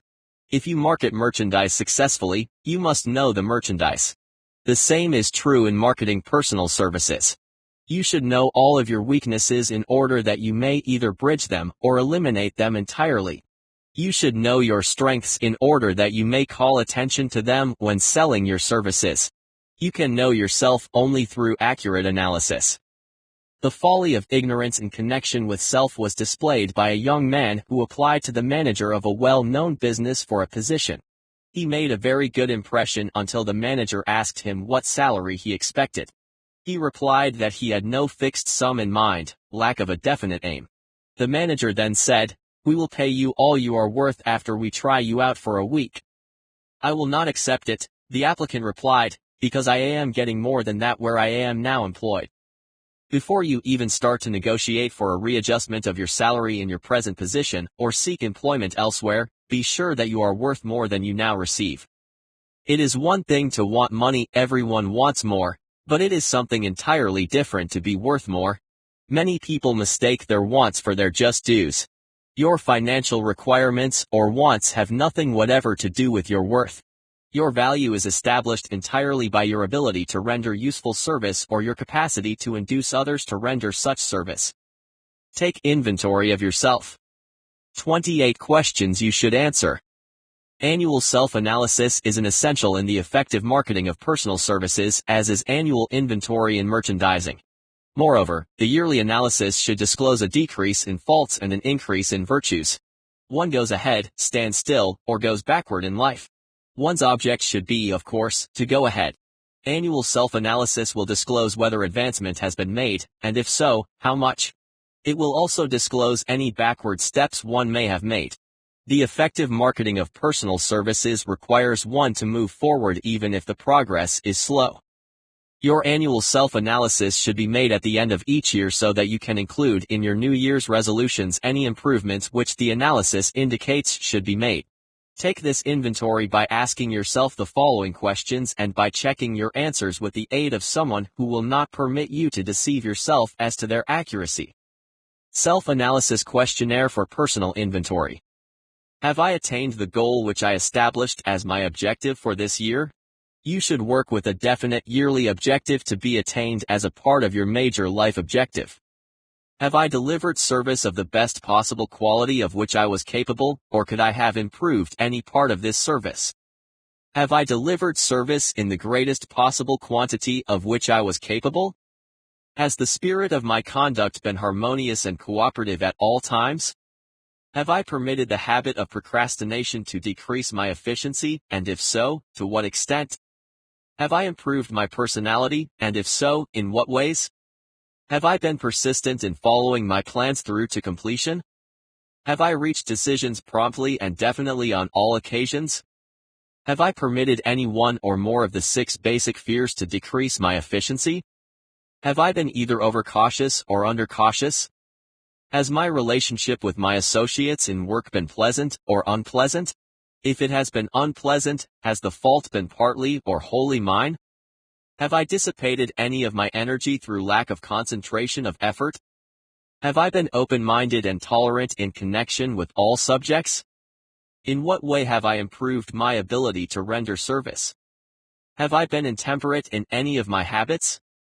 Have I expressed either openly or secretly any form of egotism? Has my conduct toward my associates been such that it has induced them to respect me? Have my opinions and decisions been based upon guesswork or accuracy of analysis and thought? Have I followed the habit of budgeting my time, my expenses, and my income, and have I been conservative in these budgets? How much time have I devoted to unprofitable effort which I might have used to better advantage? How may I rebudget my time, and change my habits so I will be more efficient during the coming year? Have I been guilty of any conduct which was not approved by my conscience? In what ways have I rendered more service and better service than I was paid to render? Have I been unfair to anyone, and if so, in what way? If I had been the purchaser of my own services for the year, would I be satisfied with my purchase? Am I in the right vocation, and if not, why not? Has the purchaser of my services been satisfied with the service I have rendered, and if not, why not? What is my present rating on the fundamental principles of success? Make this rating fairly and frankly and have it checked by someone who is courageous enough to do it accurately. Having read and assimilated the information conveyed through this chapter, you are now ready to create a practical plan for marketing your personal services. In this chapter is found an adequate description of every principle essential in planning the sale of personal services, including the major attributes of leadership, the most common causes of failure in leadership, a description of the fields of opportunity for leadership, the main causes of failure in all walks of life, and the important questions which should be used in self-analysis. This extensive and detailed presentation of accurate information has been included because it will be needed by all who must begin the accumulation of riches by marketing personal services.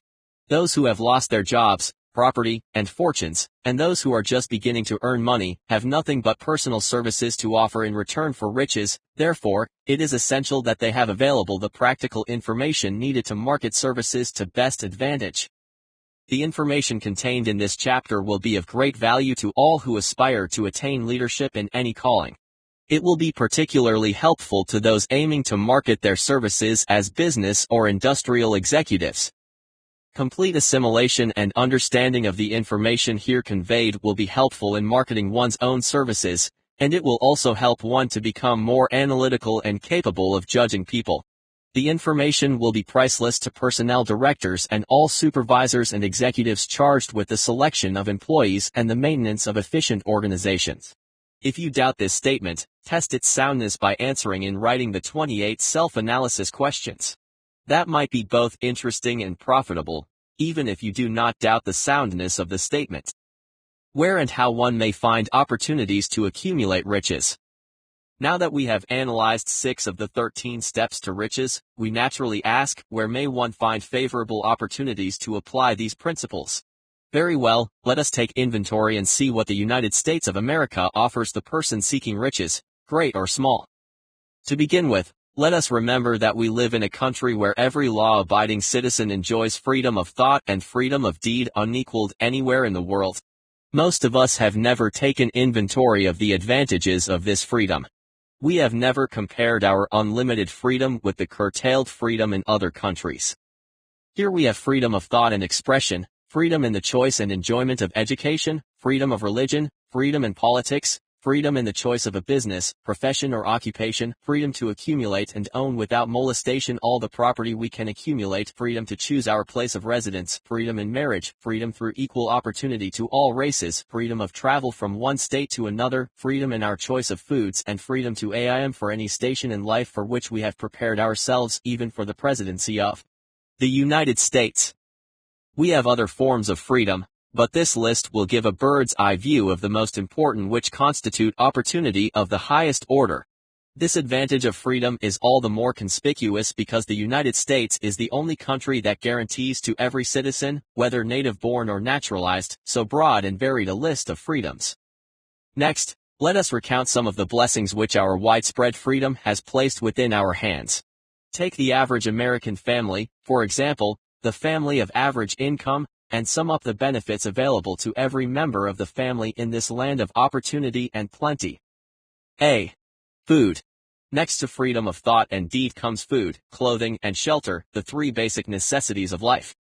Because of our universal freedom, the average American family has available at its very door the choicest selection of food to be found anywhere in the world, and at prices within its financial range. A family of 4, living in a small to medium-sized American city, far removed from the source of production of foods, took careful inventory of the cost of a simple breakfast, with this astonishing result. Items of food. Cost at the breakfast table. Orange juice, from Florida. 0.56. Cereal, wheat from Kansas farm. 0.44. Tea, from China. 0.20. Bananas, from South America. 0.28. Toasted bread, again, wheat from Kansas farm. 0.19. Fresh eggs, from regional farm. 0.18. Sugar, from Utah or Texas. 0.01. Margarine, from Illinois. 0.16. Milk, from local dairy. 0.74. Grand total, $2.76. Using today's prices, it is not very difficult to obtain food in a country where 4 people can have breakfast consisting of all they want or need for 69 cents apiece. Observe that this simple breakfast was gathered, by some strange form of magic, from China, South America, Utah, Kansas, and Illinois, and delivered on the breakfast table, ready for consumption in the very heart of an average American city, at a cost well within the means of the most humble laborer. The cost included all federal, state, and city taxes. 11. B. Shelter. This family lives in a comfortable apartment, heated by natural gas, lighted with electricity, with gas for cooking, all for $800 a month. In a smaller city, the same apartment could be had for as low as $685 a month. The toast they had for breakfast in the food estimate was toasted in an electric toaster which cost but $15. The apartment is cleaned with a vacuum cleaner that is run by electricity. Hot and cold water is available at all times in the kitchen and the bathroom. The food is kept cool in a refrigerator that is run by electricity. The wife curls her hair, washes the clothes, and dries them with easily operated electrical equipment, on power obtained by sticking a plug into the wall. The husband shaves with an electric razor, and they receive entertainment from all over the world, 24 hours a day if they want it, without charge, by merely turning the dial of their television or radio. There are other conveniences in this apartment, but the foregoing list will give a fair idea of some of the concrete evidences of the freedom that we in America enjoy. 12. C. Clothing. Anywhere in the United States, the woman of average clothing requirements can dress very comfortably and neatly for less than $1,500 a year, and the average man can dress for the same, or less. Only the three basic necessities of food, clothing, and shelter have been mentioned. The average American citizen has other privileges and advantages available in return for modest effort, not exceeding 8 hours per day of labor. Among these is the privilege of automobile transportation, with which one can go and come at will at relatively small cost. Average Americans have security of property rights not found in any other country in the world. They can place their surplus money in a bank with the assurance that their government will protect it and make good to them if the bank fails. If American citizens want to travel from one state to another, they need no passport, no one's permission. They may go when they please and return at will. Moreover, they may travel by private automobile, airplane, bus, train, or ship as their pocketbook permits. 13. The miracle that has provided these blessings. We often hear politicians proclaiming the freedoms of America when they solicit votes, but seldom do they take the time or devote sufficient effort to the analysis of the source or nature of this freedom. Having no axe to grind, no grudge to express, no ulterior motives to be carried out, I have the privilege of going into a frank analysis of that mysterious, abstract, greatly misunderstood something which gives to every citizen of America more blessings, more opportunities to accumulate wealth, and more freedom of every nature than may be found in any other country. I have the right to analyze the source and nature of this unseen power because I know and have known for more than a quarter of a century many of the persons who organized that power and many who are now responsible for its maintenance. The name of this mysterious benefactor of humankind is capital. Capital consists not alone of money, but more particularly of highly organized, intelligent groups of individuals who plan ways and means of using money efficiently for the good of the public and profitably to themselves. These groups consist of scientists, educators, chemists, inventors, business analysts, advertising executives, transportation experts, accountants, lawyers, doctors, and both men and women who have highly specialized knowledge in all fields of industry and business. They pioneer, experiment, and blaze trails in new fields of endeavor.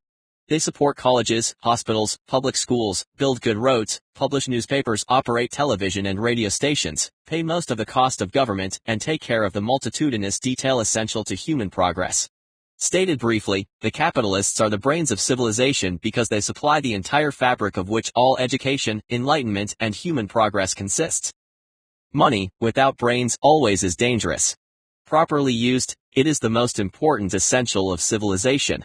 The simple breakfast described earlier could not have been delivered to that family of 4 at 69 cents each or at any other price if organized capital had not provided the machinery, the ships, the railroads, the trucks, and the huge armies of trained workers to operate them.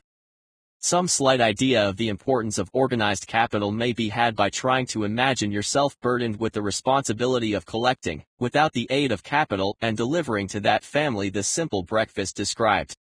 To supply the tea you would have to make a trip to China or India, both a very long way from America. Unless you are an excellent swimmer, you would become rather tired before making the round trip. Then, too, another problem would confront you.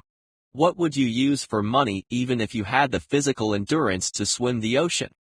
To supply the sugar, you would have to take another long journey to the sugar beet section of Utah or to the fields of Louisiana or Texas.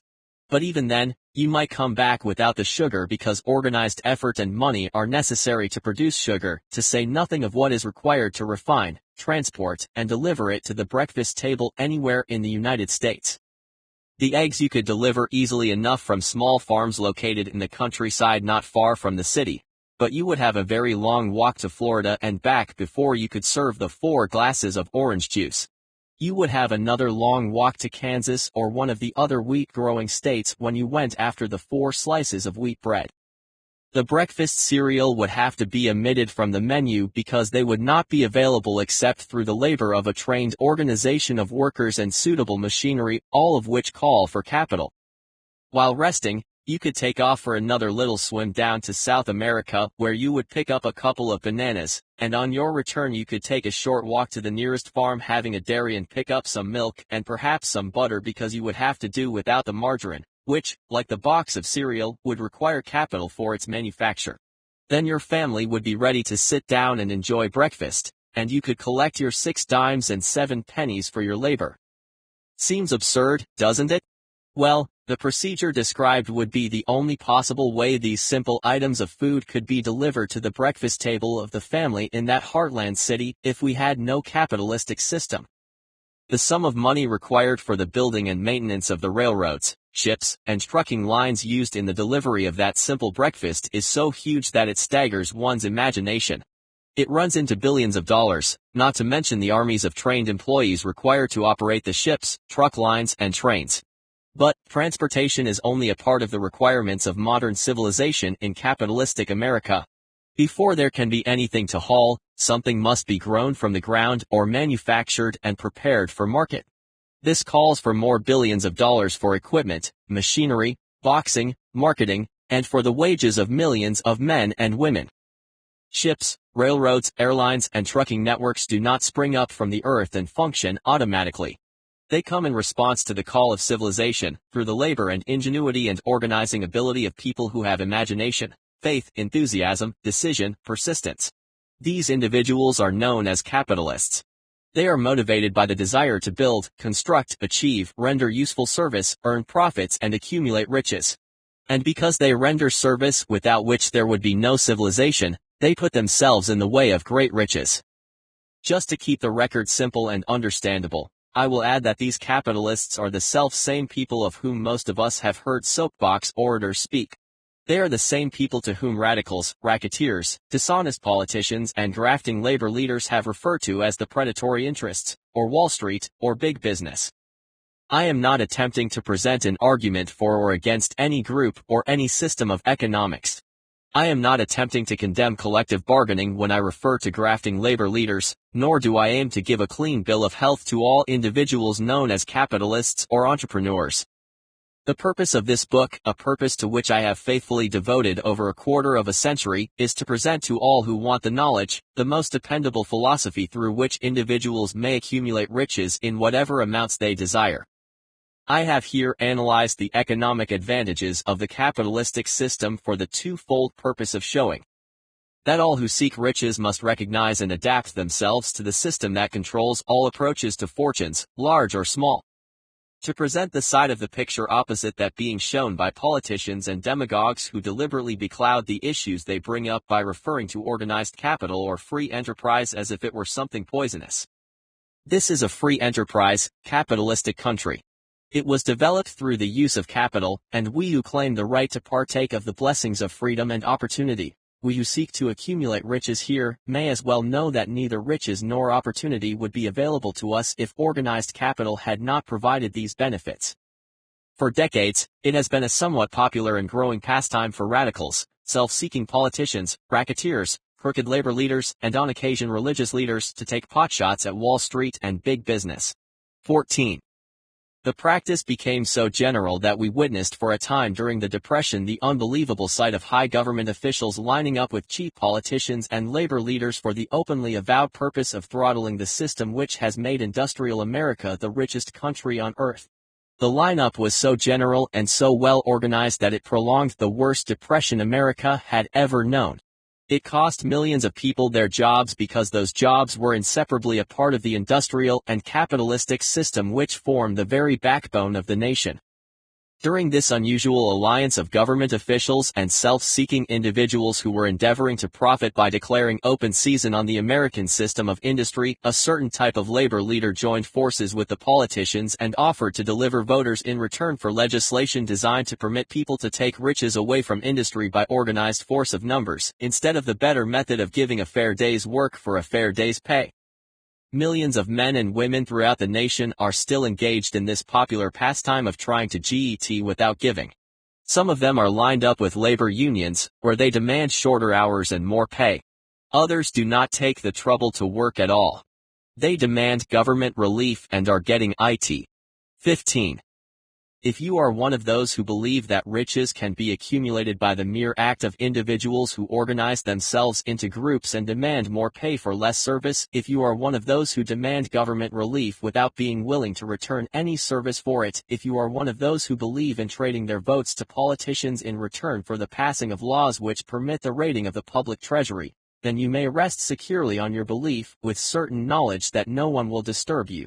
Because this is a free country where everyone may think as he or she pleases, where nearly everybody can live with but little effort, where many may live well without doing any work whatsoever.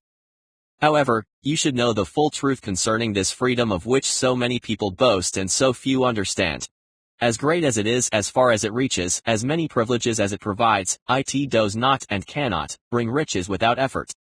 There is but one dependable method of accumulating and legally holding riches, and that is by rendering useful service. No system has ever been created by which people can legally acquire riches through mere force of numbers or without giving in return an equivalent value of one form or another. There is a principle known as the law of economics. This is more than a theory. It is a law no one can beat. Mark well the name of the principle and remember it because it is far more powerful than all the politicians and political machines. It is above and beyond the control of all the special interest groups and labor unions. It cannot be swayed nor influenced nor bribed by racketeers or self-appointed leaders in any calling. Moreover, it has an all-seeing eye and a perfect system of bookkeeping in which it keeps an accurate account of the transactions of every human being engaged in the business of trying to get without giving. Sooner or later its auditors come around, look over the records of individuals both great and small, and demand an accounting. Wall Street, big business, capital predatory interests or whatever name you choose to give the system which has given us American freedom represents a group of people who understand, respect, and adapt themselves to this powerful law of economics. Their financial continuation depends upon their respecting the law. Most people living in America like this country, its capitalistic system and all. I must confess I know of no better country where one may find greater opportunities to accumulate riches. Judging by their acts and deeds, there are some in this country who do not like it. That of course is their privilege if they do not like this country, its capitalistic system, and its boundless opportunities. They have the privilege of clearing out. Always there are other countries where one may try one's hand at enjoying freedom and accumulating riches, providing one is not too particular. 16. America provides all the freedom and all the opportunity to accumulate riches that any honest person may require. When one goes hunting for game, one selects hunting grounds where game is plentiful. When seeking riches, the same rule would naturally obtain. If it is riches you seek, do not overlook the possibilities of a country whose citizens are so rich that they spend more than $29 billion 17 a year for hair, nail and skin care. Think twice, you who seek riches, before trying to destroy the capitalistic system of a country whose citizens spend more than $25 billion a year for newspapers, $31 billion on books, almost $14 billion on sound recordings, and almost $54 billion on motion pictures, all of which express the freedom of expression. By all means give plenty of consideration to a country whose people spend annually more than $115 billion on fast food and $13.3 billion to pay bar and tavern tabs. Do not be in too big a hurry to get away from a country whose people willingly, even eagerly, hand over $34 billion annually to buy toys, $38 billion to take care of their lawns and gardens, and $74 billion to purchase sporting goods. And, by all means, stick by a country whose inhabitants spend more than $91 billion a year for furniture and home furnishings, $167 billion on clothing and accessories, $22 billion for laundry and dry cleaning, $87 billion in appliance and electronics stores, and almost $14 billion to bury their dead. Remember also that this is but the beginning of the available sources for the accumulation of wealth. Only a few of the luxuries and non-essentials have been mentioned. But remember that the business of producing, transporting, and marketing these few items of merchandise gives regular employment to many millions of men and women who receive for their service billions of dollars monthly and spend it freely for both the luxuries and the necessities of life. Especially remember that back of all this exchange of merchandise and personal services may be found an abundance of opportunity to accumulate riches. Here our American freedom comes to one's aid. There is nothing to stop you, or anyone, from engaging in any portion of the effort necessary to carry on these businesses. If one has superior talent, training, and experience, one may accumulate riches in large amounts. Those not so fortunate may accumulate smaller amounts. Anyone may earn a living in return for a very nominal amount of labor. So, there you are. Opportunity has spread its wares before you.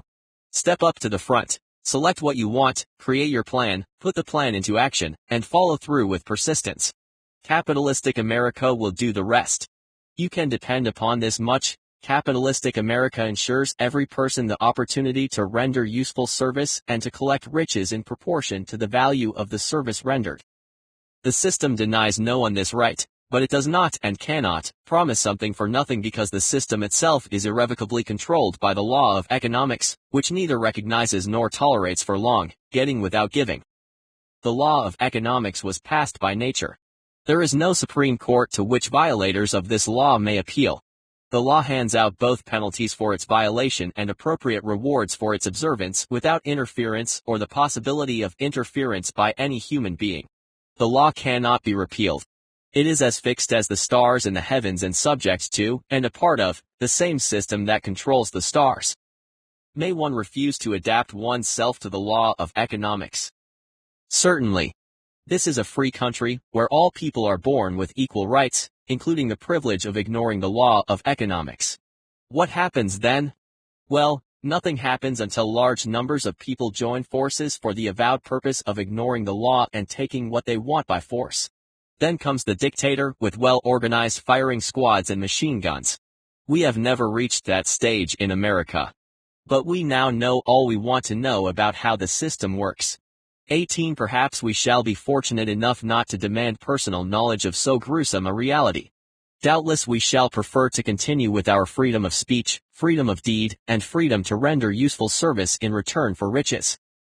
The practice by government officials of extending to men and women the privilege of raiding the public treasury in return for votes sometimes results in election, but as night follows day, the final payoff will always come when every penny wrongfully used must be repaid with compound interest upon compound interest. If those who make the grab are not forced to repay, the burden falls on their children, and their children's children, even unto the third and fourth generations. There is no way to avoid the debt. 19. People can, and sometimes do, form themselves into groups for the purpose of crowding wages up and working hours down. There is a point beyond which they cannot go. It is the point at which the law of economics steps in, and the sheriff gets both the employer and the employees. 20. For 6 years, from 1929 to 1935, the people of America, both rich and poor, barely missed seeing old man economics hand over to the sheriff all the businesses, industries, and banks. It was not a pretty sight. It did not increase our respect for mob psychology through which people cast reason to the winds and start trying to get without giving. We who went through those 6 discouraging years, when fear was in the saddle and faith was on the ground, cannot forget how ruthlessly the law of economics exacted its toll from both rich and poor, weak and strong, old and young. We shall not wish to go through another such experience. These observations are not founded upon short-time experience. They are the result of 25 years of careful analysis of the methods of the most successful individuals America has known. These resourceful, hard-working, smart-thinking people, and people like them today and people like them who have gone before, represent the real genius of the American system of free enterprise and the American way of life. Their attributes helped the nation survive the Great Depression and flourish. One of those attributes is definiteness of decision, the mastery of which represents the 7th step to riches. And it is on that step that we will now focus our attention. God seems to throw himself on the side of the individual who knows exactly what he wants, if he is determined to get just that. Chapter 7. Decision. The mastery of procrastination, the 7th step to riches. Careful analysis of thousands of men and women who had experienced failure revealed that lack of decision was near the head of the list of the 30 major causes of failure. Chapter 6. This is no mere statement of a theory, it is a fact. Procrastination, the opposite of decision, is a common enemy which practically every individual must conquer. You will have an opportunity to test your capacity to reach quick and definite decisions when you finish reading this book and are ready to begin putting into action the principles which it describes. Analysis of several hundred people who had accumulated fortunes well beyond the $1 million mark disclosed the fact that every one of them had the habit of reaching decisions promptly and of changing these decisions slowly, if and when they were changed. People who fail to accumulate money, without exception, have the habit of reaching decisions, if at all, very slowly and of changing these decisions quickly and often. One of Henry Ford's most outstanding qualities was his habit of reaching decisions quickly and definitely, and changing them slowly. This quality was so pronounced in Mr. Ford that it gave him the reputation of being obstinate. It was this quality which prompted Mr. Ford to continue to manufacture his famous Model T, the world's ugliest car, when all of his advisors and many of the purchasers of the car were urging him to change it. Perhaps Mr. Ford delayed too long in making the change, but the other side of the story is that Mr. Ford's firmness of decision yielded a huge fortune before the change in model became necessary. There is but little doubt that Mr. Ford's habit of definiteness of decision assumed the proportion of obstinacy, but this quality is preferable to slowness in reaching decisions and quickness in changing them. The majority of people who fail to accumulate money sufficient for their needs are, in general, easily influenced by the opinions of others. They permit the newspapers and the gossiping neighbors to do their thinking for them. Opinions are the cheapest commodities on earth. Everyone has a flock of opinions ready to be wished upon anyone who will accept them. If you are influenced by others' opinions when you reach decisions, you will not succeed in any undertaking, much less in that of transmuting your own desire into money. If you are too easily influenced by the opinions of others, you will have no desire of your own. Keep your own counsel when you begin to put into practice the principles described in this book by reaching your own decisions and following them. Take no one into your confidence except the members of your mastermind group, and be very sure in your selection of this group that you choose only those who will be in complete sympathy and harmony with your purpose. Close friends and relatives, while not meaning to do so, often handicap one through opinions and sometimes through ridicule, which is meant to be humorous. Thousands of men and women carry inferiority complexes with them all through life because some well-meaning, but ignorant person destroyed their confidence through opinions or ridicule. You have a brain and a mind of your own. Use them and reach your own decisions. If you need facts or information from other people to enable you to reach decisions, as you probably will in many instances, acquire these facts or secure the information you need quietly, without disclosing your purpose. It is characteristic of people who have but a smattering or a veneer of knowledge to try to give the impression that they have much knowledge. Such people generally do too much talking and too little listening. Keep your eyes and ears wide open and your mouth closed, if you wish to acquire the habit of prompt decision. Those who talk too much do little else. If you talk more than you listen, you not only deprive yourself of many opportunities to accumulate useful knowledge, but you also disclose your plans and purposes to people who will take great delight in defeating you because they envy you. Remember also that every time you open your mouth in the presence of a person who has an abundance of knowledge, you display to that person your exact stock of knowledge or your lack of it. Genuine wisdom is usually conspicuous through modesty and silence. Keep in mind the fact that every person with whom you associate is, like yourself, seeking the opportunity to accumulate money. If you talk about your plans too freely, you may be surprised when you learn that some other person has beaten you to your goal by putting into action ahead of you the plans of which you talked unwisely. Let one of your first decisions be to keep a closed mouth and open ears and eyes. As a reminder to yourself to follow this advice, it will be helpful if you copy the following epigram in large letters and place it where you will see it daily. Tell the world what you intend to do, but first show it. This is the equivalent of saying that deeds, and not words, are what count most. Freedom or death on a decision. The value of decisions depends upon the courage required to render them. The great decisions, which have served as the foundation of civilization, were reached by assuming great risks, which often meant the possibility of death. Lincoln's decision to issue his famous Proclamation of Emancipation, which gave freedom to the slaves of America, was rendered with full understanding that his act would turn thousands of friends and political supporters against him. He knew, too, that the carrying out of that proclamation would mean death to thousands of men on the battlefield. In the end, it cost Lincoln his life. That required courage. Socrates' decision to drink the cup of poison, rather than compromise in his personal belief, was a decision of courage. It turned time ahead 1,000 years and gave to people then unborn the right to freedom of thought and of speech. The decision of General Robert E. Lee, when he came to the parting of the way with the Union and took up the cause of the South, was a decision of courage, for he well knew that it might cost him his own life and that it would surely cost the lives of others. But the greatest decision of all time, as far as any American citizen is concerned, was reached in Philadelphia on July 4, 1776, when 56 individuals signed their names to a document which they well knew would bring freedom to all Americans or leave every one of the 56 hanging from a gallows. You have heard of this famous document, but you may not have drawn from it the great lesson in personal achievement it so plainly taught. We all remember the date of this momentous decision, but few of us realize what courage that decision required. We remember our history as it was taught. We remember dates and the names of those who fought. We remember Valley Forge and Yorktown. We remember George Washington and Lord Cornwallis. But we know little of the real forces back of these names, dates, and places. We know still less of that intangible power which ensured us freedom long before Washington's armies reached Yorktown. We read the history of the American Revolution and falsely imagined that George Washington was the father of our country, that it was he who won our freedom, while the truth is that Washington was only an accessory after the fact because victory for his armies had been ensured long before Lord Cornwallis surrendered. This is not intended to rob Washington of any of the glory he so richly merited.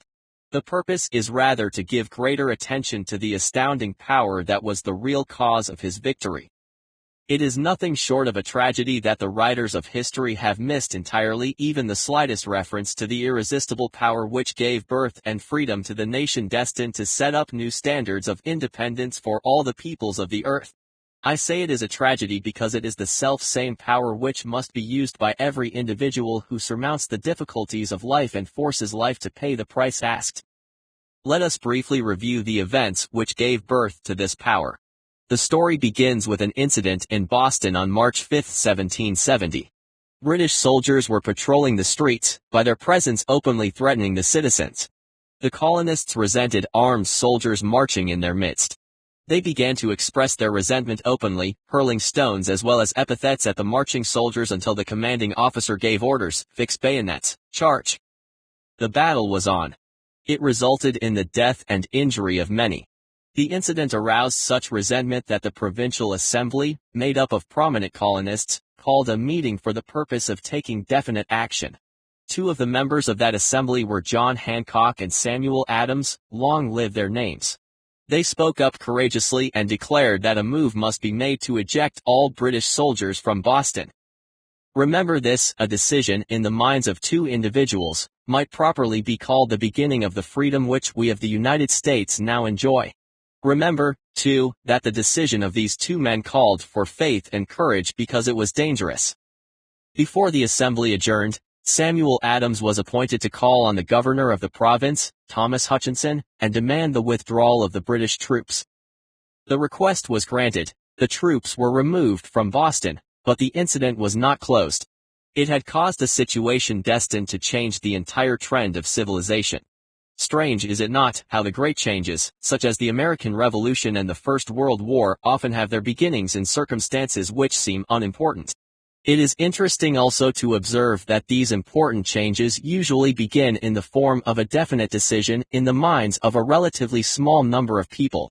Few of us know the history of our country well enough to realize that John Hancock, Samuel Adams, and Richard Henry Lee, of the province of Virginia, were the real fathers of our country. Richard Henry Lee became an important factor in this story by reason of the fact that he and Samuel Adams communicated frequently, by correspondence, sharing freely their fears and their hopes concerning the welfare of the people of their provinces. From this practice, Adams conceived the idea that a mutual exchange of letters among the 13 colonies might help to bring about the coordination of efforts so badly needed in connection with the solution of their problems. In March 1772, 2 years after the clash with the soldiers in Boston, Adams presented this idea to the Assembly in the form of a motion that a correspondence committee be established among the colonies with definitely appointed correspondents in each colony for the purpose of friendly cooperation for the betterment of the colonies of British America. Mark well this incident. It was the beginning of the organization of the far-flung power destined to give freedom to you and to me. The mastermind had already been organized. It consisted of Adams, Lee, and Hancock. It is as the Gospel writer says in Matthew 18:19, "I tell you further, that if two of you agree upon the earth concerning anything for which you ask, it will come to you from my Father, who is in heaven." The Committee of Correspondence was organized. Observe that this move provided the way for increasing the power of the mastermind by adding to it people from all the colonies. Take notice that this procedure constituted the first organized planning of the disgruntled colonists. In union there is strength. The citizens of the colonies had been waging disorganized warfare against the British soldiers through incidents similar to the Boston riot, but nothing of benefit had been accomplished. Their individual grievances had not been consolidated under one mastermind. No group of individuals had put their hearts, minds, souls, and bodies together in one definite decision to settle their difficulty with the British once and for all until Adams, Hancock, and Lee got together. Meanwhile, the British were not idle. They, too, were doing some planning and masterminding on their own account, with the advantage of having back of them money and organized soldiery. The Crown appointed Brig. General Thomas Gage to supplant Hutchinson as governor of Massachusetts. One of the new governor's first acts was to send a messenger to call on Samuel Adams for the purpose of endeavoring to stop his opposition, fear. We can best understand the spirit of what happened by quoting the conversation between a call. Fenton, the messenger sent by Gage, and Adams. Call. Fenton, I have been authorized by Governor Gage to assure you, Mr. Adams, that the governor has been empowered to confer upon you such benefits as would be satisfactory, upon the condition that you engage to cease in your opposition to the measures of the government. It is the governor's advice to you, sir, not to incur the further displeasure of His Majesty. Your conduct has been such as makes you liable to penalties of an act of Henry VIII, by which persons can be sent to England for trial for treason, or misprision of treason, at the discretion of a governor of a province. But, by changing your political course, you will not only receive great personal advantages but you will make your peace with the king. Misprison is any violation of an official duty, or any failure by an individual who is not actively involved in committing a crime, to prevent its commission or report it to the authorities. Samuel Adams had the choice of two decisions. He could cease his opposition and receive personal bribes, or he could continue and run the risk of being hanged. Clearly, the time had come when Adams was forced to reach instantly a decision which could have cost his life. The majority of people would have found it difficult to reach such a decision. The majority would have sent back an evasive reply, but not Adams. He insisted upon call. Fenton's word of honor that the colonel would deliver to the governor the answer exactly as Adams would give it to him. Adams' answer was this: then you may tell Governor Gage that I trust I have long since made my peace with the King of Kings. No personal consideration shall induce me to abandon the righteous cause of my country. And tell Governor Gage it is the advice of Samuel Adams to him, no longer to insult the feelings of an exasperated people. Comment as to the character of this man seems unnecessary. It must be obvious to all who read this astounding message that its sender possessed loyalty of the highest order. This is important. 1. When Governor Gage received Adams' caustic reply, he flew into a rage and issued a proclamation which read, I do, hereby, in His Majesty's name, offer and promise His most gracious pardon to all persons who shall forthwith lay down their arms and return to the duties of peaceable subjects, excepting only from the benefit of such pardon, Samuel Adams and John Hancock, whose offenses are of too flagitious a nature to admit of any other consideration but that of condign punishment. As one might put it more commonly, Adams and Hancock were on the spot. The threat of the irate governor forced the two men to reach another decision equally dangerous. They hurriedly called a secret meeting of their staunchest followers. Here the mastermind began to take on momentum. After the meeting had been called to order, Adams locked the door, placed the key in his pocket, and informed all present that it was imperative that a Congress of the colonists be organized and that no one should leave the room until the decision for such a Congress had been reached. Great excitement followed. Some weighed the possible consequences of such radicalism, old man fear. Some expressed grave doubt as to the wisdom of so definite a decision in defiance of the Crown. Locked in that room were two men immune to fear, blind to the possibility of failure. Hancock and Adams. Through the influence of their minds, the others were induced to agree that through the Correspondence Committee arrangements should be made for a meeting of the First Continental Congress, to be held in Philadelphia on September 5, 1774. Remember this date. It is more important than July 4, 1776. If there had been no decision to hold a Continental Congress, there could have been no signing of the Declaration of Independence. Before the first meeting of the new Congress, another leader in a different section of the country was deep in the throes of publishing a summary view of the rights of British America. He was Thomas Jefferson of the province of Virginia, whose relationship to Lord Dunmore, representative of the Crown in Virginia, was as strained as that of Hancock and Adams with their governor. Shortly after his famous Summary of Rights was published, Jefferson was informed that he was subject to prosecution for high treason against His Majesty's government.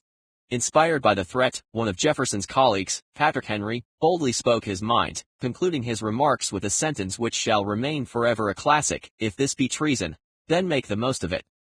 It was such men as these who without power, without authority, without military strength, and without money sat in solemn consideration of the destiny of the colonies, beginning at the opening of the First Continental Congress and continuing at intervals for 2 years, until June 7, 1776, when Richard Henry Lee Thoreau addressed the chair, and to the startled assembly made this motion: "Gentlemen, I make the motion that these united colonies are, and of right ought to be free and independent states, that they be absolved from all allegiance to the British Crown, and that all political connection between them and the state of Great Britain is, and ought to be, totally dissolved." Lee's astounding motion was discussed fervently and at such length that he began to lose patience. Finally, after days of argument, he again took the floor and declared in a clear, firm voice, "Mr. President, we have discussed this issue for days. It is the only course for us to follow. Why then, sir, do we longer delay? Why still deliberate? Let this happy day give birth to an American republic.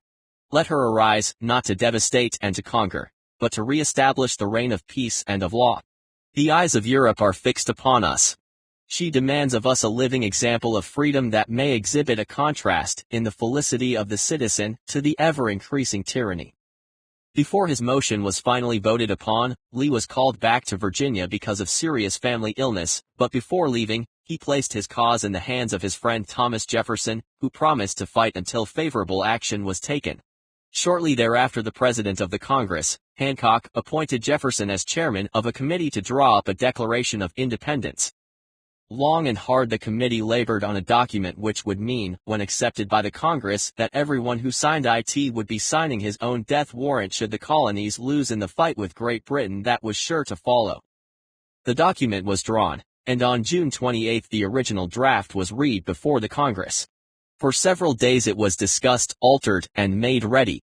On July 4, 1776, Thomas Jefferson stood before the assembly and fearlessly read the most momentous decision ever placed upon paper. When in the course of human events it is necessary for one people to dissolve the political bands which have connected them with another, and to assume, among the powers of the earth, the separate and equal station to which the laws of nature, and of nature's God entitle them, a decent respect to the opinions of mankind requires that they should declare the causes which impel them to the separation. When Jefferson finished, the document was voted upon, accepted, and signed by the 56 representatives, every one staking his own life upon his decision to write his name. By that decision came into existence a nation destined to bring to people forever the privilege and right of making decisions. By decisions made in a similar spirit of faith, and only by such decisions, can people solve their personal problems and win for themselves high estates of material and spiritual wealth. Let us not forget this. Analyze the events which led to the Declaration of Independence and be convinced that this nation, which now holds a position of commanding respect and power among all nations of the world, was born of a decision created by a mastermind consisting of 56 persons. Note well the fact that it was their decision which ensured the success of Washington's armies, because the spirit of that decision was in the heart of every soldier who fought with him.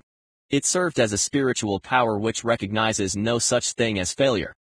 Note also, with great personal benefit, that the power which gave this nation its freedom is the self-same power that must be used by every individual who becomes self-determining. This power is made up of the 13 principles described in this book. It will not be difficult to detect in the story of the Declaration of Independence at least 6 of these principles: desire, decision, faith, persistence, the mastermind, and organized planning. Throughout this philosophy will be found the suggestion that thought, backed by strong desire, has a tendency to transmute itself into its physical equivalent. Before passing on, I wish to leave with you the suggestion that one may find in this story, and in the story of the organization of the United States Steel Corporation, Chapter 2, a perfect description of the method by which thought makes this astounding transformation. In your search for the secret of the method, do not look for a miracle because you will not find it. You will find only the eternal laws of nature. These laws are available to every person who has the faith and the courage to use them. They may be used to bring freedom to a nation, or to accumulate riches, or to accomplish any other worthwhile goal. There is no charge save the time necessary to understand and appropriate them. Those who reach decisions promptly and definitely know what they want and generally get it. The leaders in every walk of life decide quickly and firmly. That is the major reason why they are leaders. The world has the habit of making room for those individuals whose words and actions show that they know where they are going. Indecision is a habit which usually begins in youth. The habit takes on permanency as the youth goes through grade school, high school, and even through college without definiteness of purpose. The major weakness of all educational systems is that they neither teach nor encourage the habit of definite decision. It would be beneficial if no college would permit the enrollment of any student unless and until the student declared his or her major purpose in matriculating. It would be of still greater benefit if every student in grade school were compelled to accept training in the habit of decision and forced to pass a satisfactory examination on this subject before being permitted to advance in the grades. The habit of indecision acquired because of the deficiencies of our school system goes with students into the occupations they choose, if, in fact, they choose their occupations at all. Generally, young people just out of school seek any job that can be found. They take the first position they find because they have fallen into the habit of indecision. 98 out of every 100 people working for wages today are in the positions they hold because they lacked the definiteness of decision to plan a definite position and the knowledge of how to choose an employer. Definiteness of decision always requires courage, sometimes very great courage. The 56 men who signed the Declaration of Independence staked their lives on the decision to affix their signatures to that document. Individuals who reach a definite decision to procure a particular job, and make life pay the price they ask, do not stake their lives on that decision. They stake their economic freedom. Financial independence, riches, and desirable business and professional positions are not within reach of the person who neglects or refuses to expect, plan, and demand these things. The person who desires riches in the same spirit that Samuel Adams desired freedom for the colonies is sure to accumulate wealth. In Chapter 6 on Organized Planning, you were given complete instructions for marketing every type of personal service. You were also given detailed information on how to choose the employer you prefer and the particular job you desire. These instructions will be of no value to you unless you definitely decide to organize them into a plan of action, and unless you pursue that plan with persistence, which is the 8th step to riches. Chapter 8. Persistence. The sustained effort necessary to induce faith, the 8th step to riches. Persistence is an essential factor in the procedure of transmuting desire into its monetary equivalent. The basis of persistence is the power of will. Willpower and desire, when properly combined, make an irresistible pair. People who accumulate great fortunes are generally thought of as cold-blooded and sometimes ruthless. Often they are misunderstood. What they have is willpower, which they mix with persistence and place back of their desires to ensure the attainment of their objectives. Henry Ford was generally misunderstood to be ruthless and cold-blooded. This misconception grew out of Ford's habit of following through in all of his plans with persistence. The majority of people are ready to throw their aims and purposes overboard and give up at the first sign of opposition or misfortune. A few carry on despite all opposition until they attain their goal. These few are the Fords, Carnegies, Rockefellers, Edisons, and other outstanding achievers of the world.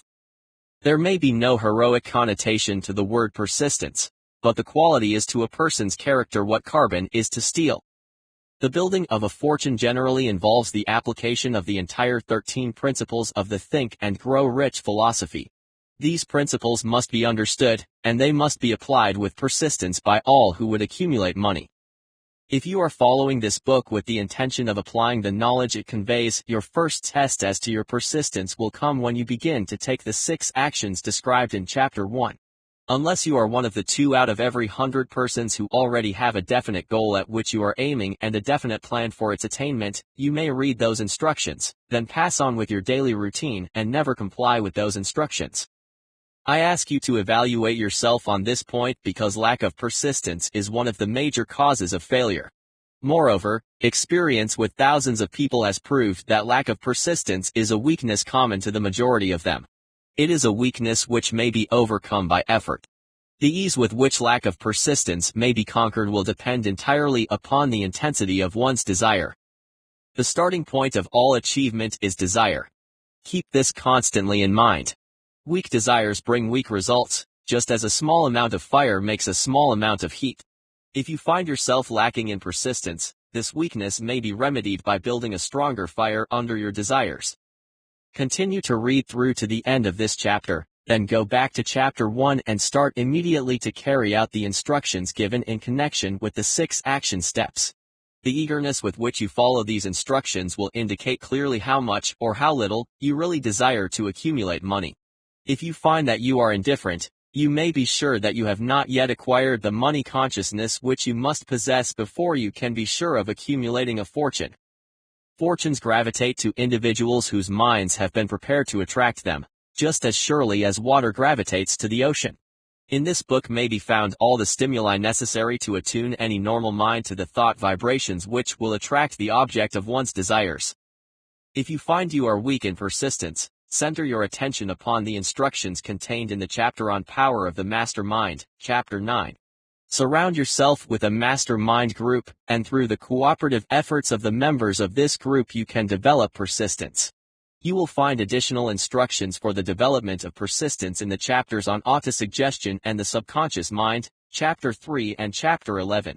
Follow the instructions outlined in these chapters until your habit nature hands over a clear picture of the object of your desire to your subconscious mind, which works continuously while you are awake and while you are asleep.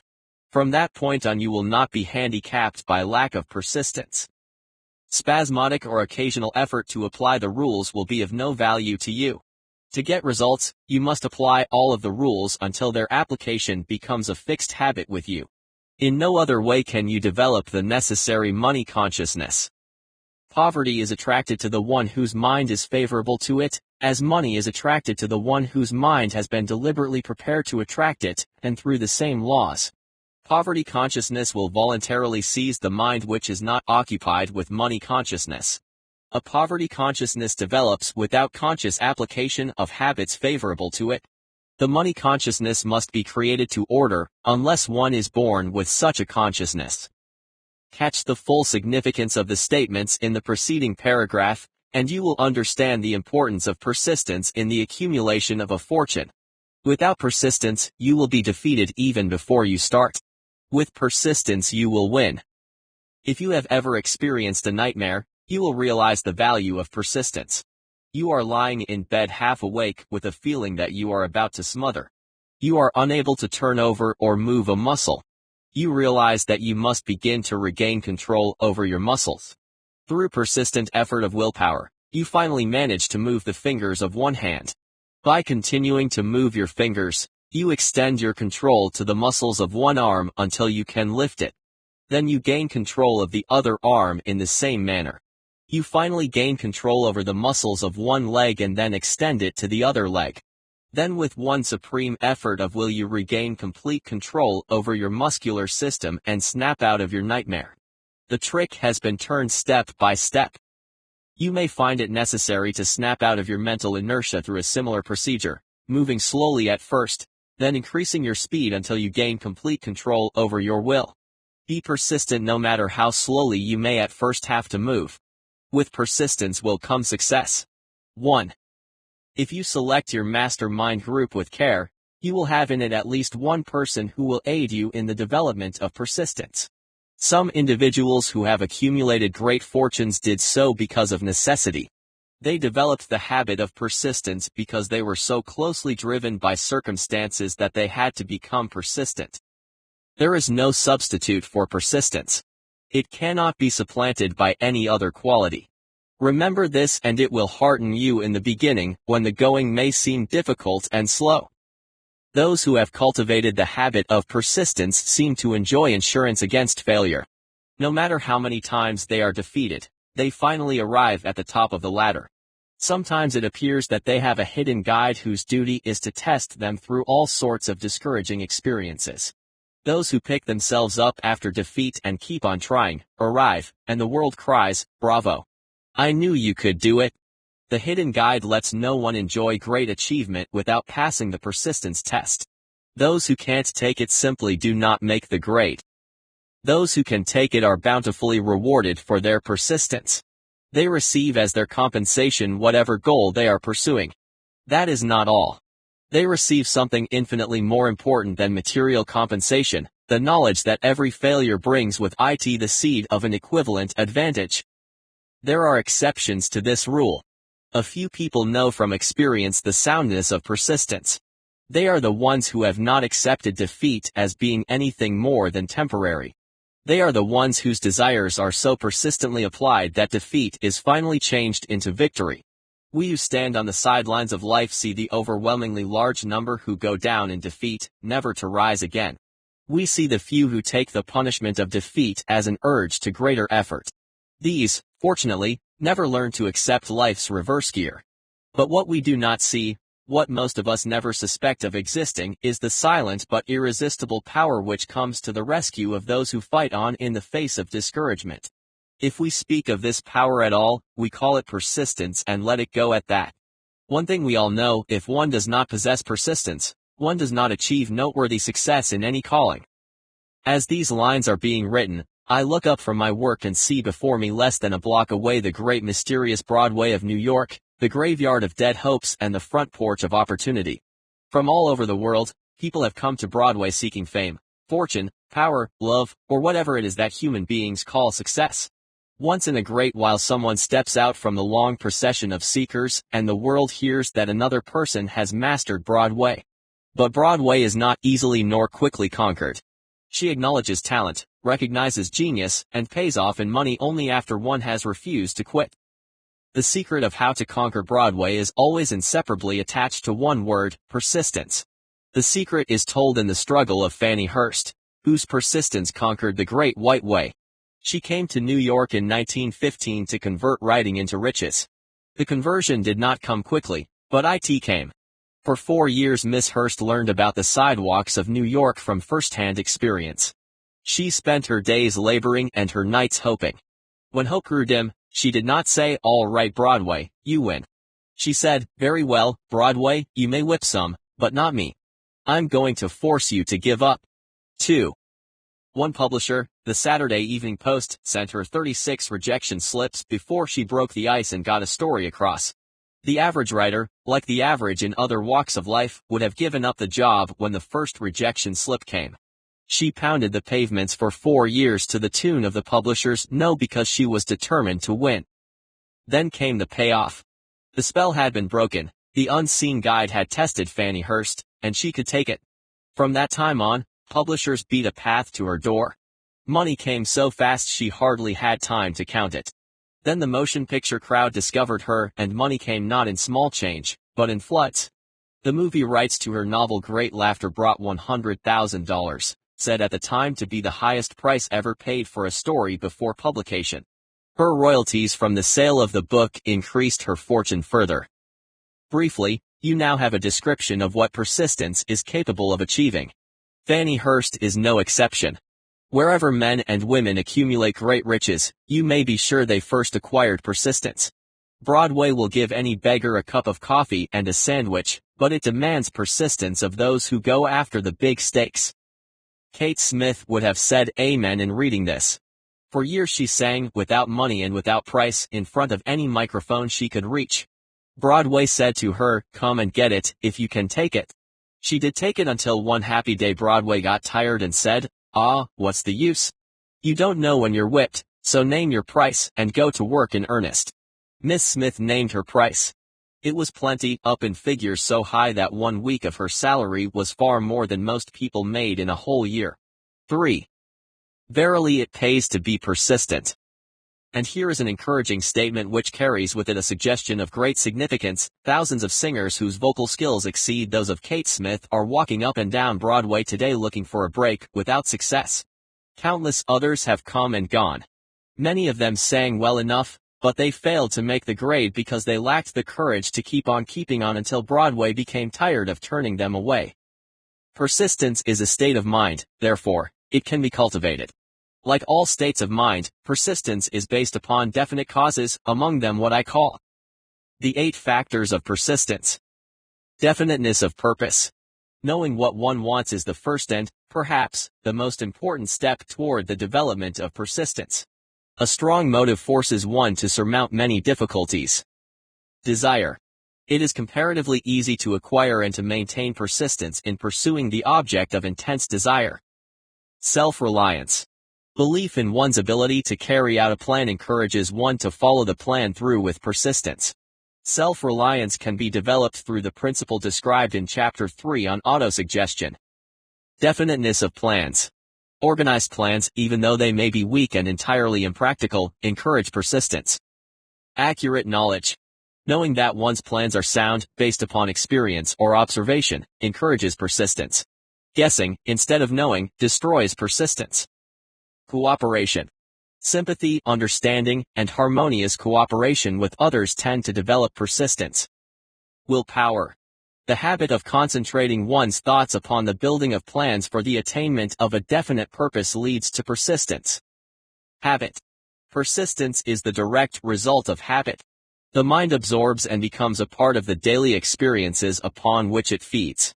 Fear, the worst of all enemies, can be effectively cured by forced repetition of acts of courage. Everyone who has seen active service in war knows this. Before leaving the subject of persistence, take inventory of yourself and determine in what particular, if any, you are lacking in this essential quality. Measure yourself courageously, point by point, and see how many of the 8 factors of persistence you lack. The analysis may lead to discoveries that will give you a new grip on yourself. The 16 symptoms of lack of persistence. Here you will find the real enemies which stand between you and noteworthy achievement. Here you will find not only the 16 symptoms that indicate weakness of persistence, but also the deeply seated subconscious causes of this weakness. Study the list carefully and face yourself squarely if you really wish to know who you are and what you are capable of doing. These are the 16 weaknesses which must be mastered by all who accumulate riches. Failure to recognize and to clearly define exactly what one wants. Procrastination, with or without cause. Usually backed up with a formidable array of alibis and excuses. Lack of interest in acquiring specialized knowledge. Indecision, the habit of passing the buck on all occasions instead of facing issues squarely. Also backed by alibis. The habit of relying upon alibis instead of creating definite plans for the solution of problems. Self-satisfaction. There is but little remedy for this affliction and no hope for those who suffer from it. Indifference, usually reflected in one's readiness to compromise on all occasions, rather than meet opposition and fight it. The habit of blaming others for one's mistakes, and accepting unfavorable circumstances as being unavoidable. Weakness of desire, resulting from neglect in the choice of motives that impel action. Willingness, even eagerness, to quit at the first sign of defeat. Based upon one or more of the 6 basic fears. Lack of organized plans, placed in writing where they may be analyzed. The habit of neglecting to move on ideas or to grasp opportunity when it presents itself. Wishing instead of willing. The habit of compromising with poverty instead of aiming at riches. General absence of ambition to be, to do, and to own. Searching for all the shortcuts to riches, trying to get without giving a fair equivalent, usually reflected in the habit of gambling, or endeavoring to drive sharp bargains. Fear of criticism, which leads to failure to create plans and put them into action because of what other people will think, do, or say. This enemy belongs at the head of the list because it generally exists in one's subconscious mind, where its presence is not recognized. See the 6 basic fears on page 240. Let us examine some of the symptoms of number 16, the fear of criticism. The majority of people permit relatives, friends, and the public at large to so influence them that they cannot live their own lives because they fear criticism. Huge numbers of people make mistakes in marriage, stand by the bargain, and go through life miserable and unhappy because they fear criticism which may follow if they correct the mistake. Anyone who has submitted to this form of fear knows the irreparable damage it does by destroying ambition, self-reliance, and the desire to achieve. Millions of people neglect to acquire belated educations, after having left school, because they fear criticism.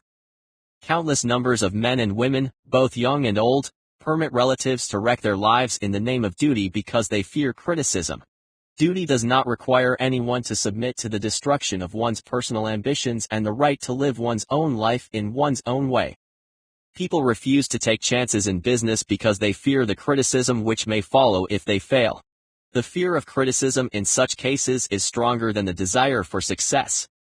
Too many people refuse to set high goals for themselves, or even neglect selecting a career, because they fear the criticism of relatives and friends who may say, "Don't aim so high, people will think you are crazy." When Andrew Carnegie suggested that I devote 20 years to the organization of a philosophy of individual achievement, my first impulse of thought was fear of what people might say.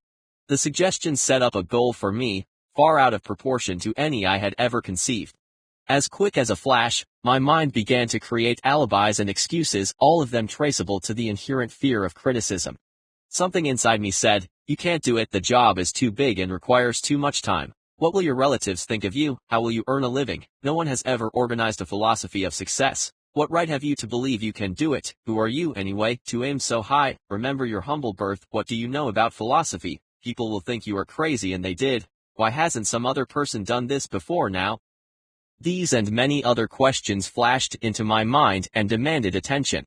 It seemed as if the whole world had suddenly turned its attention to me with the purpose of ridiculing me into giving up all desire to carry out Mr. Carnegie's suggestion. I had a fine opportunity then and there to kill off ambition before it gained control of me. Later in life, after having analyzed thousands of people, I discovered that most ideas are stillborn and need the breath of life injected into them through definite plans of immediate action. The time to nurse an idea is at the time of its birth. Every minute it lives gives it a better chance of surviving. The fear of criticism is at the bottom of the destruction of most ideas which never reach the planning and action stage. Many people believe that material success is the result of favorable breaks. There is some element of truth in the belief, but people who depend entirely upon luck are nearly always disappointed because they overlook another important factor which must be present before one can be sure of success. It is the knowledge with which favorable breaks can be made to order. During the Depression, W.C. Fields, the comedian, lost all his money and found himself without income, without a job, and with his means of earning a living, vaudeville, made obsolete. Moreover, he was past 60, the age when many people consider themselves old. He was so eager to stage a comeback that he offered to work without pay in a new field, movies. In addition to his other troubles, he fell and injured his neck. To many that would have been the place to give up and quit. But Fields was persistent. He knew that if he carried on he would get the breaks sooner or later, and he did get them, but not by chance. 4. Marie Dressler found herself down and out, with her money gone and with no job, when she was about 60. She, too, went after the breaks and got them. Her persistence brought an astounding triumph late in life, long beyond the age when most men and women are done with ambition to achieve. 5. Eddie Cantor lost his money in the 1929 stock market crash, but he still had his persistence and his courage. With these, plus 2 prominent eyes, he exploited himself back into an income of $10,000 a week. 6. Verily, if one has persistence, one can get along very well without many other qualities. The only break anyone can afford to rely upon is a self-made one. These come through the application of persistence. The starting point is definiteness of purpose. 7. Examine the first 100 people you meet, ask them what they want most in life, and 98 of them will not be able to tell you.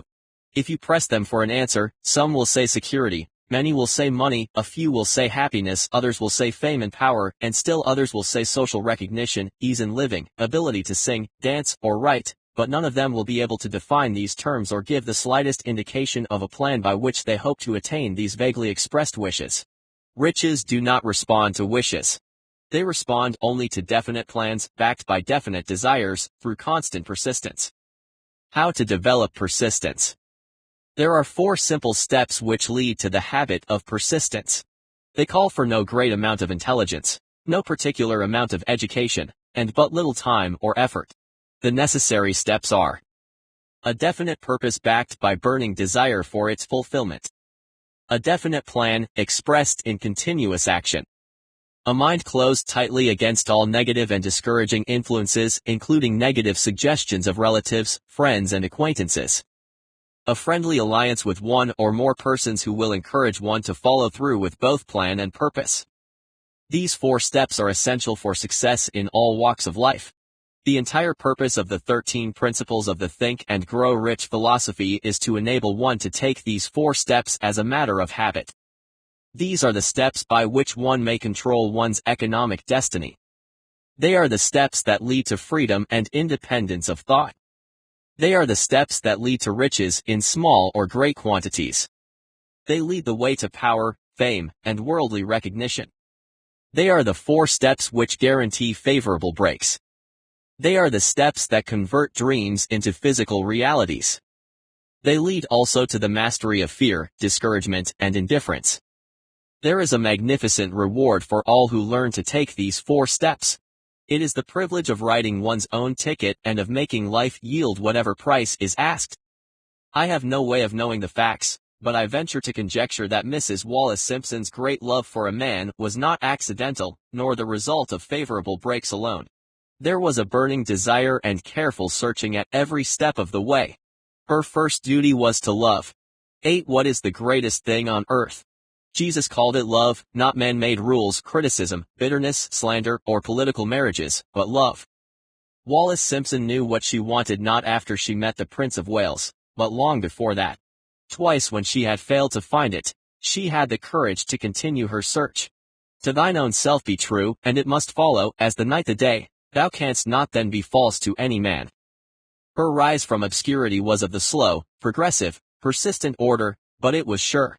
She triumphed over unbelievably long odds. And no matter who you are or what you may think of Wallace Simpson or the king who gave up his crown for her love, she was an astounding example of applied persistence, an instructor on the rules of self-determination from whom the entire world might profitably take lessons. And what of King Edward? What lesson may we learn from his part in one of the 20th century's greatest personal dramas? Did he pay too high a price for the affections of the woman he loved? 9. No one but he could have answered that question. The rest of us can only conjecture. This much we know: the king came into the world without his own consent. He was born to great riches without requesting them.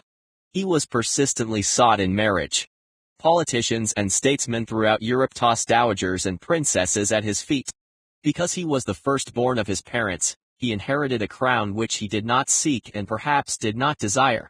For more than 40 years he was not a free agent, could not live his life in his own way, had but little privacy, and finally assumed duties inflicted upon him when he ascended the throne. Some will say, with all these blessings, King Edward should have found peace of mind, contentment, and joy of living. The truth is that back of all the privileges of a crown, all the money, the fame, and the power inherited by King Edward, there was an emptiness which could be filled only by love. His greatest desire was for love. Long before he met Wallace Simpson, he doubtless felt this great universal emotion tugging at the strings of his heart, beating upon the door of his soul and crying out for expression. 10. King Edward's decision to give up the British crown for the privilege of going the remainder of the way through life with the woman of his choice was a decision that required courage. The decision also had a price, but who has the right to say the price was too great? 11. As a suggestion to anyone who would find fault with the Duke of Windsor because his desire for love led him to openly declare that love and give up his throne for it, let it be remembered that his open declaration was not essential. He could have followed the custom of clandestine liaison, or secret affair, which had prevailed in Europe for centuries without giving up either his throne or the woman of his choice, and there would have been no complaint from either church or the public. But this unusual man was built of sterner stuff. His love was deep and sincere. It represented the one thing which above all else he truly desired, therefore, he took what he wanted and paid the price demanded. 12. Most of the world today would applaud the Duke of Windsor and Wallace Simpson because of their persistence in searching until they found life's greatest reward. All of us can profit by following their example in our own search for that which we demand of life. 13. What mystical power gives to people of persistence the capacity to master difficulties? Does the quality of persistence set up in one's mind some form of spiritual, mental, or chemical activity which gives one access to supernatural forces? Does infinite intelligence throw itself on the side of the person who still fights on after the battle has been lost, with the whole world on the opposing side? These and many other similar questions have arisen in my mind as I have observed individuals such as Henry Ford, who started from scratch and built an industrial empire of huge proportions with little else in the way of a beginning but persistence, or Thomas A. Edison, who with less than 3 months of schooling became the world's leading inventor and converted persistence into the phonograph, the movie projector, and the incandescent light, to say nothing of 100 other useful inventions. I had the happy privilege of analyzing and studying at close range both Mr. Edison and Mr. Ford year by year over a long period of years, so I speak from first-hand knowledge when I say that I found no quality save persistence in either of them that would even remotely suggest the major source of their stupendous achievements. As one makes an impartial study of the prophets, philosophers, miracle workers, and religious leaders of the past, one is drawn to the inevitable conclusion that persistence, concentration of effort, and definiteness of purpose were the major sources of their achievements. Consider, for example, the strange and fascinating story of Muhammad. Analyze his life, compare him with individuals of achievement in this modern age of industry and finance, and observe how they all have one outstanding trait in common: persistence. If you are keenly interested in studying the strange power which gives potency to persistence, read a biography of Muhammad, especially the one by Asad Bey. This brief review of that book, by Thomas Sugru in the New York Herald Tribune, will provide a preview of the rare treat in store for those who take the time to read the entire story of one of the most astounding examples of the power of persistence known to civilization. The Last Great Prophet. Reviewed by Thomas Sugru. Muhammad was a prophet, but he never performed a miracle. He was not a mystic, he had no formal schooling, he did not begin his mission until he was 40. When he announced that he was the messenger of God, bringing word of the true religion, he was ridiculed and labeled a lunatic. He was banished from his native city, Mecca, and his followers were stripped of their worldly goods and sent into the desert after him. When he had been preaching 10 years, he had nothing to show for it but banishment, poverty, and ridicule. Yet before another 10 years had passed, he was ruler of Mecca, and the head of a new world religion which was to sweep to the Danube and the Pyrenees before exhausting the impetus he gave it. That impetus was threefold: the power of words, the efficacy of prayer, and man's kinship with God. His career never made sense. Muhammad was born to impoverished members of a leading family of Mecca. Chapter 9. Power of the Mastermind. The driving force, the ninth step to riches. Persistence creates faith. From faith comes power. And power is essential for success in the accumulation of money. Plans alone are inert and useless without sufficient power to translate them into action. This chapter will describe the method by which an individual may attain and apply power. Power may be defined as organized and intelligently directed knowledge. Power, as the term is here used, refers to organized effort, sufficient to enable an individual to transmute desire into its monetary equivalent. Organized effort is produced through the coordination of effort of two or more people who work toward a definite end, in a spirit of harmony. Power is required for the accumulation of money. Power is necessary for the retention of money after it has been accumulated. Let us ascertain how power may be acquired. If power is organized knowledge, let us examine the three major sources of knowledge. Infinite intelligence. This source of knowledge may be contacted, with the aid of creative imagination, through the procedure described in Chapter 5. Accumulated experience. The accumulated experience of civilization, or that portion of it which has been organized and recorded, may be found in any well-equipped public library. An important part of this accumulated experience is taught in public schools and colleges, where it has been classified and organized. Experiment and research. In the field of science and in practically every other walk of life, people are gathering, classifying, and organizing new facts daily. This is the source to which one must turn when knowledge is not available through accumulated experience. Here, too, the creative imagination must often be used. Knowledge may be acquired from any of the foregoing sources. It may be converted into power by organizing it into definite plans and by expressing those plans in terms of action. Examination of the three major sources of knowledge will readily disclose the difficulty you would have if you depended upon your own efforts alone in assembling knowledge and expressing it through definite plans in terms of action. If your plans are comprehensive and if they require vast sums of information, you must generally induce others to cooperate with you before you can inject into them the necessary element of power. Gaining power through the mastermind. The mastermind may be defined as coordination of knowledge and effort in a spirit of harmony between two or more people for the attainment of a definite purpose. 1. No individual can have great power without availing himself or herself of the mastermind principle.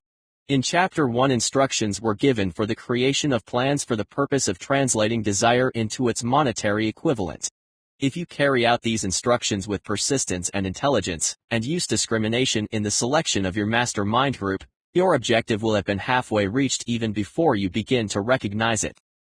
So you may better understand the intangible potentialities of power available to you through a properly chosen mastermind group, I will here explain the two characteristics of the mastermind principle, one of which is economic in nature and the other psychic. The economic feature is obvious. Economic advantages may be created by any person who surrounds himself or herself with the advice, counsel, and personal cooperation of a group of people who are willing to lend wholehearted aid in a spirit of perfect harmony. This form of cooperative alliance has been the basis of nearly every great fortune. Your understanding of this great truth may definitely determine your financial status. The psychic phase of the mastermind principle is much more abstract, much more difficult to comprehend, because it has reference to the spiritual forces with which the human race as a whole is not well acquainted. You may catch a significant suggestion from this statement: no two minds ever come together without thereby creating a third, invisible, intangible force which may be likened a third mind. Keep in mind the fact that there are only two known substances in the whole universe: energy and matter. It is a well-known fact that matter may be broken down into units of molecules, atoms, protons, neutrons, and electrons. There are units of matter which may be isolated, separated, and analyzed. Likewise, there are units of energy.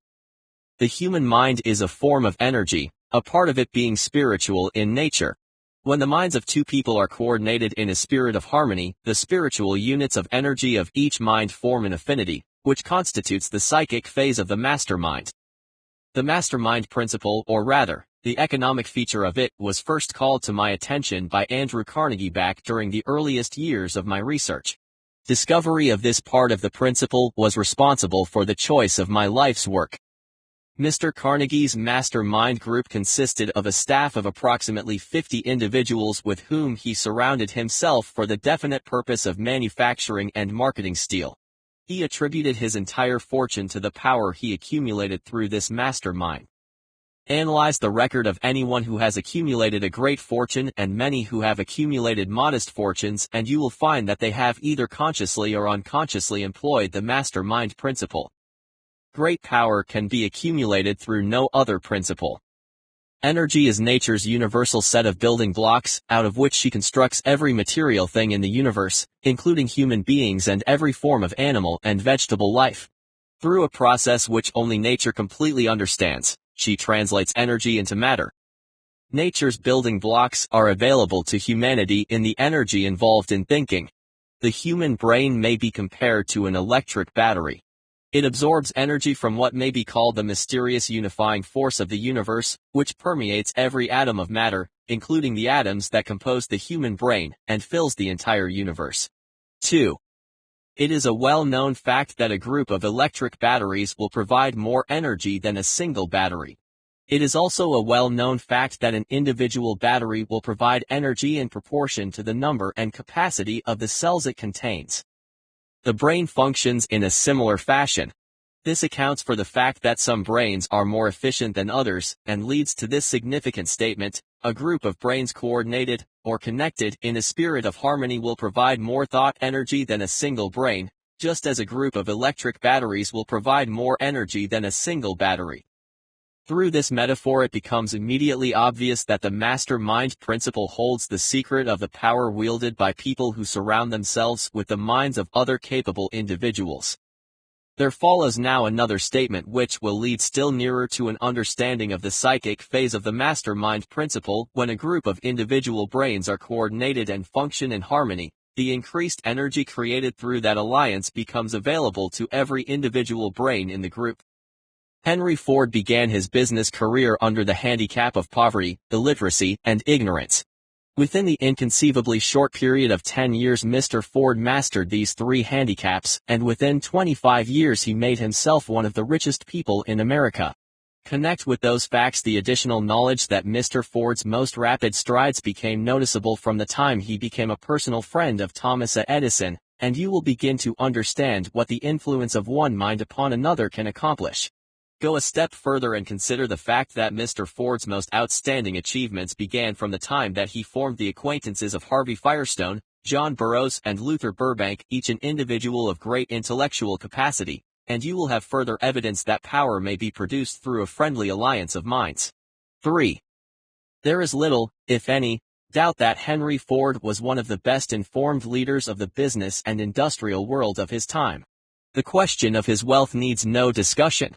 Analyze Mr. Ford's intimate personal friends, some of whom have already been mentioned, and you will be prepared to understand the following statement: individuals take on the nature and the habits and the power of thought of those with whom they associate in a spirit of sympathy and harmony. Henry Ford whipped poverty, illiteracy, and ignorance by allying himself with great minds, whose vibrations of thought he absorbed into his own mind. Through his association with Edison, Burbank, Burroughs, and Firestone, Mr. Ford added to his own brain power the sum and substance of the intelligence, experience, knowledge, and spiritual forces of these four individuals. Moreover, he appropriated and made use of the mastermind principle through the methods of procedure described in this book. This principle is available to you. I have already mentioned Mahatma Gandhi. Perhaps the majority of people who know anything about Gandhi look upon him as merely an eccentric little man who went around without formal wearing apparel making trouble for the British government. In reality, Gandhi was not eccentric, but he was the most powerful man alive during his time, judging by the number of followers he had and their faith in him. Moreover, he is arguably one of the most powerful individuals who have ever lived. His power was passive, but it was real. Let us study the method by which he attained his stupendous power. It may be explained in a few words. He attained power through inducing more than 200 million people to cooperate with mind and body, in a spirit of harmony, for a definite purpose. In brief, Gandhi accomplished a miracle, for it is a miracle when 200 million people can be induced, not forced, to cooperate in a spirit of harmony for a limitless time. If you doubt that this is a miracle, try to induce any two persons to cooperate in a spirit of harmony for any length of time. Every individual who manages a business knows what a difficult matter it is to get employees to work together in a spirit even remotely resembling harmony. The list of the chief sources from which power may be attained is headed, as has been shown, by infinite intelligence. When two or more people coordinate in a spirit of harmony and work toward a definite objective, they place themselves in a position through that alliance to absorb power directly from the great universal storehouse of infinite intelligence. This is the greatest of all sources of power. It is the source to which the genius turns. It is the source to which every great leader turns, whether consciously or not.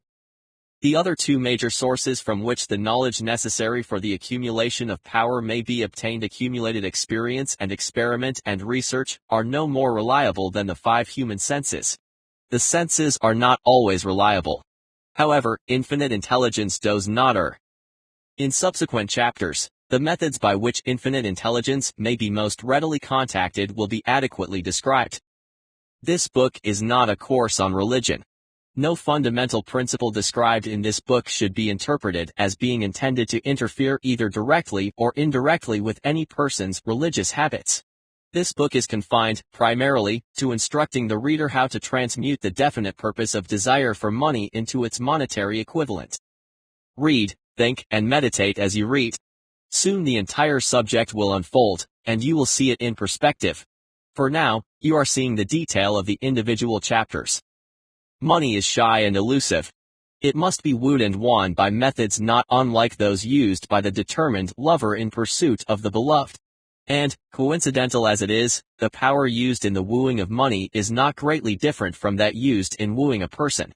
That power, when successfully used in the pursuit of money, must be mixed with faith. It must be mixed with desire. It must be mixed with persistence. It must be applied through a plan, and that plan must be set into action. When money comes in quantities known as the big money, it flows to the one who accumulates it as easily as water flows downhill. There exists in life a great unseen stream of power which may be compared to a river, except that one side flows in one direction, carrying all who get into that side of the stream onward and upward to wealth, while the other side flows in the opposite direction, carrying all who are unfortunate enough to get into it, and not able to extricate themselves from it, downstream to misery and poverty. Every person who has accumulated a great fortune has recognized the existence of this stream of life. It consists of one's thinking process. The positive emotions of thought form the side of the stream which carries one to fortune. The negative emotions form the side which carries one down to poverty. Understanding that you yourself can control where you will be in this stream of life is of stupendous importance to the person who is following this book with the object of accumulating a fortune, for such understanding leads to the recognition that anybody can wish for riches and most people do, but only a few know that a definite plan, plus a burning desire for wealth, are the only dependable means of accumulating wealth. If you find yourself in the side of the stream of life which leads to poverty, understand that you have within you the power to propel yourself over to the other side of the stream. Your oar is the philosophy and the principles set forth in this book. They can serve you only through application and use. Merely reading and passing judgment on these principles, either one way or another, will in no way benefit you. You must take your oar in hand and act. 4.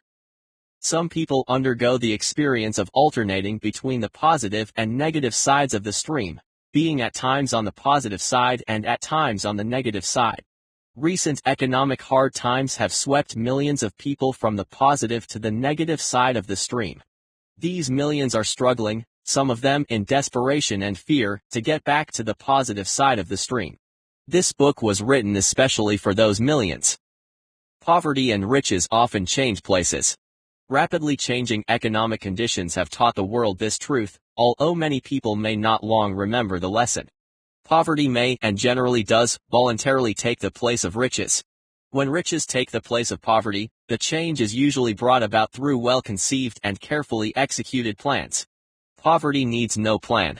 It needs no one to aid it because it is bold and ruthless. Riches are shy and timid. They have to be attracted. But they will rarely be attracted and retained until one learns, first, to tap the power of the mastermind, and then proceed to understand the 10th step to riches, which involves the mystery of sex transmutation. Chapter 10. The mystery of sex transmutation. The 10th step to riches. The meaning of the word transmute is, in simple language, the changing, or transferring of one element, or form of energy, into another. The emotion of sex brings into being a state of mind. Because of ignorance on the subject, this state of mind is generally associated only with the physical side of human nature. And because of the improper influences to which most people have been subjected in acquiring their knowledge about sex, this emphasis on the purely physical aspects of sex has created strong, and often destructive, biases in most people's minds. The emotion of sex has back of it the possibility of 3 constructive potentialities. They are: the perpetuation of the human race, the maintenance of sound physical and emotional health, the transformation of mediocrity into genius through transmutation. Sex transmutation, which is involved in the 3rd constructive potentiality, is simple and easily explained. It means the switching of one's mind, or dominating mental focus, from thoughts and consequent actions of a merely physical expression to thoughts and consequent actions of another nature. It does not mean in any sense celibacy or repression of natural instincts. It does mean approaching sex and engaging in sexual conduct from a completely positive, completely constructive, balanced and appropriate state of awareness. Sexual desire is the most powerful of human desires. Its exercise in proper relation and proportion to all other aspects of life is positive and healthy. People who are driven by this desire in a positive, constructive sense, can channel it to develop keenness of imagination, courage, willpower, persistence, and creative ability that are all but unknown at other times. So strong and impelling is the desire for sexual contact that some people freely run the risk of life and reputation to indulge it. When harnessed and redirected constructively, this motivating force maintains all of its attributes of keenness of imagination, courage, and so forth, which may be used as powerful creative forces in literature, art, or in any other profession, calling, or undertaking, including, of course, the accumulation of riches. 1. The transmutation of sex energy calls for the exercise of willpower, to be sure, but the reward is worth the effort. The desire for sexual expression is inborn and natural. The desire cannot and should not be submerged or eliminated. But it should not be allowed to dominate or dictate one's behavior. It should be given an extra outlet through forms of expression which enrich the body, mind, and spirit. If not given this form of outlet, through the process of transmutation, it will seek outlets through purely physical channels. A river may be dammed, and its water controlled for a time, but eventually it will force an outlet. The same is true of the emotion of sex. It may be submerged and controlled for a time, but its very nature causes it ever to be seeking a means of expression. If it is not transmuted into some creative effort, it will find a less positive, less productive outlet. Fortunate, indeed, are those individuals who have discovered how to give their sexual emotion an outlet through some form of creative effort, for they have, by that discovery, lifted themselves to the level of genius performance. Research has disclosed these two significant facts. The individuals of greatest achievement tend to be those who have highly developed sexual natures and who have learned the art of sex transmutation. Generally speaking, those who have accumulated great fortunes and achieved outstanding recognition in literature, art, industry, architecture, and the professions were motivated by the influence of romantic love for another person. The research in which these astounding discoveries were made went back through the pages of biography and history for more than 2,000 years. Wherever there was evidence available in connection with the lives of men and women of great achievement, it indicated most convincingly that they possessed highly developed sexual natures. The emotion of sex is an irresistible force against which there can be no such opposition as an immovable body. When driven by this emotion, individuals become gifted with a superpower for action. Understand this truth and you will catch the significance of the statement that sex transmutation can lift one to genius-level performance. The emotion of sex contains the secret of creative ability. Destroy the sex glands, whether in a human being or a beast, and you have removed a major source of action. For proof of this, observe what happens to any animal after it has been neutered. A bull or a bulldog becomes thoroughly docile after it has been altered sexually. Sex alteration takes out of any male animal all the fight that was in him. Sex alteration of the female has the same quieting effect. 2. The 10 mind stimuli. The human mind responds to stimuli, through which it may be keyed up to high rates of vibration known as enthusiasm, creative imagination, intense desire, and so forth.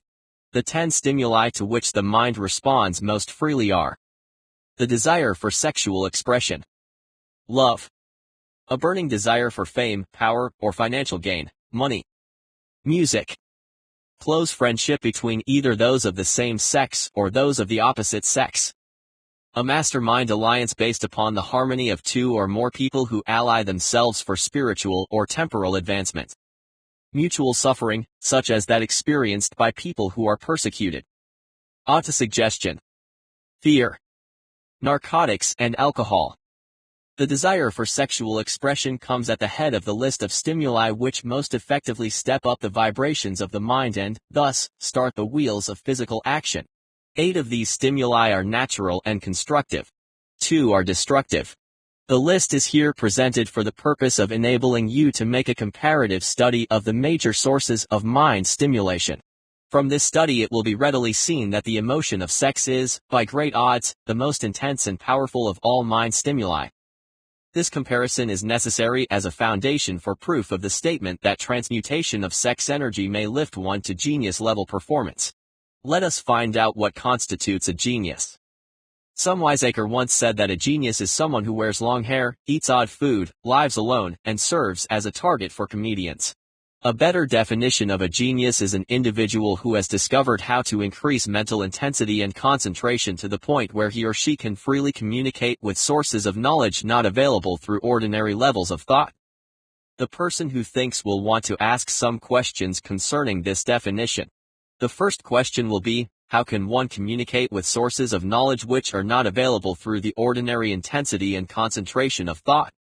The next question will be, are there known sources of knowledge which are generally available only to geniuses, and if so, what are these sources and exactly how can they be reached? I shall offer proof of the soundness of some of the more important statements made in this book, or at least I shall offer evidence through which you may secure your own proof through experimentation. In doing so, I shall answer both of these questions.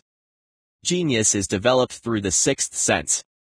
The reality of a sixth sense in human beings has been well established. This sixth sense is creative imagination. The faculty of creative imagination is one which the majority of people never use during an entire lifetime, and if used at all, it usually happens by mere accident. A relatively small number of people use with deliberation, purpose, and forethought the faculty of creative imagination. Those who use this faculty voluntarily and with understanding of its functions are, by definition, geniuses. The faculty of creative imagination is the direct link between the finite human mind and infinite intelligence. All so-called revelations referred to in the realm of religion, and all discoveries of basic or new principles in the field of invention, take place through the faculty of creative imagination.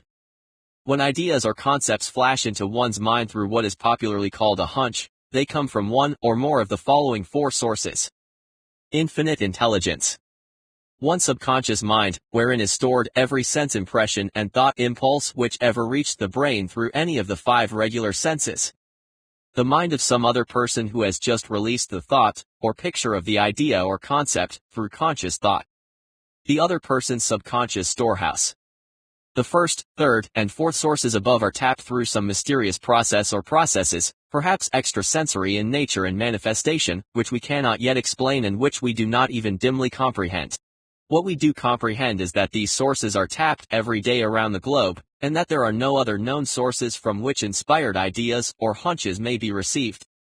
The creative imagination functions best when the mind is operating, or functioning, concentrating, vibrating as a result of some form of mind stimulation at a level of intensity and awareness that is significantly higher than that of ordinary, normal thought.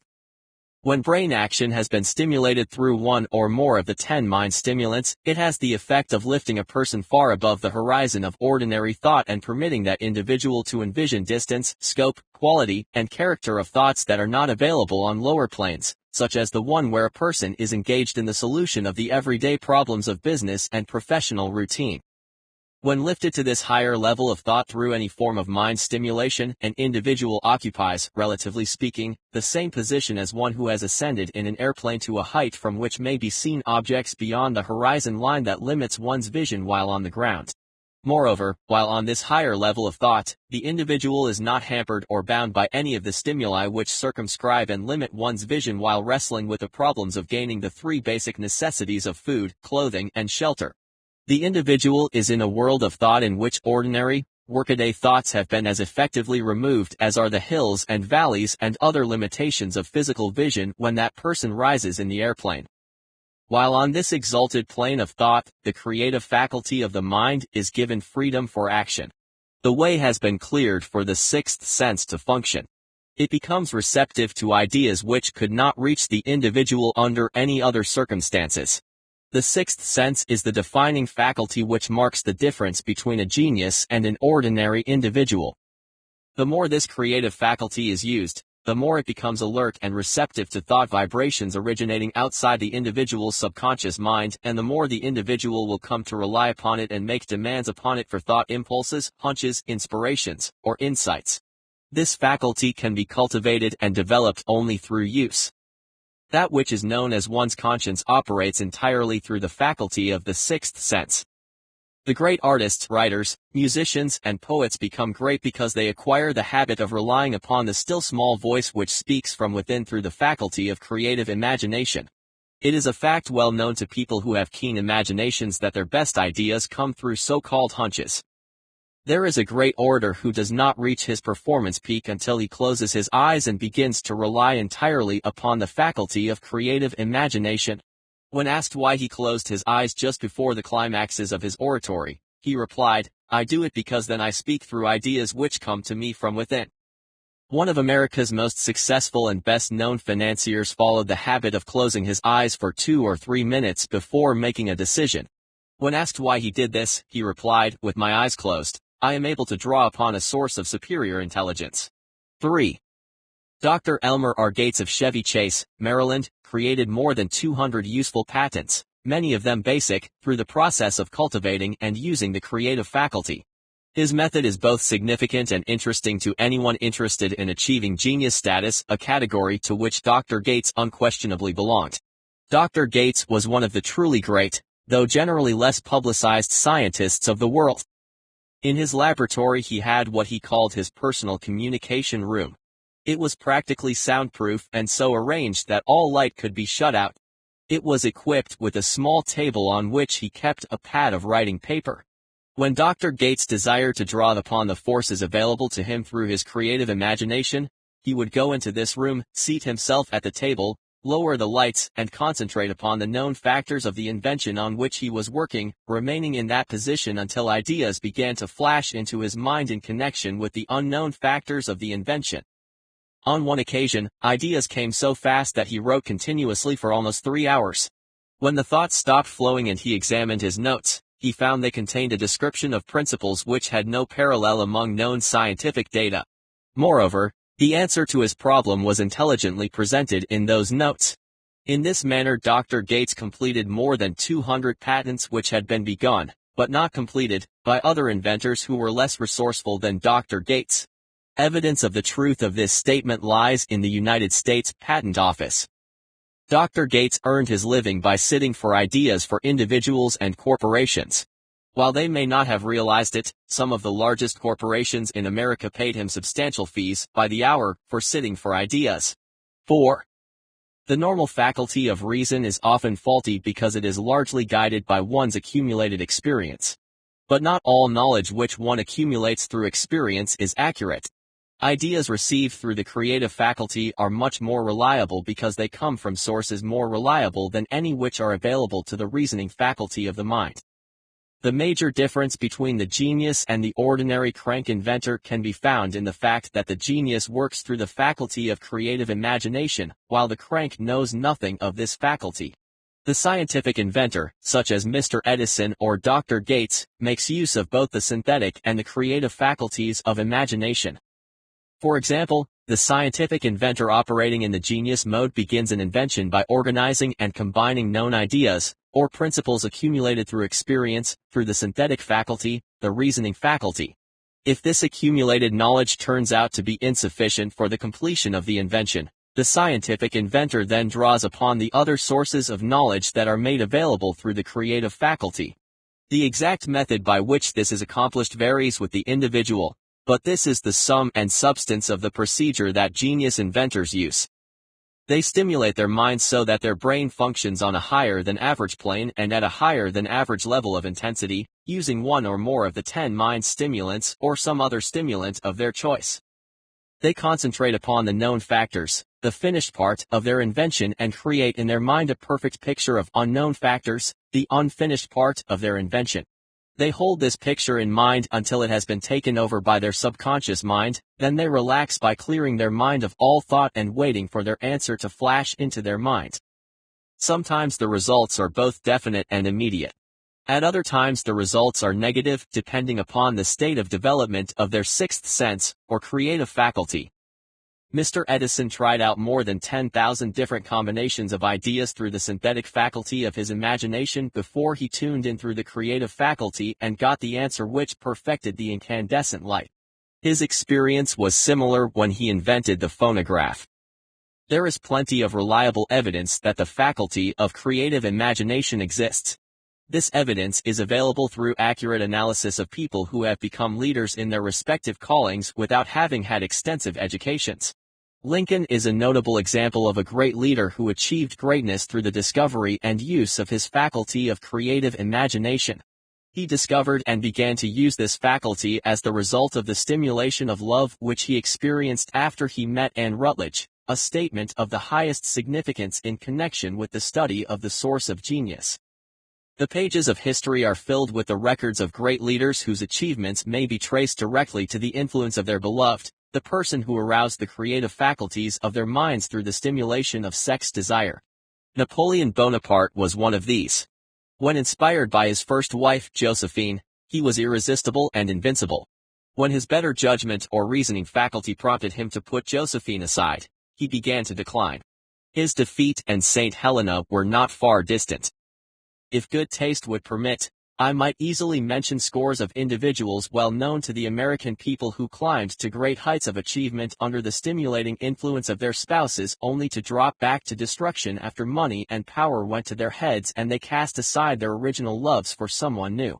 Napoleon was not the only person to discover that sex influence from the right source is more powerful than any substitute of expediency, which may be created by mere reason. The human mind responds to stimulation. Among the greatest and most powerful of these stimuli is the sexual urge.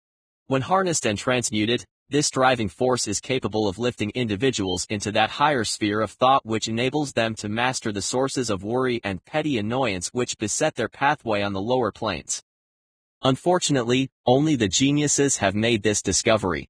Others have accepted the experience of sexual urge without discovering one of its major potentialities, a fact which accounts for the great number of others as compared to the limited number of geniuses. For the purpose of refreshing the memory, in connection with the facts available from the biographies of certain individuals, we here present the names of a few outstanding achievers, each of whom was known to have had a highly sexual nature. The genius which was theirs undoubtedly found its source of power in transmuted sex energy. George Washington, Napoleon Bonaparte, William Shakespeare, Abraham Lincoln, Ralph Waldo Emerson, Robert Burns, Thomas Jefferson, Elbert Hubbard V, Elbert H. Gary VI, Oscar Wilde, Woodrow Wilson, John H. Patterson VII, Andrew Jackson, Enrico Caruso VIII. Your own knowledge of biography will enable you to add to this list. Find, if you can, a single individual in all the history of civilization who achieved outstanding success in any calling who was not driven by a well-developed sexual nature. If you do not wish to rely upon biographies of persons who are no longer alive, take inventory of those whom you know to be individuals of great achievement today and see if you can find one among them who does not have high sexual energy. It may be a controversial contention, but sexual energy is the creative energy of virtually all geniuses. There never has been and never will be a great leader, builder, or artist lacking in this driving force of sex. Surely no one will misunderstand these statements to mean that all who are highly sexed are geniuses. Individuals attain the status of genius only when, and if, they stimulate their mind so that it draws upon the forces available through the creative faculty of the imagination. Chief among the stimuli which can produce this stepping up of mental functions is sex energy. The mere possession of this energy itself is not sufficient to produce a genius. The energy must be transmuted from desire for merely physical contact into some other form of desire and action before it will lift one to the status of a genius. Far from becoming geniuses because of great sex desires, the majority of people lower themselves, through misunderstanding and misuse of this great force, to the status of the lower animals. Why most people seldom succeed before 40. I discovered from the analysis of more than 25,000 people that individuals who succeed in an outstanding way seldom do so before the age of 40, and more often they do not strike their real pace until they are well beyond 50. This fact was so astounding that it prompted me to go into the study of its cause most carefully, carrying the investigation over a period of more than 12 years. This study disclosed the fact that one major reason why the majority of people who succeed do not begin to do so before the age of 40 to 50 is their tendency to dissipate their energies through overindulgence in the physical expression of the emotion of sex. Most people never learn that the sexual urge has other possibilities which far transcend in importance that of mere physical expression. The majority of those who do make this discovery, do so after having wasted many years at a period when sexual energy is at its height, prior to the age of 45 to 50. This usually is followed by noteworthy achievement. The lives of many people up to and sometimes well past the age of 40 reflect a continued dissipation of energies, which could have been more profitably turned into better channels. Their finer and more powerful emotions are sown wildly to the four winds. Out of this habit grew the term, sowing one's wild oats. The desire for sexual expression is by far the strongest and most impelling of all the human emotions, and for this very reason this desire, when harnessed and transmuted into action other than that of physical expression, may lift one into the genius mode. 9. History is not lacking in examples of individuals who sometimes attain the status of genius with the aid of artificial mind stimulants in the form of alcohol and narcotics. Edgar Allan Poe wrote The Raven while under the influence of liquor, dreaming dreams that mortal never dared to dream before. James Whitcomb Riley did some amazing writing while under the influence of alcohol. Perhaps it was thus he saw the ordered intermingling of the real and the dream, the mill above the river, and the mist above the stream. Robert Burns wrote under the influence of intoxicants the immortal words, "For auld lang syne, my dear, we'll take a cup of kindness yet, for auld lang syne." But let it be remembered that many such individuals have destroyed themselves in the end. 11. Nature has prepared her own potions, for example, deep love, sexual drive, and the power of autosuggestion, with which people may safely stimulate their minds so they function on a higher plane that enables them to tune into fine and rare thoughts which come from, no one knows where. No satisfactory substitute for nature's natural stimulants has ever been found. The world is ruled and the destiny of civilization is established by the human emotions. People are influenced in their actions not by reason so much as by feelings. The creative faculty of the mind is set into action entirely by emotions and not by cold reason. The most powerful of all human emotions is that of sex. There are other mind stimulants, some of which have been listed, but no one of them, nor all of them combined, can equal the driving power of sex. A mind stimulant is any influence which will either temporarily or permanently increase significantly the freedom, intensity, and concentration of thought. The 10 mind stimuli described earlier are those most commonly used. Through these sources, or combinations of them, one may commune with infinite intelligence or enter, at will, the storehouse of the subconscious mind, either one's own, or that of another person, a procedure which is all there is of genius. A teacher, who has trained and directed the efforts of more than 30,000 people involved in sales, made the astounding discovery that individuals with high sex drives generally make the most efficient salespeople. The explanation is that the factor of personality known as personal magnetism is nothing more nor less than sex energy. Individuals with high sex drives always have a plentiful supply of personal magnetism. Through cultivation and understanding, this vital force may be drawn upon and used to great advantage in relationships with other people.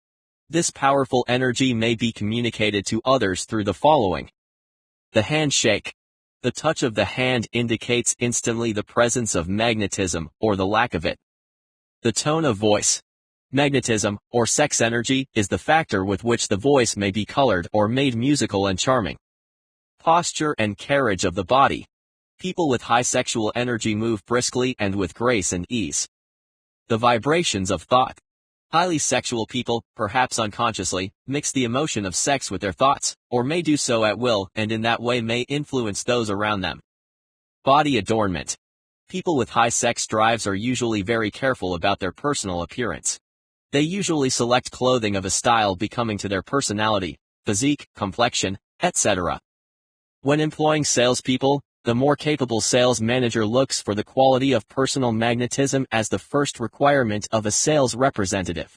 Men and women who lack sex energy will never become enthusiastic nor inspire others with enthusiasm, and enthusiasm is one of the most important requisites in salesmanship, no matter what one is selling. The public speaker, orator, preacher, lawyer, or salesperson who is lacking in sex energy is generally a flop when it comes to being able to influence others. Couple with this the fact that most people can be influenced only through an appeal to their emotions, and you will understand the importance of sexual energy as a part of the salesperson's native ability. Top salespeople attain the status of mastery in selling because they either consciously or unconsciously transmute the energy of sex into sales enthusiasm. In this statement may be found a very practical suggestion as to the actual meaning of sex transmutation. Salespeople who know how to take their mind off the subject of sex itself and direct that energy into sales effort, with as much enthusiasm and determination as they would apply it to its original purpose, have already acquired the art of sex transmutation whether they know it or not. The majority of salespeople who transmute their sex energy do so without being in the least aware of what they are doing or how they are doing it. Transmutation of sex energy calls for more willpower than the average person cares to use for this purpose. Those who find it difficult to summon willpower sufficient for transmutation may gradually acquire this ability. Though this requires willpower, the reward for the practice is more than worth the effort. The entire subject of sex is one about which the majority of people appear to be unpardonably ignorant. The sexual urge has been grossly misunderstood, slandered, and burlesqued by the ignorant and the evil-minded for so long that the very word sex has taken on lascivious and often sordid connotations. Men and women who are known to be blessed, yes, blessed, with high sex drives are frequently looked upon with suspicion and even contempt. Instead of being considered normal, healthy, and blessed, they are often considered abnormal, flawed, and even base. Millions of people, even in this age of enlightenment, have inferiority complexes which they developed because of this false belief that a high sex drive is a curse. Yet statements about the virtue of sexual energy should not be construed as a justification for the libertine. The emotion of sex is a virtue only when used intelligently and with discrimination. It may be misused, and often is, to such an extent that it debases instead of enriches both body and mind. The better use of this power is the purpose of the explanations in this chapter. It seemed quite significant when I discovered that practically every great leader whom I had the privilege of analyzing was a person whose achievements were largely inspired by someone that individual loved deeply. In many instances, the beloved was a modest, self-denying spouse of whom the public had heard little or nothing, although in a few instances the source of inspiration turned out to be a lover. Perhaps such cases may not be entirely unknown to you. Intemperance in sex habits is just as detrimental as intemperance in habits of drinking and eating. In the age we live in, sexual intemperance is common. This orgy of indulgence may help account for the relative shortage of great leaders today. No individual can avail himself or herself of the forces of creative imagination while dissipating them.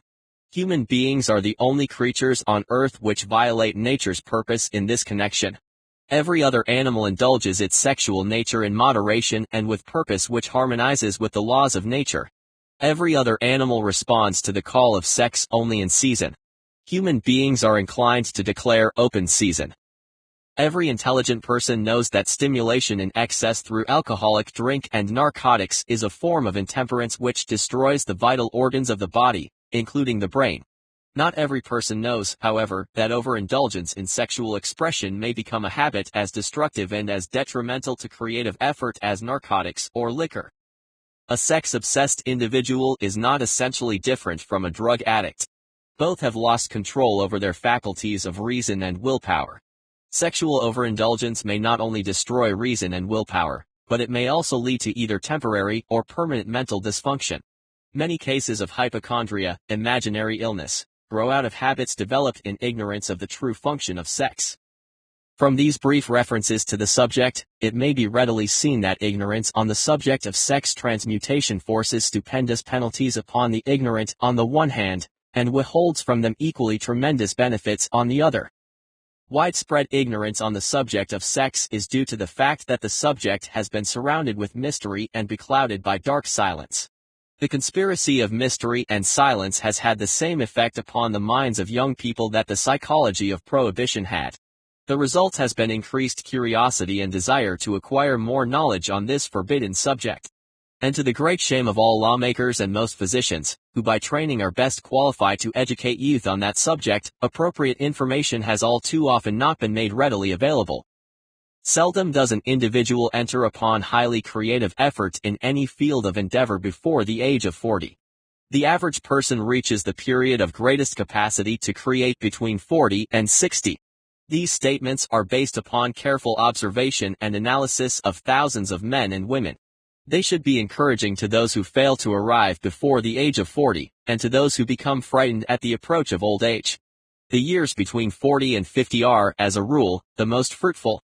Individuals should approach this age not with fear and trembling, but with hope and eager anticipation.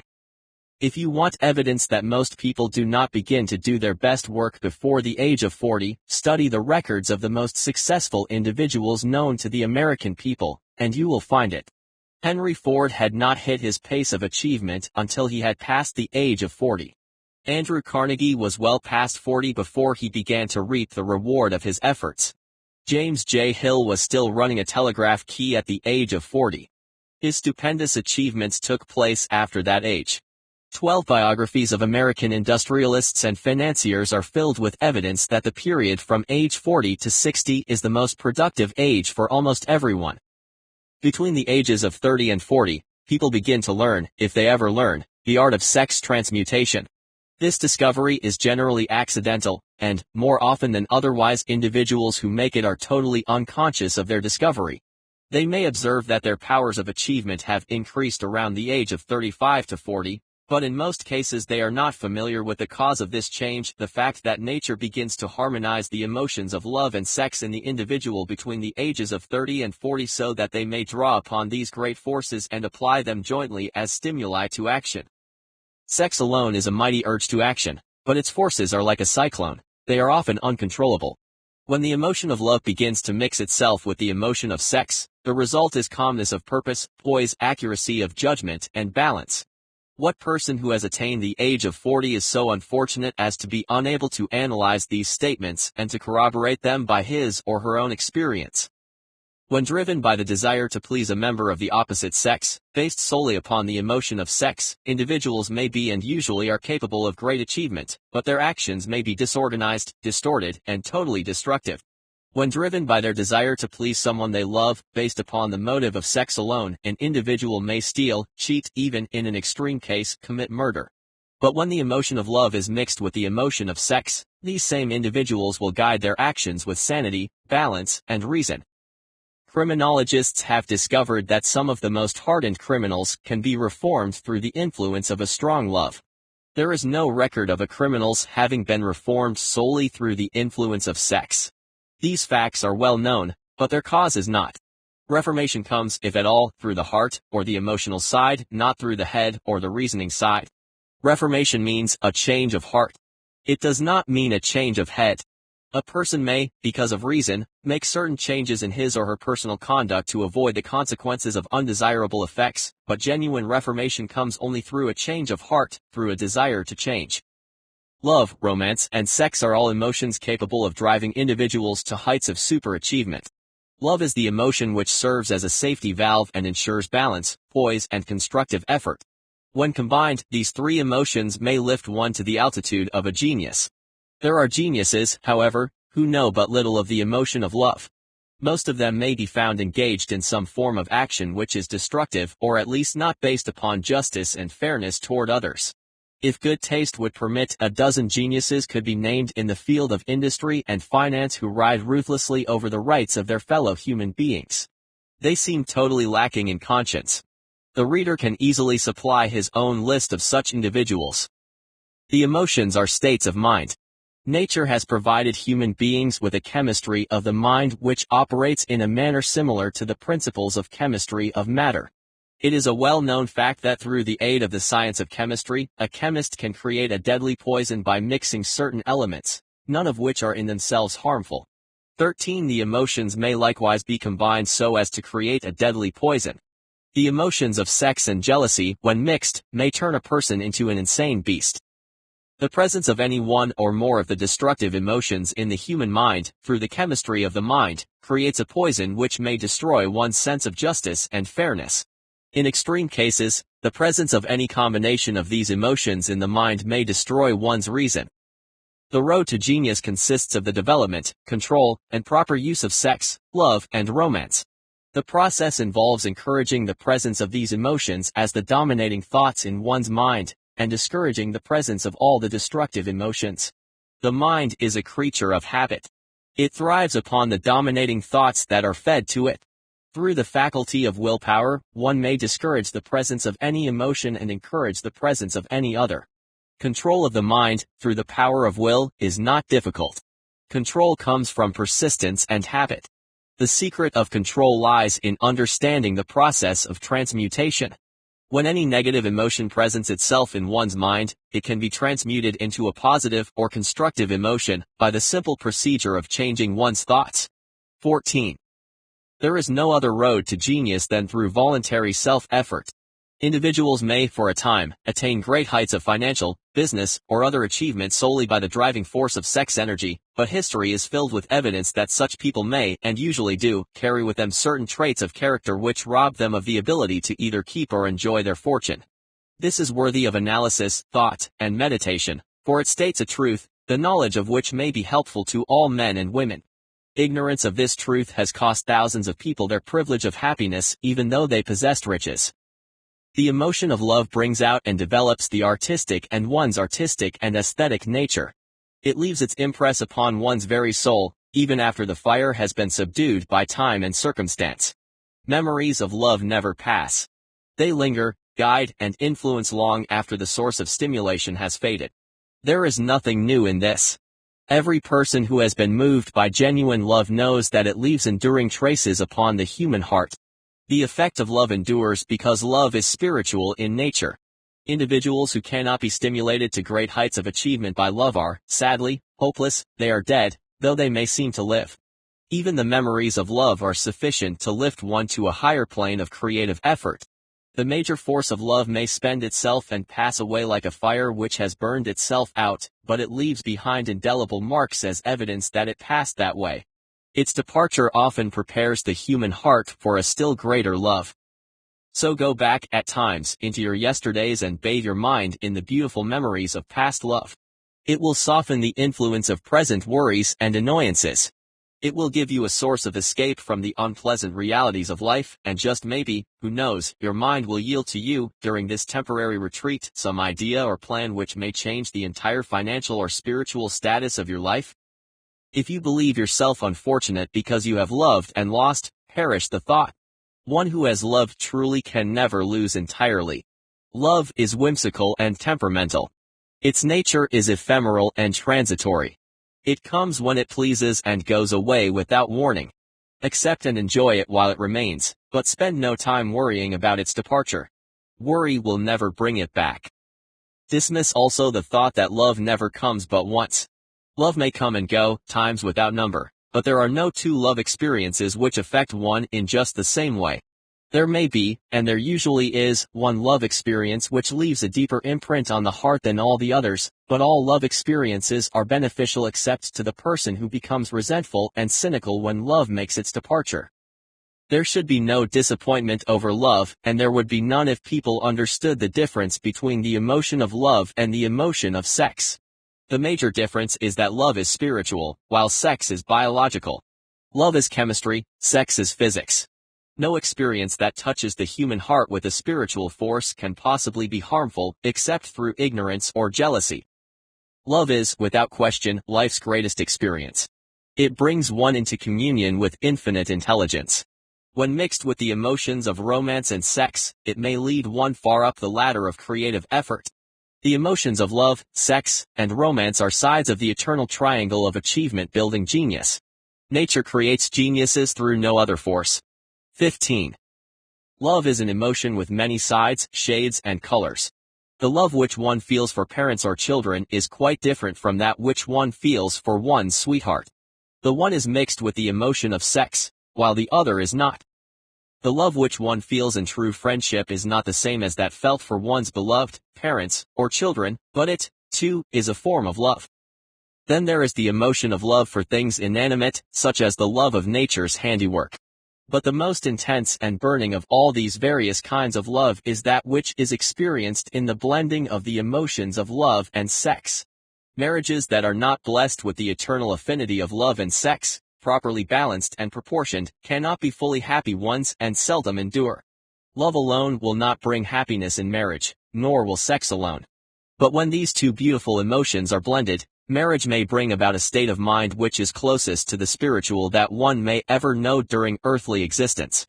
When the emotion of romance is added to those of love and sex, the obstructions between the finite human mind and infinite intelligence can be removed. Genius status can be attained. And the 10th step to riches can be mastered. Chapter 11. The subconscious mind.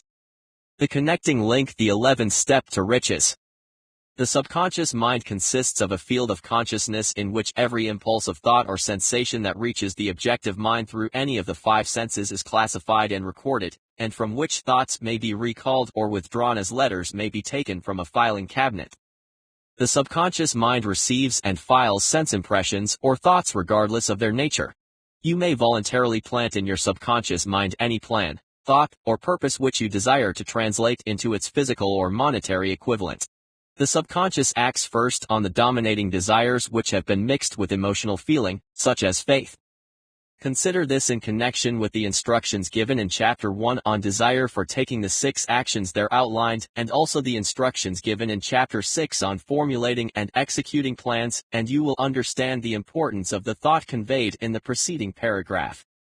The subconscious mind works day and night. Through a method or procedure that is not yet understood, the subconscious mind draws upon the forces of infinite intelligence for the power with which it voluntarily transmutes one's desires into their physical equivalent, making use always of the most practical media by which this end may be accomplished. You cannot entirely control your subconscious mind, but you can voluntarily hand over to it any plan, desire, or purpose which you wish transformed into concrete form. Read again the instructions for using the subconscious mind in Chapter 3. There is plenty of evidence to support the belief that the subconscious mind is the connecting link between the finite human mind and infinite intelligence. It is the intermediary through which one may draw upon the forces of infinite intelligence at will. It alone contains the secret process by which mental impulses are modified and changed into their spiritual equivalent. It alone is the medium through which prayer may be transmitted to the source which is capable of answering prayer. The possibilities of creative effort connected with the subconscious mind are stupendous and imponderable. They inspire one with awe. I never approach the discussion of the subconscious mind without a feeling of littleness and inferiority, which is due, perhaps, to the fact that our entire stock of knowledge on this subject is so pitifully limited. The very fact that the subconscious mind is the medium of communication between the thinking human mind and infinite intelligence is in itself a thought which almost paralyzes one's reason. After you have accepted as a reality the existence of the subconscious mind and understand its possibilities as a medium for transmuting your desires into their physical or monetary equivalent, you will comprehend the full significance of the instructions given in Chapter 1 on desire. You will also understand why you have been repeatedly admonished to make your desires clear and to reduce them to writing. You will also understand the necessity of persistence in carrying out instructions. The instructions involved in the 13 steps to riches are the stimuli with which you acquire the ability to reach and to influence your subconscious mind. Do not become discouraged if you cannot do this upon the first attempt.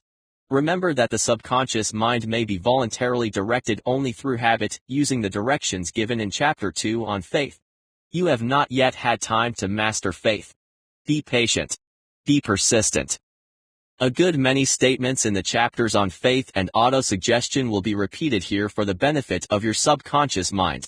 Remember, your subconscious mind functions automatically whether you make any effort to influence it or not. This naturally suggests to you that thoughts of fear and poverty and all negative thoughts serve as stimuli to your subconscious mind, unless you master these impulses and give your subconscious mind more desirable food upon which it may feed. The subconscious mind will not remain idle. If you fail to plant desires in your subconscious mind, it will feed upon the thoughts which reach it as the result of your neglect. It has already been explained that thought impulses, both negative and positive, reach the subconscious mind continuously from the 4 sources mentioned in Chapter 10. For the present, it is sufficient if you remember that you are living daily in the midst of all manner of thought impulses which are reaching your subconscious mind without your knowledge or awareness. Some of these impulses are negative, some are positive.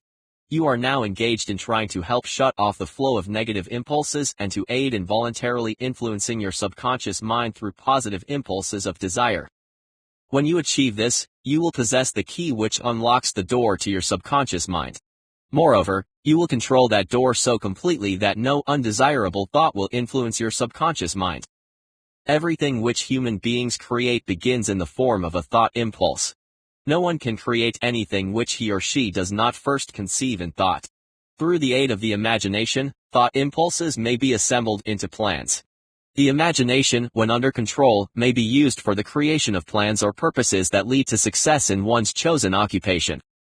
All thought impulses which are intended for transmutation into their physical equivalent and which are voluntarily planted in the subconscious mind must pass through the imagination and be mixed with faith. The mixing of faith with a plan or purpose intended for submission to the subconscious mind may be done only through the imagination. From these statements you will readily observe that the voluntary use of the subconscious mind calls for the coordination and application of all the principles of success explained in this book. Ella Wheeler Wilcox one gave evidence of her understanding of the power of the subconscious mind when she wrote, "You never can tell what a thought will do in bringing you hate or love. For thoughts are things, and their airy wings are swifter than carrier doves. They follow the law of the universe. Each thing creates its kind, and they speed o'er the track to bring you back whatever went out from your mind." Mrs. Wilcox understood the truth that thoughts which go out from one's mind also embed themselves deeply in one's subconscious mind, where they serve as a magnet, pattern, or blueprint by which the subconscious mind is influenced while translating them into their physical equivalent. Thoughts are truly things, for the reason that every material thing begins in the form of thought energy. The subconscious mind is more susceptible to influence by impulses of thought which are mixed with feeling or emotion than by those originating solely in the reasoning portion of the mind. In fact, there is much evidence to support the theory that only emotionalized thoughts have any action influence upon the subconscious mind. It is a well-known fact that emotion or feeling rules the majority of people. If it is true that the subconscious mind responds more quickly to, and is influenced more readily by, thought impulses which are energized with emotion, then it is essential to become familiar with the more important of the emotions. There are 7 major positive emotions and 7 major negative emotions. The negatives automatically inject themselves into the thought impulses, which ensures their passage into the subconscious mind. The positives must be injected, through the principle of autosuggestion, into the thought impulses which an individual wishes to pass on to his or her subconscious mind. Instructions for accomplishing this are given in Chapter 3 on autosuggestion. These emotions, or feeling impulses, may be likened to yeast in a loaf of bread because they constitute the action element which transforms thought impulses from the passive to the active state. Thus may one understand why thought impulses which have been well mixed with emotion are acted upon more readily than thought impulses originating in cold reason. You are preparing yourself to influence and control the inner audience of your subconscious mind in order to hand over to it the desire for money, which you wish transmuted into its monetary equivalent. It is essential, therefore, that you understand the method of approach to this inner audience. You must speak its language, or it will not heed your call.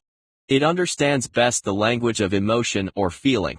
Let me, therefore, describe here the 7 major positive emotions and the 7 major negative emotions, so that you may draw upon the positives and avoid the negatives when giving instructions to your subconscious mind.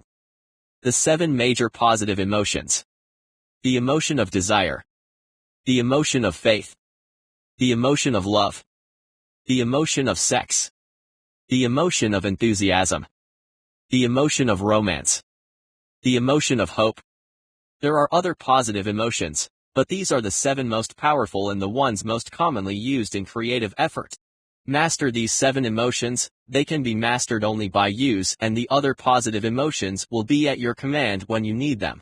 Remember in this connection that you are studying a book which is intended to help you develop money consciousness by filling your mind with positive emotions. One does not become money conscious by filling one's mind with negative emotions. The 7 major negative emotions. To be avoided. The emotion of fear. The emotion of jealousy. The emotion of hatred. The emotion of revenge. The emotion of greed. The emotion of superstition. The emotion of anger. Positive and negative emotions cannot occupy the mind at the same time. One or the other must dominate. It is your responsibility to make sure that positive emotions constitute the dominating influence of your mind. Here the law of habit will come to your aid. Form the habit of applying and using the positive emotions.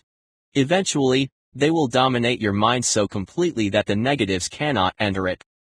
Only by following these instructions literally and continuously can you gain control over your subconscious mind. The presence of a single powerful negative thought or feeling in your conscious mind is sufficient to destroy all chances of constructive aid from your subconscious mind. 2. If you are an observant person, you must have noticed that most people resort to prayer only after everything else has failed. Or else they pray by a ritual of meaningless words. And because it is a fact that most people who pray do so only after everything else has failed, they go to prayer with their minds filled with fear and doubt, which are the emotions the subconscious mind acts upon and passes on to infinite intelligence. Likewise, those are the emotions which infinite intelligence receives and acts upon. If you pray for a thing, but have fear as you pray that you may not receive it or that your prayer will not be acted upon by infinite intelligence, your prayer will have been in vain. Prayer does sometimes result in the realization of that for which one prays. If you have ever had the experience of receiving that for which you prayed, go back in your memory and recall your actual state of mind while you were praying, and you will know for sure that the theory here described is more than a theory. The time may come when the schools and educational institutions of the country will teach the science of prayer. When that time comes, it will come as soon as humanity is ready for it and demands it. No one will approach the universal mind, infinite intelligence, in a state of fear, for the very good reason that there will be no such emotion as fear. Ignorance, superstition, and false teaching will have disappeared, and human beings will have attained their true status as children of infinite intelligence. A few have already attained this blessing. If you believe this prophecy is far-fetched, take a look at the human race in retrospect. Less than 100 years ago, people believed that lightning was evidence of the wrath of God and feared it. Now, thanks to the power of faith, we have harnessed lightning and made it turn the wheels of industry. Much less than 100 years ago, people believed the space between the planets to be nothing but a great void, a stretch of dead nothingness. Now, thanks to this same power of faith, we know that far from being either dead or a void, the space between the planets is very much alive, that it is filled with mysterious substances and pulsates with energy, the highest form of energy known, except perhaps for the energy of thought. Moreover, there is evidence that this living, pulsating, vibratory energy which permeates every atom of matter and fills every niche of space, connects every human brain with other human brains in mysterious ways we do not yet understand. Why should we not believe that this same energy connects every human brain with infinite intelligence? There are no toll gates between the finite human mind and infinite intelligence. The communication costs nothing except patience, faith, persistence, understanding, and a sincere desire to communicate. Moreover, the approach can be made only by each individual. Paid prayers are worthless. Infinite intelligence does no business by proxy. You either go direct or you do not communicate. You may buy prayer books and repeat them until the day of your doom without avail. Thoughts which you wish to communicate to infinite intelligence must undergo transformation such as can be given only through your own subconscious mind. The method by which you may communicate with infinite intelligence is analogous to that through which the vibration of sound is communicated by radio. If you understand the working principle of radio, you know that sound cannot be communicated through the airwaves until it has been stepped up or changed into a rate of vibration which the human ear cannot detect. The radio processing and transmitting equipment takes the sound of the human voice and scrambles or modifies it by stepping up the vibration millions of times. Only in this way can the vibration of sound be communicated hundreds or thousands of miles away. After this transformation has taken place, the original vibrations of sound, now in the form of highly energized electromagnetic waves, are broadcast across the airwaves to radio receivers, which step that energy back down to its original state so that it is recognized as sound. Similarly, the subconscious mind is the intermediary which translates one's prayers into terms which infinite intelligence utilizes, presents the message, and receives back the answer in the form of a definite plan or idea for procuring the object of the prayer. Understand this principle and you will know why mere words read from a prayer book, while they may provide comfort and give one cause for reflection and meditation, cannot and will never serve as an agency of active communication between the human mind and infinite intelligence. Before your prayer will reach infinite intelligence, a statement of this author's theory only, it is transformed in some way from its original thought vibration into terms of spiritual vibration. Faith is the only known agency which will give your thoughts a spiritual nature in this way. Faith and fear make poor bedfellows. Where one is found, the other cannot exist. Chapter 12. The Brain. A broadcasting and receiving station for thought, the 12th step to riches. More than 20 years ago, I, working in conjunction with Dr. Alexander Graham Bell and Dr. Elmer R. Gates, observed that every human brain is both a broadcasting and a receiving station for the impulses of thought. Under the right circumstances and in a fashion that may be likened to that employed by the radio broadcasting principle, every human brain is capable of picking up thought impulses which originate in the brains of others. In connection with the statement in the preceding paragraph, compare and consider the description of the creative imagination as outlined in the discussion on imagination in Chapter 5. The creative imagination is the receiving set of the brain, which processes thoughts released by the brains of others. It is the agency of communication between one's own conscious or reasoning mind and the four sources from which one may receive thought stimuli, i.e., infinite intelligence, one's own subconscious mind, the highly energized conscious mind of another person, and the subconscious storehouse of another person. See the discussion on the sixth sense in Chapter 10. Creative imagination is the mechanism by which intuition and hunches seem to spring out of thin air, and by which two or more people, working closely together in a state of intense concentration and focus, seem to anticipate each other's next thoughts, actions, insights, and even actual words. 1. When thus highly stimulated, or stepped up, the mind becomes more receptive to thought impulses that somehow reach it from sources outside itself. This stepping up process is driven by powerful emotions, either positive or negative. Thought manifests itself as electrical energy within the human brain. Only highly intensified or energized thought impulses are transmitted from one brain to another through this mysterious and still not understood process.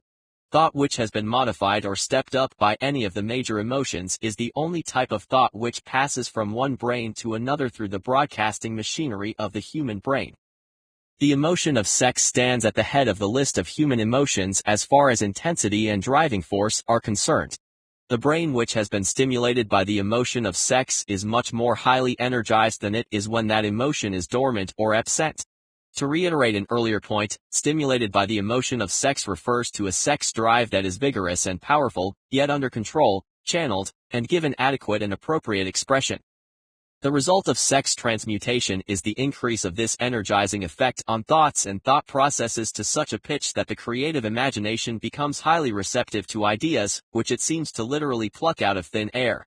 When the brain is operating in this highly energized state, it not only attracts thoughts and ideas released by other brains, but it also gives to its own thoughts that feeling which is essential before those thoughts will be picked up and acted upon by one's own subconscious mind. Thus, you will see that the broadcasting principle is the factor through which you mix feeling or emotion with your thoughts and pass them on to your subconscious mind. The subconscious mind is the sending station of the brain, through which thought impulses are broadcast. The creative imagination is the receiving set, through which thought impulses are picked up. Along with the important factors of the subconscious mind and the faculty of the creative imagination, which together constitute the sending and receiving sets of your mental broadcasting equipment, consider now the principle of autosuggestion, which is the medium by which you may put into operation your broadcasting station. Through the instructions described in Chapter 3 on autosuggestion, you are definitely and specifically shown the method by which desire may be transmuted into its monetary equivalent. Operation of your mental broadcasting station is a comparatively simple procedure. You have but three factors to bear in mind and apply when you wish to use your broadcasting station: the subconscious mind, creative imagination, and autosuggestion. The stimuli through which you put these three forces into action have been described. The procedure begins with desire. The greatest forces are intangible. The world has been brought to the very borderline of an understanding of the forces that are intangible and unseen. Throughout history, people have depended too much upon their physical senses and have limited their knowledge to physical things they could see, touch, weigh, and measure. We are now entering the most marvelous of all ages, an age which will teach us something of the intangible forces of the world about us. Perhaps we shall learn as we pass through this age that the other self is more powerful than the physical self we see when we look in a mirror. Sometimes people speak lightly of the intangibles, the things they cannot perceive through any of their five senses, and when we hear such people speak, it should remind us that all of us are controlled by forces which are unseen and intangible. The whole human race has not the power to cope with nor control the intangible force wrapped up in the rolling waves of the oceans. We still do not have the ability to understand the intangible force of gravity, which keeps this little earth suspended in mid-air and keeps us from falling from it, much less the power to control that force. We are entirely subservient to the intangible force that comes with a thunderstorm, and we are just as helpless in the presence of the intangible force of electricity, We do not even fully understand what electricity is, where it comes from, or what is its ultimate purpose. Nor is this by any means the end of our ignorance in connection with things unseen and intangible. We do not understand the intangible force and intelligence, wrapped up in the soil and resources of the earth, the force which provides us with every morsel of food we eat, every article of clothing we wear, every dollar we carry in our pockets. The dramatic story of the brain. Last, but not least, we, with all of our boasted culture and education, understand little or nothing of the intangible force, the greatest of all the intangibles, of thought. We know but little concerning the physical brain and its vast network of intricate structures through which the power of thought is translated into its material equivalent, but we are now entering an age which shall yield enlightenment on the subject. Already scientists have turned their attention to the study of this stupendous thing called a brain, and, while they are still in the kindergarten stage of their studies, they have uncovered enough knowledge to know that the central switchboard of the human brain, the number of lines which connect the brain cells one with another, equals the figure 1, followed by 15 million zeros. The figure is so stupendous, said Dr. C. Judson Herrick of the University of Chicago, that astronomical figures dealing with hundreds of millions of light years become insignificant by comparison. It has been determined that there are from 10 billion to 14 billion nerve cells in the human cerebral cortex, and we know that these are arranged in definite patterns.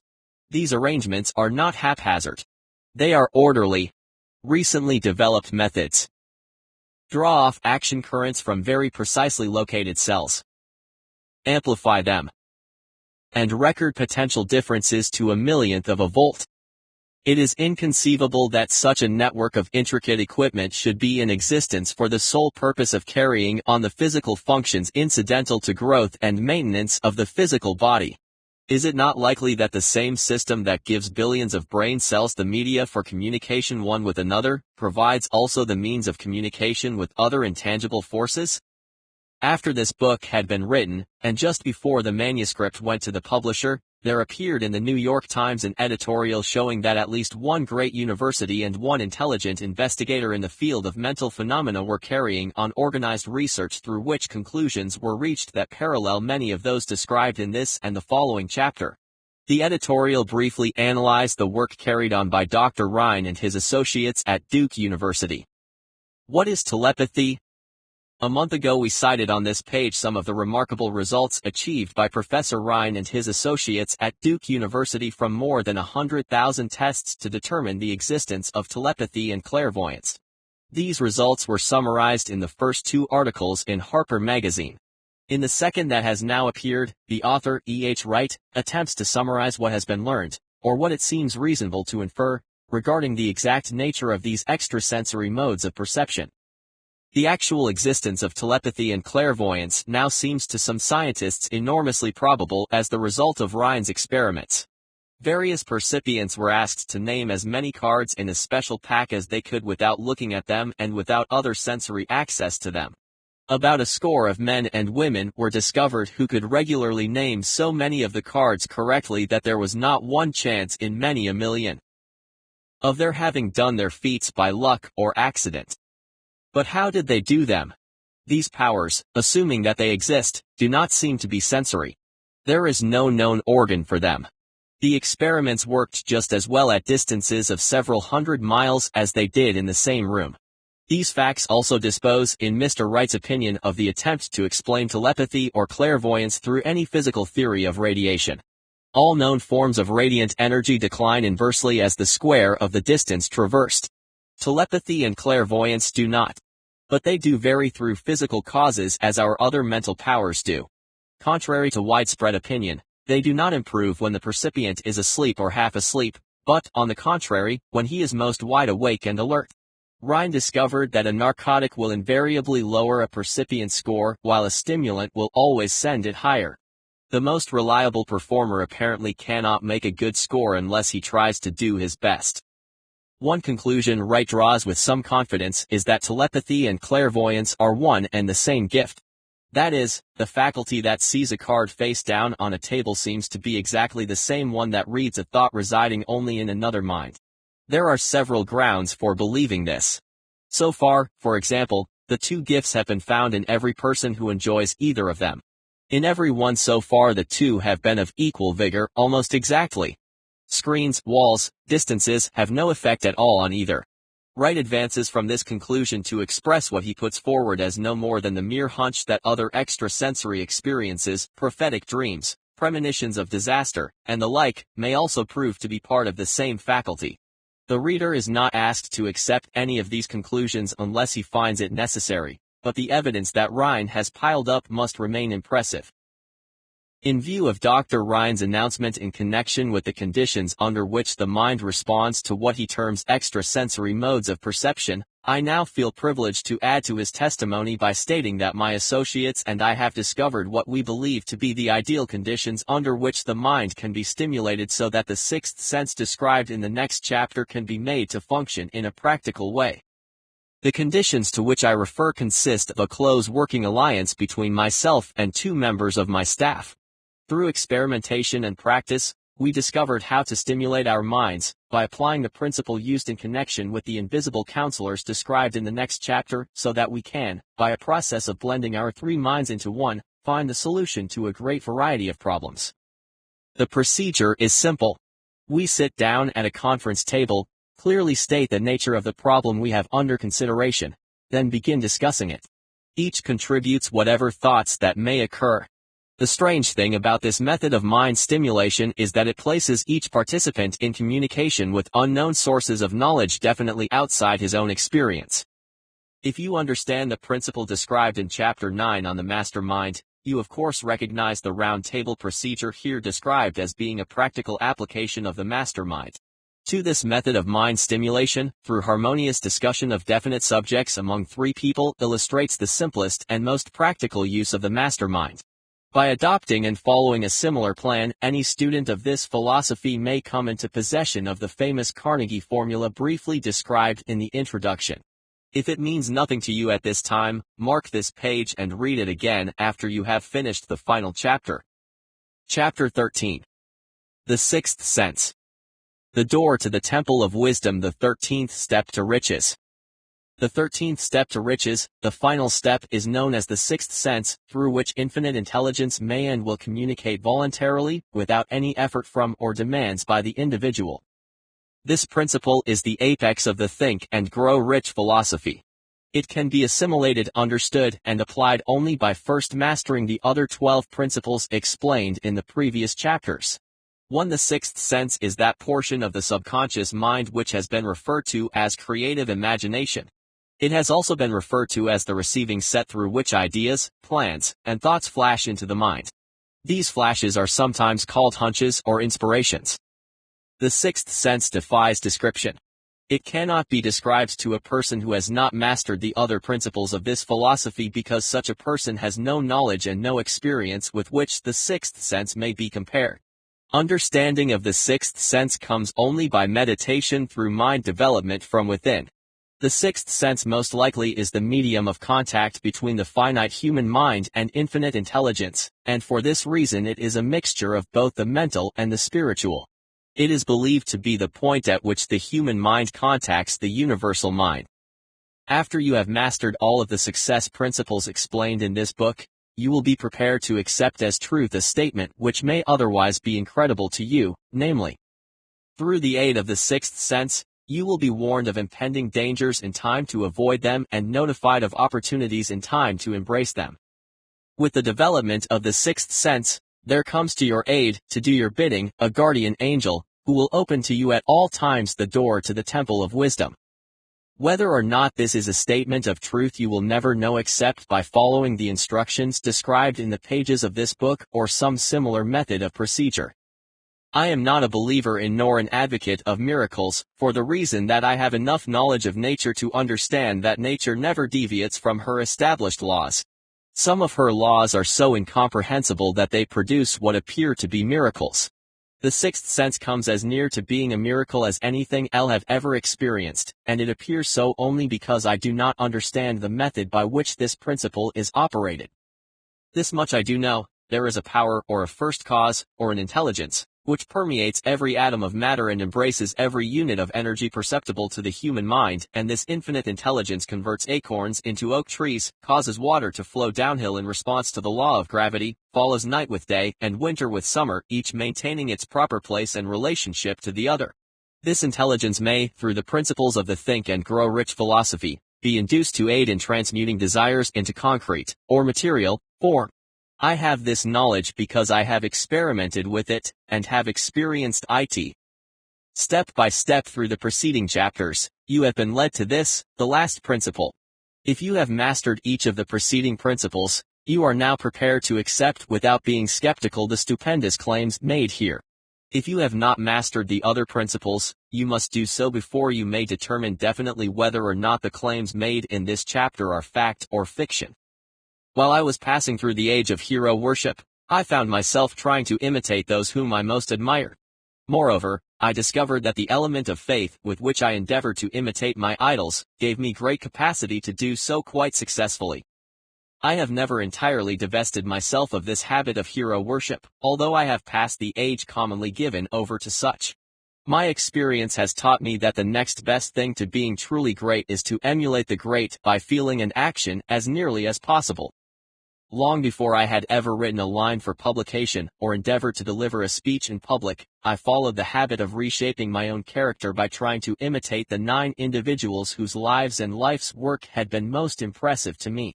These 9 were Ralph Waldo Emerson, Thomas Paine, Thomas Edison, Charles Darwin, Abraham Lincoln, Luther Burbank, Napoleon Bonaparte, Henry Ford, and Andrew Carnegie. Every night over a long period of years, I held an imaginary council meeting with this group whom I called my invisible counselors. The procedure was this. Just before going to sleep at night, I would shut my eyes and see in my imagination this group of men seated with me around my council table. Here I had not only an opportunity to sit among those whom I considered to be great, but I actually dominated the group by serving as the chairman. Before eyebrows are raised, let me assure you that I had a very definite purpose in indulging my imagination through these nightly meetings. My purpose was to rebuild my own character so it would represent a composite of the characters of my imaginary counselors. Realizing as I did early in life that I had to overcome the handicap of being born into an environment of ignorance and superstition, I deliberately assigned myself the task of voluntary rebirth through the method here described. 2. Building character through autosuggestion. Being an earnest student of psychology, I knew, of course, that all individuals have become what they are because of their dominating thoughts and desires. I knew that every deeply seated desire has the effect of causing one to seek outward expression through which that desire may be transmuted into reality. I knew that self-suggestion is a powerful factor in building character, that it is, in fact, the sole principle through which character is built. With this knowledge of the principles of mind operation, I was fairly well armed with the equipment needed to rebuild my character. In these imaginary council meetings, I called on my cabinet members for the knowledge I wished each to contribute, addressing myself to each member in audible words such as follows. Mr. Emerson, I desire to acquire from you the marvelous understanding of nature which distinguished your life. I ask that you make an impression upon my subconscious mind of whatever qualities you possessed which enabled you to understand and adapt yourself to the laws of nature. I ask that you assist me in reaching and drawing upon whatever sources of knowledge are available to this end.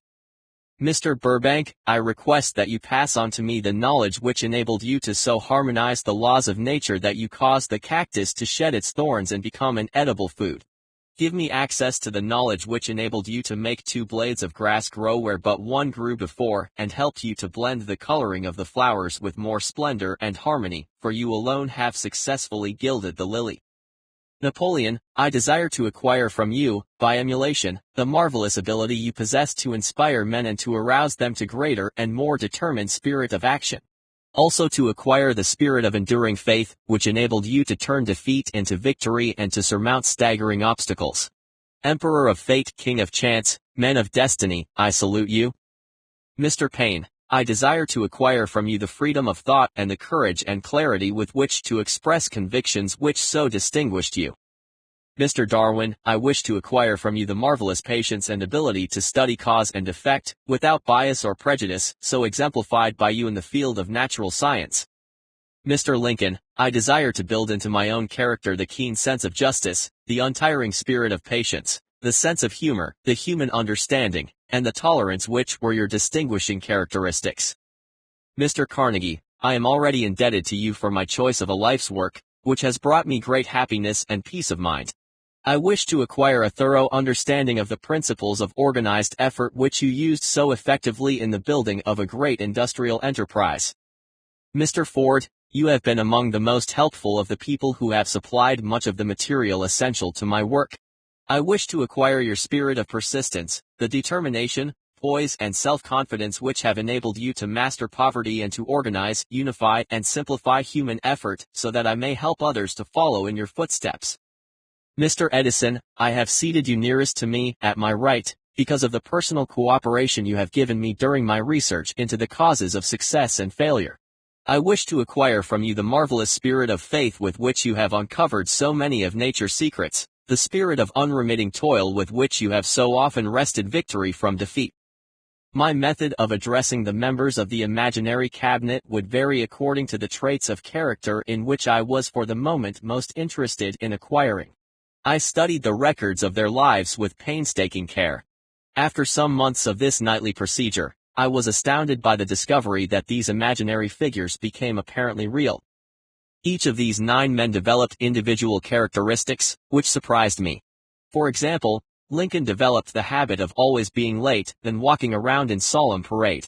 When he came, he walked very slowly with his hands clasped behind him, and once in a while, he would stop as he passed and rest his hand momentarily upon my shoulder. He always wore an expression of seriousness upon his face. Rarely did I see him smile. The cares of a sundered nation made him grave. That was not true of the others. Burbank and Payne often indulged in witty repartee which seemed at times to shock the other members of the cabinet. One night Payne suggested that I prepare a lecture on the age of reason and deliver it from the pulpit of a church which I formerly attended. Many around the table laughed heartily at the suggestion. Not Napoleon. He drew his mouth down at the corners and groaned so loudly that all turned and looked at him with amazement. To him the church was but a pawn of the state, not to be reformed, but to be used as a convenient inciter to mass activity by the people. On one occasion Burbank was late. When he came, he was excited with enthusiasm and explained that he had been late because of an experiment he was conducting, through which he hoped to be able to grow apples on any sort of tree. Payne chided him by reminding him that it was an apple which started all the trouble between man and woman. Darwin chuckled heartily as he suggested that Payne should watch out for little serpents when he went into the forest to gather apples, as they had the habit of growing into big snakes. Emerson observed, "No serpents, no apples," and Napoleon remarked, "No apples, no state." Lincoln developed the habit of always being the last one to leave the table after each meeting. On one occasion, he leaned across the end of the table, his arms folded, and remained in that position for many minutes. I made no attempt to disturb him. Finally, he lifted his head slowly, got up and walked to the door, then turned around, came back, and laid his hand on my shoulder and said, "My boy, you will need much courage if you remain steadfast in carrying out your purpose in life. But remember, when difficulties overtake you, the common people have common sense. Adversity will develop it." One evening Edison arrived ahead of all the others. He walked over and seated himself at my left, where Emerson was accustomed to sit, and said, "You are destined to witness the discovery of the secret of life.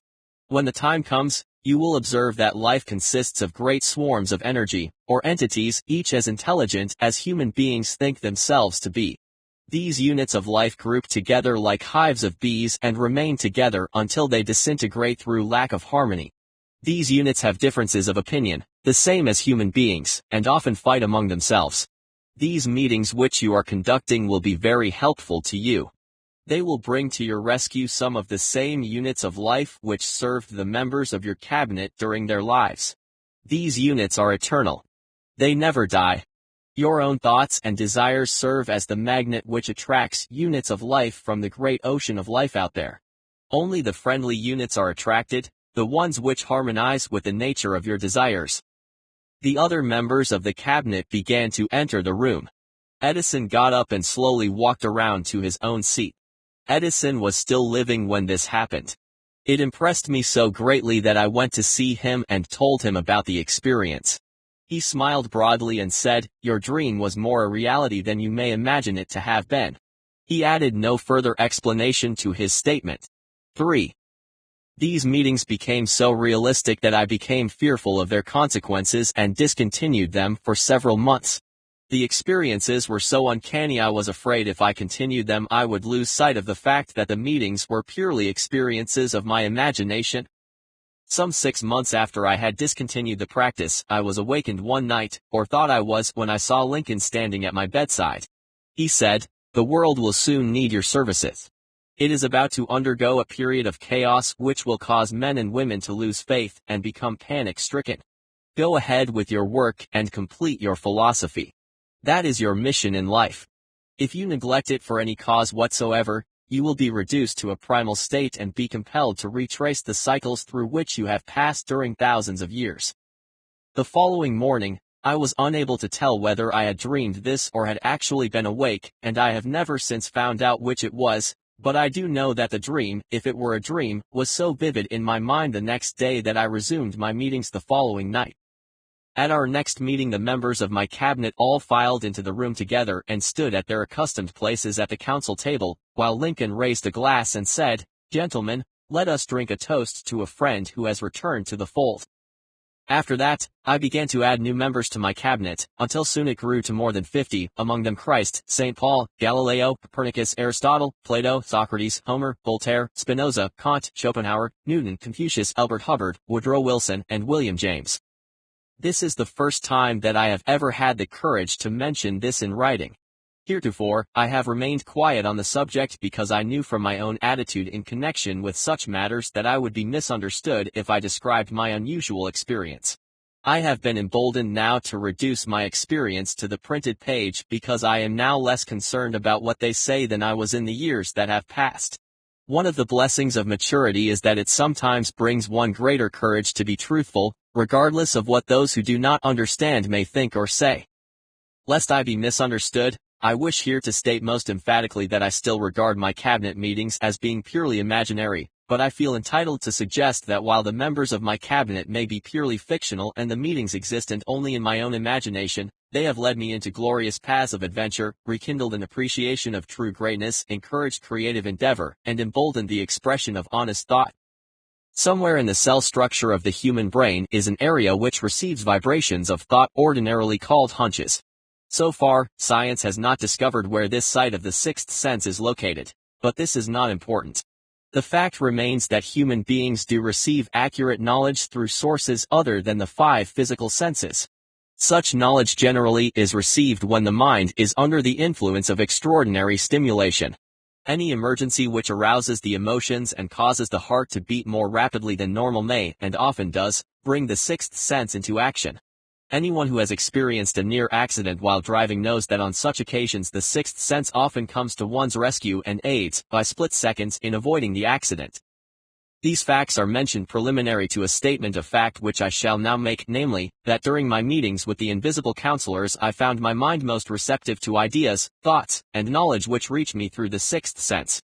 I can truthfully say that I owe entirely to my invisible counselors full credit for such ideas, facts, or knowledge as I received through inspiration. On scores of occasions when I have faced emergencies, some of them so grave that my life was in jeopardy, I have been miraculously guided past these difficulties through the influence of my invisible counselors. My original purpose in conducting council meetings with imaginary beings was solely that of impressing my own subconscious mind, through the principle of autosuggestion, with certain characteristics which I desired to acquire. In more recent years, my experimentation has taken on an entirely different trend. I now go to my imaginary counselors with every difficult problem which confronts me. The results are often astonishing, although I do not depend entirely on this form of counsel. You, of course, have recognized that this chapter covers a subject with which a majority of people are not familiar. The sixth sense is a subject that will be of great interest and benefit to the person whose aim is to accumulate vast wealth or accomplish a great achievement of any kind, but it need not claim the attention of those whose desires are more modest. Henry Ford undoubtedly understood and made practical use of the sixth sense. His vast business and financial operations made it necessary for him to understand and use this principle. Thomas Edison understood and used the sixth sense in connection with the development of inventions, especially those involving basic patents where he had no human experience and no accumulated knowledge to guide him, as was the case while he was working on the phonograph and the motion picture machine. Nearly all great leaders, such as Napoleon, Bismarck, Joan of Arc, Christ, Buddha, Confucius, and Mohammed understood and made use of the sixth sense almost continuously. The major portion of their greatness consisted of their knowledge of this principle. The sixth sense is not something that one can take off and put on at will. Ability to use this great power comes slowly, through application of the other principles outlined in this book. Seldom does any individual come into workable knowledge of the sixth sense before the age of 40. More often, the knowledge is not available until one is well past 50 because the spiritual forces with which the sixth sense is so closely related do not mature and become usable except through years of meditation, self-examination, and serious thought. No matter who you are or what may have been your purpose in reading this book, you can profit by it without understanding the principle described in this chapter. This is especially true if your major purpose is that of accumulation of money or other material things.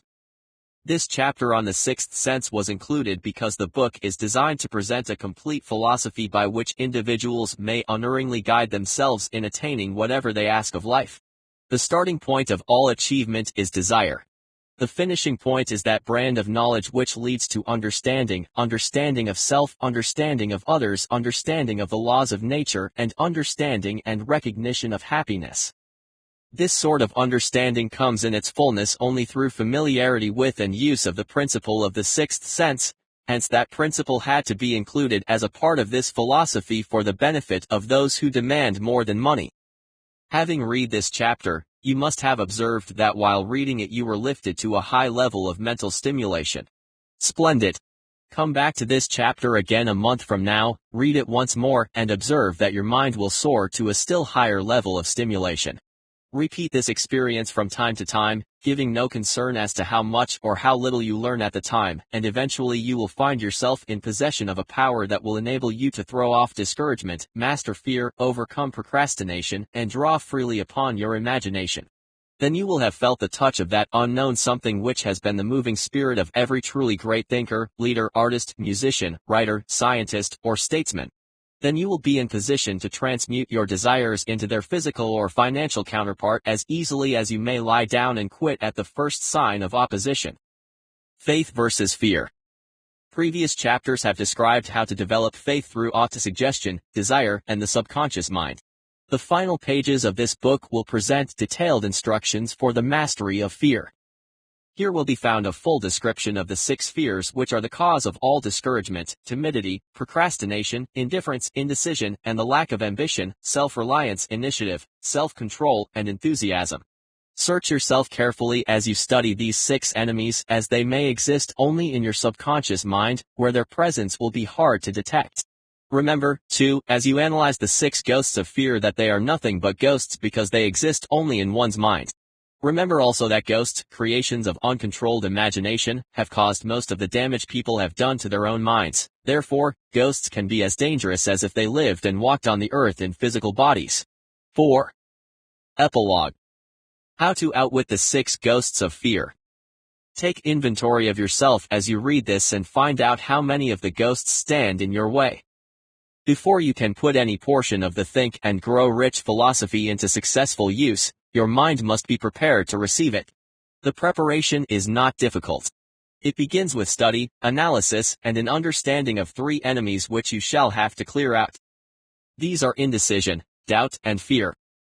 The 6th sense will never function while these 3 negatives or any one of them remains in your mind. The members of this unholy trio are closely tied. Where one is found, the other 2 are close at hand. Indecision is the seedling of fear. And remember this as you read. Indecision crystallizes doubt. The 2 blend and become fear. This blending process often is slow. This is one reason why these 3 enemies are so dangerous. They germinate and grow without their presence being observed. The remainder of this chapter describes an end which must be attained before the Think and Grow Rich philosophy as a whole can be put into practical use. 1. It also analyzes a condition which has reduced large numbers of people to poverty, and it states a truth which must be understood by all who would accumulate riches, whether measured in terms of money or a state of mind of far greater value than money. Let us now turn the spotlight on the cause and the cure of the 6 basic fears. Before we can master an enemy, we must know its name, its habits, and its place of abode. As you read, analyze yourself carefully and determine which, if any, of the 6 common fears have attached themselves to you. Do not be deceived by the habits of these subtle enemies. Sometimes they remain hidden in the subconscious mind, where they are difficult to locate and still more difficult to eradicate. The 6 basic fears. There are 6 basic fears, with some combination of which every human being suffers at one time or another. Most people are fortunate if they do not suffer from the entire 6. Named in the order of their most common appearance, they are: the fear of poverty, at the heart of most people's worries; the fear of criticism; the fear of ill health; the fear of loss of love of someone; the fear of old age; the fear of death. All other fears are of minor importance. They can be grouped under these 6 headings. The prevalence of these fears as a curse to the world runs in cycles. For almost 6 years, while the Depression was on, we floundered in the cycle of fear of poverty. During World War I, we were in the cycle of fear of death. Just following the war, we were in the cycle of fear of ill health, as evidenced by the epidemic of disease which spread all over the world. 2. Fears are nothing more than states of mind. As has been demonstrated repeatedly in the chapters of this book, one's state of mind is subject to control and direction. 3. An individual can create nothing which he or she does not first conceive in the form of an impulse of thought. Following this statement comes another of still greater importance, namely, that thought impulses begin immediately to translate themselves into their physical equivalent, whether those thoughts are voluntary or involuntary. Thought impulses which are picked up by mere chance from sources outside one's own mind, thoughts created in other minds, may determine one's financial, business, professional, or social destiny just as surely as do the thought impulses which one creates by intent and design. We are here laying the foundation for the presentation of a fact of great importance to the person who does not understand why some people appear to be lucky while others of equal or greater ability, training, experience, and intellectual capacity seem destined to misfortune. This fact may be explained by the statement that all human beings have the ability to completely control their own mind, and with this control, obviously, all individuals can open their minds to the tramp thought impulses which derive from the brains of others, or else can close the doors tightly and admit only thought impulses of their own choice. Nature has endowed human beings with absolute control over only one thing, and that is thought. This fact, coupled with the additional fact that everything that human beings create begins in the form of a thought, an idea, leads one very near to the principle by which fear may be mastered. If it is true that all thought has a tendency to clothe itself in its physical equivalent, and this is true beyond any doubt, it is equally true that thought impulses of fear and poverty cannot be translated into terms of courage and financial gain. The people of America began to think of poverty following the Wall Street crash of 1929. Slowly but surely, that mass thought was crystallized into its physical equivalent, which was known as a depression. This had to happen. It is in conformity with the laws of nature. The fear of poverty. There can be no compromise between poverty and riches. The roads that lead to poverty and riches travel in opposite directions. If you want riches, you must refuse to accept any circumstance that leads toward poverty. The word riches is here used in its broadest sense, meaning financial, spiritual, mental and material estates. The starting point of the path that leads to riches is desire. In Chapter 1, you received full instructions for the proper use of desire. Now in this concluding discussion on fear you will receive complete instructions for preparing your mind to make practical use of desire. Here then is the place to give yourself a challenge which will definitely determine how much of this philosophy you have absorbed so far. Here is the point at which you can turn prophet and foretell accurately what the future holds in store for you. If, after reading what follows, you are willing to accept poverty, you may as well make up your mind to receive poverty. This is one decision you cannot avoid. If you demand riches, determine what form of riches and how much will be required to satisfy you. You should now know the road that leads to riches. You have been given a road map which, if followed, will keep you on that road. If you neglect to make the start, or stop before you arrive, no one will be to blame but you. The responsibility is yours. No alibi will save you from accepting this responsibility. If you now fail or refuse to demand riches of life, it will be because of one thing, the only thing you can truly control, a state of mind. And a state of mind is something that one assumes. It cannot be purchased.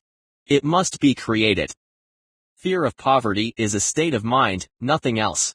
But it is sufficient to destroy one's chances of achievement in any undertaking, a truth which becomes painfully evident during any time of economic difficulty and uncertainty. Fear of poverty paralyzes the faculty of reason, destroys the faculty of imagination, kills self-reliance, undermines enthusiasm, discourages initiative, leads to uncertainty of purpose, encourages procrastination, wipes out enthusiasm, and makes self-control impossible. It takes the charm from one's personality, destroys the possibility of accurate thinking, diverts concentration of effort, kills persistence, turns willpower into nothingness, destroys ambition, beclouds memory, and invites failure in every conceivable form. It kills love and assassinates the finer emotions of the heart, discourages friendship, invites disaster in 100 forms, leads to sleeplessness, misery and unhappiness, and all this despite the obvious truth that we live in a world of overabundance of everything the heart could desire, with nothing standing between us and our desires except lack of a definite purpose and the plans that derive from it. The fear of poverty is without doubt the most destructive of the 6 basic fears. It has been placed at the head of the list because it is the most difficult fear to master. Considerable courage is required to state the truth about the origin of this fear, and still greater courage to accept the truth after it has been stated. The fear of poverty grew out of human beings' inherited tendency to prey upon others economically. Nearly all animals are motivated by instinct, but their capacity to think is limited, therefore, they prey upon one another physically. Human beings, with their superior sense of intuition and the capacity to think and to reason, do not eat other human beings bodily, they get more satisfaction out of eating them financially. Human beings, by nature, are so avaricious that every conceivable law has been passed to safeguard them from each other. Of all the ages of the world of which we know anything, the age in which we live seems to be one that is most characterized by money madness. People are almost considered less than the dust of the earth unless they can display a fat bank account. But if they have money, never mind how they acquired it, they are royalty or big shots. They seem above the law, they rule in politics, they dominate in business, and the whole world about them bows in respect when they pass. Nothing brings a person so much suffering and humility as poverty. Only those who have experienced poverty understand the full meaning of this. It is no wonder that people fear poverty. Through a long line of inherited experiences, people have learned, for sure, that some individuals cannot be trusted where matters of money and earthly possessions are concerned. This is a stinging, but true indictment. The majority of marriages continue to be motivated by the wealth possessed by one or both of the contracting parties.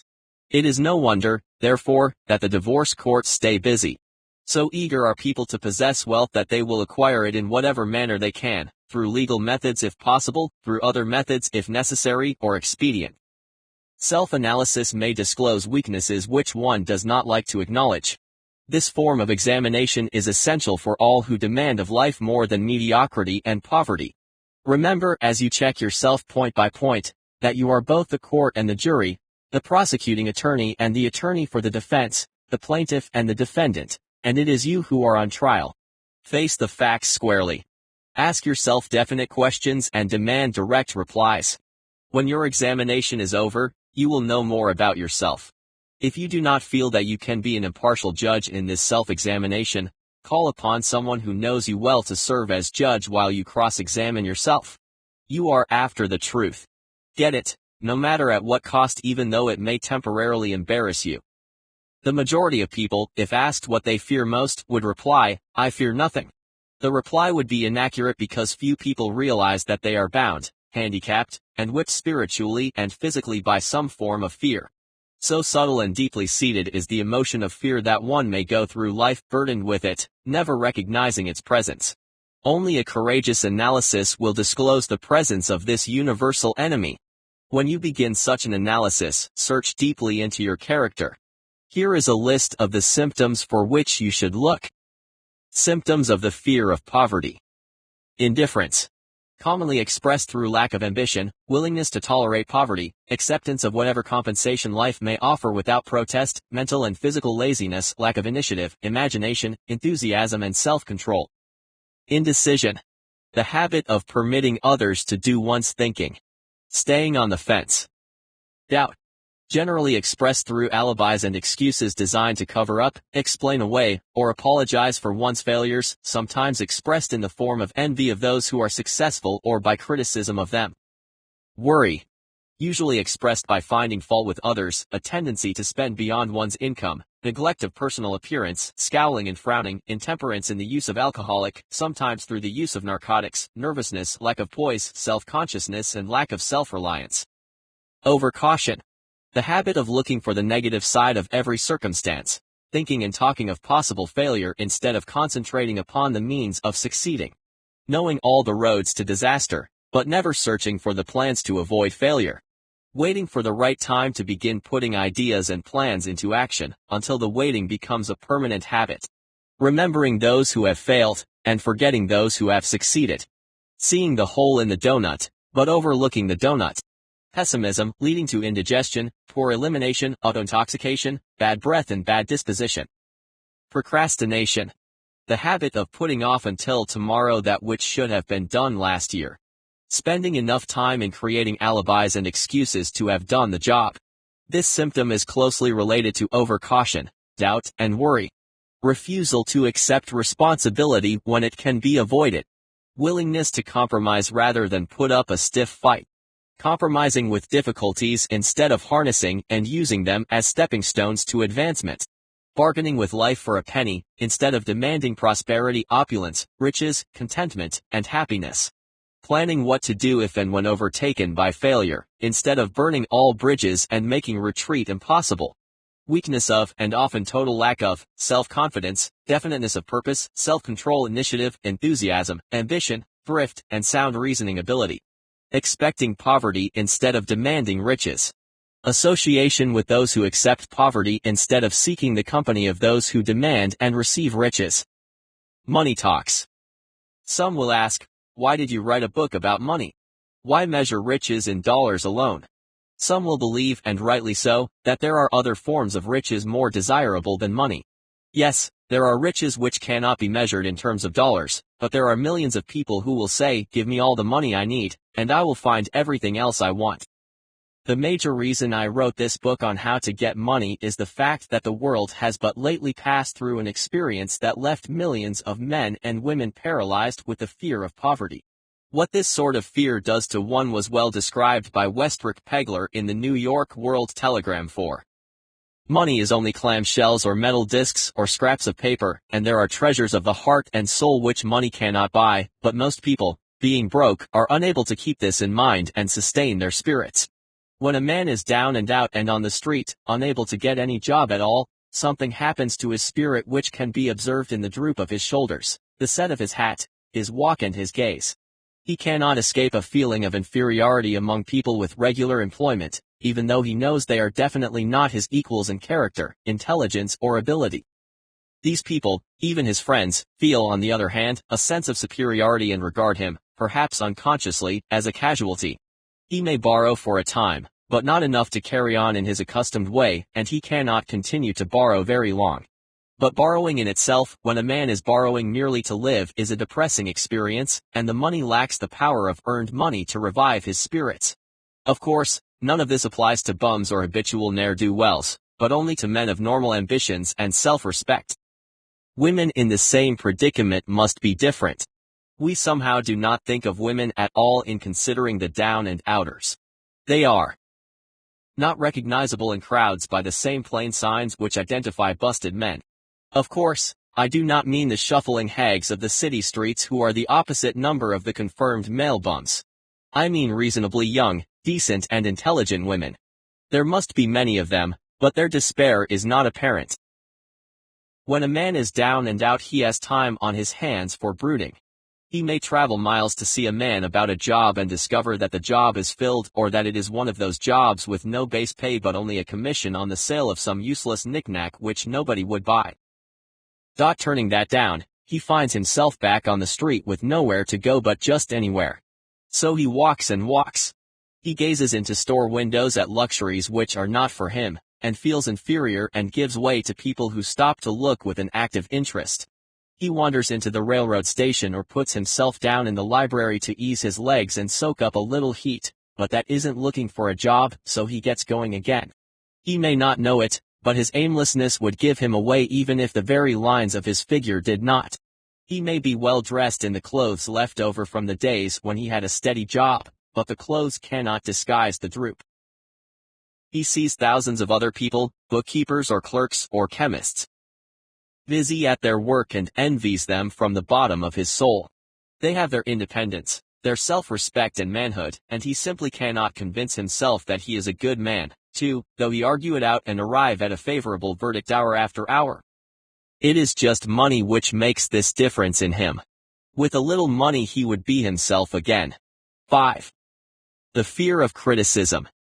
Just how humanity originally came by this fear, no one can state definitely, but one thing is certain, people have it in a highly developed form. I am inclined to attribute the basic fear of criticism to that part of inherited human nature which prompts people not only to take away the goods and wares of others, but to justify their action by criticism of their victim's character.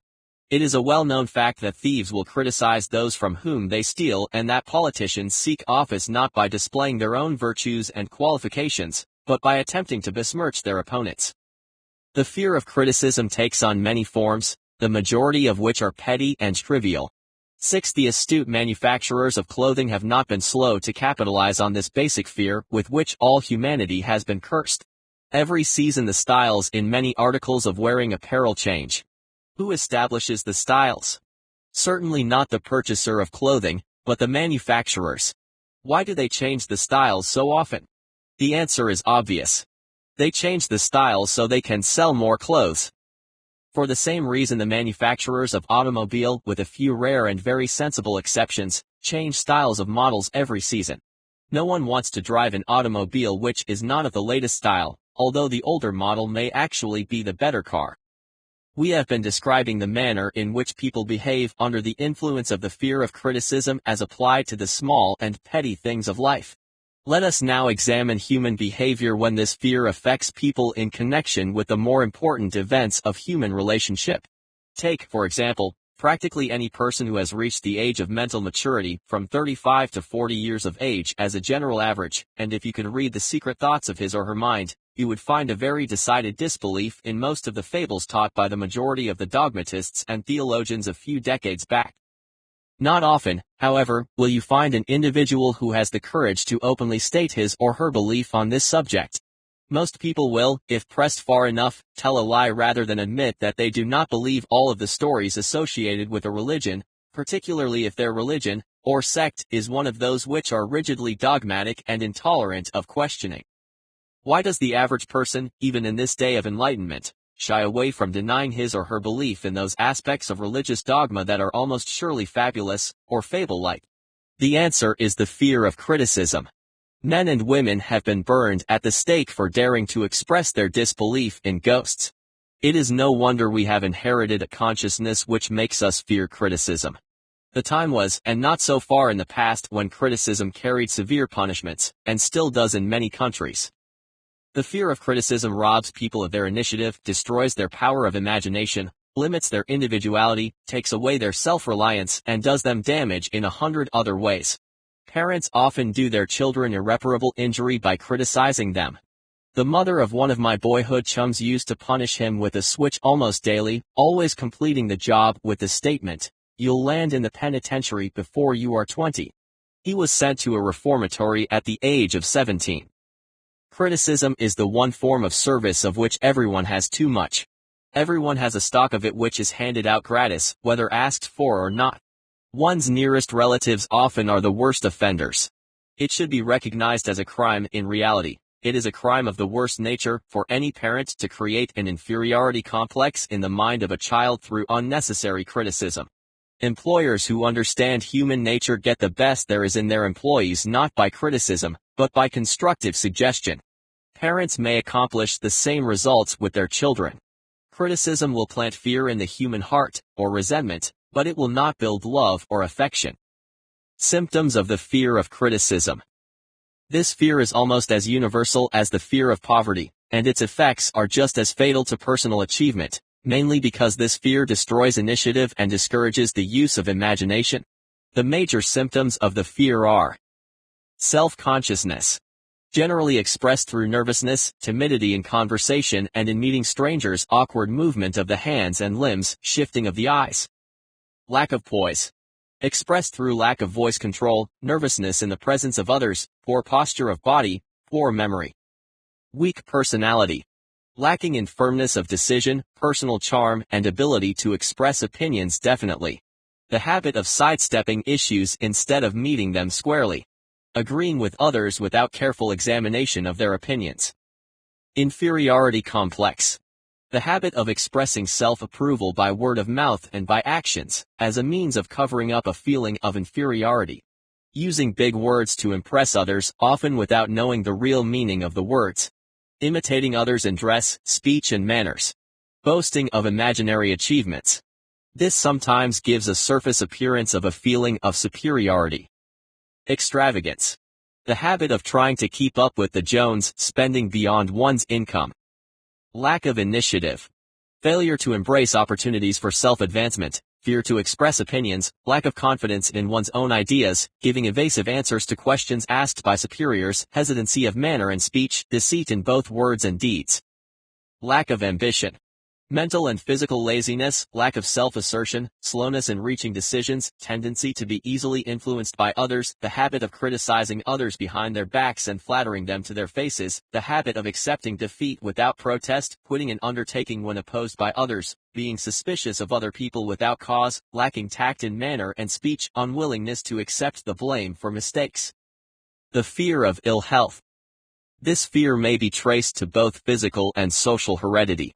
As to its origin, it is closely associated with the causes of the fear of old age and the fear of death because it leads us closely to the border of terrible worlds of which we know not, but concerning which we have been taught some discomforting stories.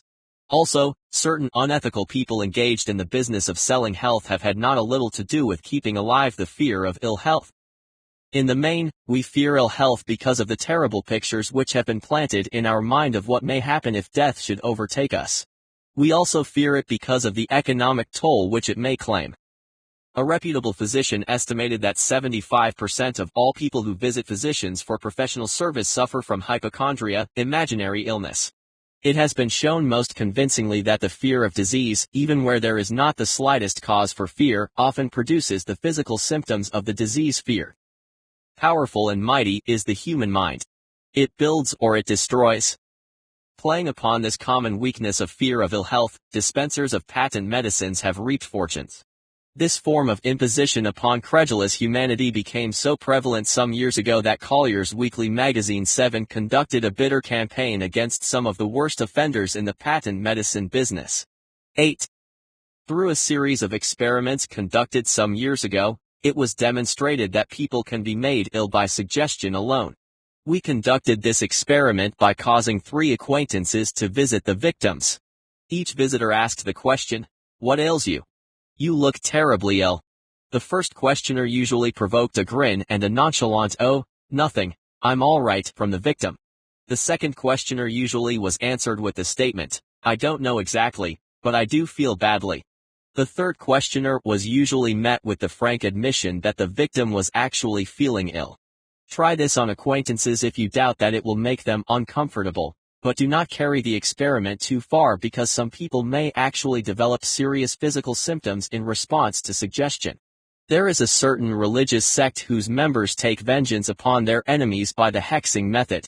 They call it placing a spell on the victim, and there are reliable reports that some individuals have actually died after being hexed. There is overwhelming evidence that disease sometimes begins in the form of negative thought impulse. Such an impulse may be passed from one mind to another, by suggestion, or created by an individual in his or her own mind.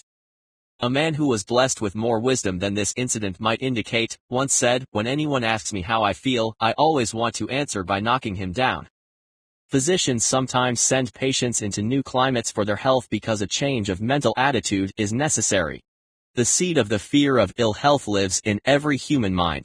Worry, fear, discouragement, and disappointment in love and business affairs cause this seed to germinate and grow. Every form of negative thinking may cause ill health. Disappointments in business and in love stand at the head of the list of causes of the fear of ill health. A young man suffered a devastating disappointment in love which eventually resulted in his being hospitalized. For months he suffered a debilitating depression. A psychotherapist 9 was called in. The psychotherapist changed nurses, placing the patient under the care of a very charming young woman who began, by prearrangement with the therapist, to coddle him and shower him with affection beginning the first day of her arrival on the job. Within 3 weeks the patient was discharged from the hospital, still suffering, but with an entirely different malady. He was in love again. The remedy was a hoax, but the patient and the nurse were later married. Both are in good health at the time of this writing. Symptoms of the fear of ill health. The symptoms of this almost universal fear are: inappropriate autosuggestion. The habit of negative use of self-suggestion by looking for and expecting to find the symptoms of all kinds of disease. Enjoying imaginary illness and speaking of it as being real. The habit of trying all fads and isms recommended by others as having therapeutic value. Dwelling on the details of operations, accidents, and other forms of illness. Experimenting with diets, physical exercises, and reducing schemes without professional guidance. Over-reliance or experimentation with home remedies, patent medicine, and quack remedies. Hypochondria. The habit of talking about illness, concentrating the mind upon disease, and expecting its appearance until a nervous condition occurs. Nothing that comes in bottles can cure this condition. It is brought on by negative thinking, and nothing but positive thought can effect a cure. Hypochondria, a medical term for imaginary disease, is said to do as much damage on occasion as the disease one fears might do. Most so-called cases of nerves come from imaginary illness. Lack of exercise. Fear of ill health often interferes with proper physical exercise and results in one's being overweight by causing one to avoid outdoor life. Susceptibility to illness. Fear of ill health breaks down the body's natural resistance and creates a favorable condition for any form of disease one may contact. 10. The fear of ill health often is related to the fear of poverty, especially in the case of the hypochondriac who constantly worries about the possibility of having to pay doctor's bills, hospital bills, etc. This type of person spends much time preparing for sickness, talking about death, saving money for cemetery lots, burial expenses, etc. Self-coddling. The habit of making a bid for sympathy using imaginary illness as the lure. People often resort to this trick to avoid work. The habit of feigning illness to cover plain laziness or to serve as an alibi for lack of ambition. Intemperance. The habit of using alcohol or narcotics to deaden pains such as headaches, neuralgia, etc. instead of eliminating the cause. The habit of reading about illness and worrying over the possibility of being stricken by it. The habit of reading, listening to, or viewing patent medicine advertisements. The fear of loss of love. The original source of this inherent fear needs but little description. It obviously, on the male side, grew out of males' early and, apparently, inherently polygamous nature and the propensity to steal the mates of other males.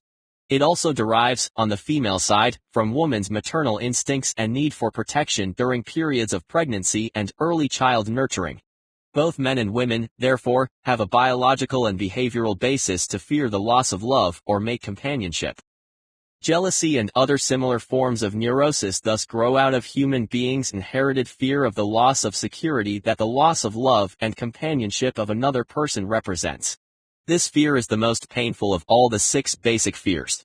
It plays more havoc with the body and mind than any of the other basic fears, and it can lead to severe mental problems. As indicated above, the fear of loss of love probably dates back to the Stone Age, when males stole females by brute force. They continue to do so in modern civilizations, but their technique has changed. Instead of force, they now use the lure of romantic persuasion, the promise of fine clothes, expensive automobile and jewelry, access to economic power, and other bait much more effective than physical force. Males' habits are the same as they were at the dawn of civilization, but are expressed differently. Careful analysis has shown that women generally are more susceptible to the fear of loss of love than are men. This fact is easily explained. Women through the ages have learned from experience that men, considered as a group, are polygamous by nature, that they are not to be trusted in the hands of rivals. Symptoms of the fear of loss of love. The distinguishing symptoms of this fear are jealousy, the habit of being suspicious of friends and loved ones without any reasonable evidence of sufficient grounds. Jealousy is a form of neurosis which sometimes becomes violent without the slightest cause. The habit of accusing wife or husband of infidelity without grounds. General suspicion of everyone, absolute faith in no one. Fault-finding. The habit of finding fault with friends, relatives, business associates, and loved ones upon the slightest provocation or without any cause whatsoever. Gambling. The habit of gambling, stealing, cheating, and otherwise taking risky chances to provide money for loved ones with the belief that love can be bought. The habit of spending beyond one's means or incurring debts to provide gifts for loved ones, with the object of making a favorable showing. Insomnia, nervousness, lack of persistence, weakness of will, lack of self-control, lack of self-reliance, bad temper. The fear of old age. In the main, this fear grows out of two sources. First, the thought that old age may bring with it poverty. Secondly, and by far the most common source of origin, thoughts arising from false and cruel teachings of the past, which have been too well mixed with fire and brimstone and other bogeymen cunningly designed to enslave people through fear. In the basic fear of old age, people have two very sound reasons for their apprehension, one growing out of their distrust of others, who may seize whatever worldly goods they may possess, and the other arising from the terrible pictures of the world beyond which were planted in their minds through social heredity before they came into full possession of their powers of reason. The possibility of ill health, which is more common as people grow older, is also a contributing cause of this common fear of old age. Eroticism also enters into the cause of the fear of old age, as no one cherishes the thought of diminishing sexual attraction and activity. The most common cause of fear of old age is associated with the possibility of poverty. Poorhouse, and everything the term conveys, is not a pretty word. 11. It throws a chill into the mind of every person who faces the possibility of having to spend his or her declining years impoverished and worried constantly about meeting both the necessities of daily life and the special needs of old age. Another contributing cause of the fear of old age is the possibility of loss of freedom and independence, as old age may bring with it the loss of both physical and economic freedom. Symptoms of the fear of old age. The commonest symptoms of this fear are the tendency to slow down and develop an inferiority complex at the age of mental maturity, around the age of 50, falsely believing oneself to be slipping because of age. The truth is that one's most useful years, mentally and spiritually, are those between 50 and 60. The habit of speaking apologetically of oneself as being old merely because one has reached the age of 60 or 70, instead of reversing the rule and expressing gratitude for having reached the age of wisdom and understanding. The habit of killing off initiative, imagination, and self-reliance by falsely believing oneself too old to exercise these qualities. The habit of the man or woman of 50 or 60 dressing with the aim of trying to appear much younger and affecting mannerisms of youth, thereby inspiring ridicule by both friends and strangers. The fear of death. To some, this is the cruelest of all the basic fears. The reason is obvious. In the majority of cases, the terrible pangs of fear associated with the thought of death may be charged directly to religious fanaticism. So-called heathen are less afraid of death than are the more civilized. For thousands of years, human beings have been asking the still unanswered questions: whence? And whither? Where did I come from, and where am I going? During the darker ages of history, the more cunning and crafty were not slow to offer the answer to these questions for a price. Witness, now, the major source of the origin of the fear of death. Come into my tent, embrace my faith, accept my dogmas, and I will give you a ticket that will admit you straight away into heaven when you die, cries a leader of sectarianism. Remain out of my tent, says the same leader, and may the devil take you and burn you throughout eternity. Eternity is a long time. Fire is a terrible thing. The thought of eternal punishment by fire not only causes people to fear death, it often causes them to lose their reason. It can destroy interest in life and make happiness impossible. During my research, I reviewed a book entitled The Catalogue of the Gods, in which were listed the 30,000 gods which humankind has worshipped through the ages. Think of it. 30,000 of them, represented by everything from a crawfish to a man. It is little wonder that people have become frightened at the approach of death. While the religious leader may not be able to provide safe conduct into heaven, nor by lack of such provision force the unfortunate to descend into hell, the possibility of the latter seems so terrible that the very thought of it lays hold of the imagination in such a realistic way that it paralyzes reason and sets up the fear of death. In truth, no one knows for certain what heaven or hell is like, or in what sense either exists. This very lack of positive knowledge opens the door of people's minds to the charlatans so that they may enter and control those minds with their stock of legerdemain and various brands of pious fraud and trickery. The fear of death is not as common now as it was during the age when there were no great colleges and universities. Scientists have turned the spotlight of truth upon the world, and this truth is rapidly freeing men and women from this terrible fear of death. The young men and women who attend our colleges and universities are not so easily impressed by fire and brimstone any longer. Through the aid of biology, astronomy, geology, and other related sciences, the fears of the Dark Ages that gripped the minds of humanity and destroyed people's reason have been dispelled. Insane asylums have been filled with people who have gone mad because of the fear of death. This fear is useless. Death will come no matter what anyone may think about it. Accept it as a necessity and pass the thought out of your mind. It must be a necessity, or it would not come to all. Perhaps it is not as bad as it has been pictured. The entire world is made up of only two things: energy and matter. In elementary physics we learn that neither matter nor energy, the only two realities known, can be created or destroyed. Both matter and energy can be transformed, but neither can be destroyed. Life is energy, if it is anything. If neither energy nor matter can be destroyed, then life cannot truly be destroyed. Life, like other forms of energy, may be passed through various processes of transition or change, but it cannot be destroyed. Death is a mere transition. But if death is not a mere change or transition, then nothing comes after death except a long, eternal, peaceful sleep, and sleep is nothing to be feared. Either way, you may thus wipe out forever the fear of death. Symptoms of the fear of death. The general symptom of this fear is the habit of thinking about dying instead of making the most of life, a habit which is due generally to lack of purpose or lack of a suitable occupation. This fear is more prevalent among the aged, but sometimes the more youthful are victims of it.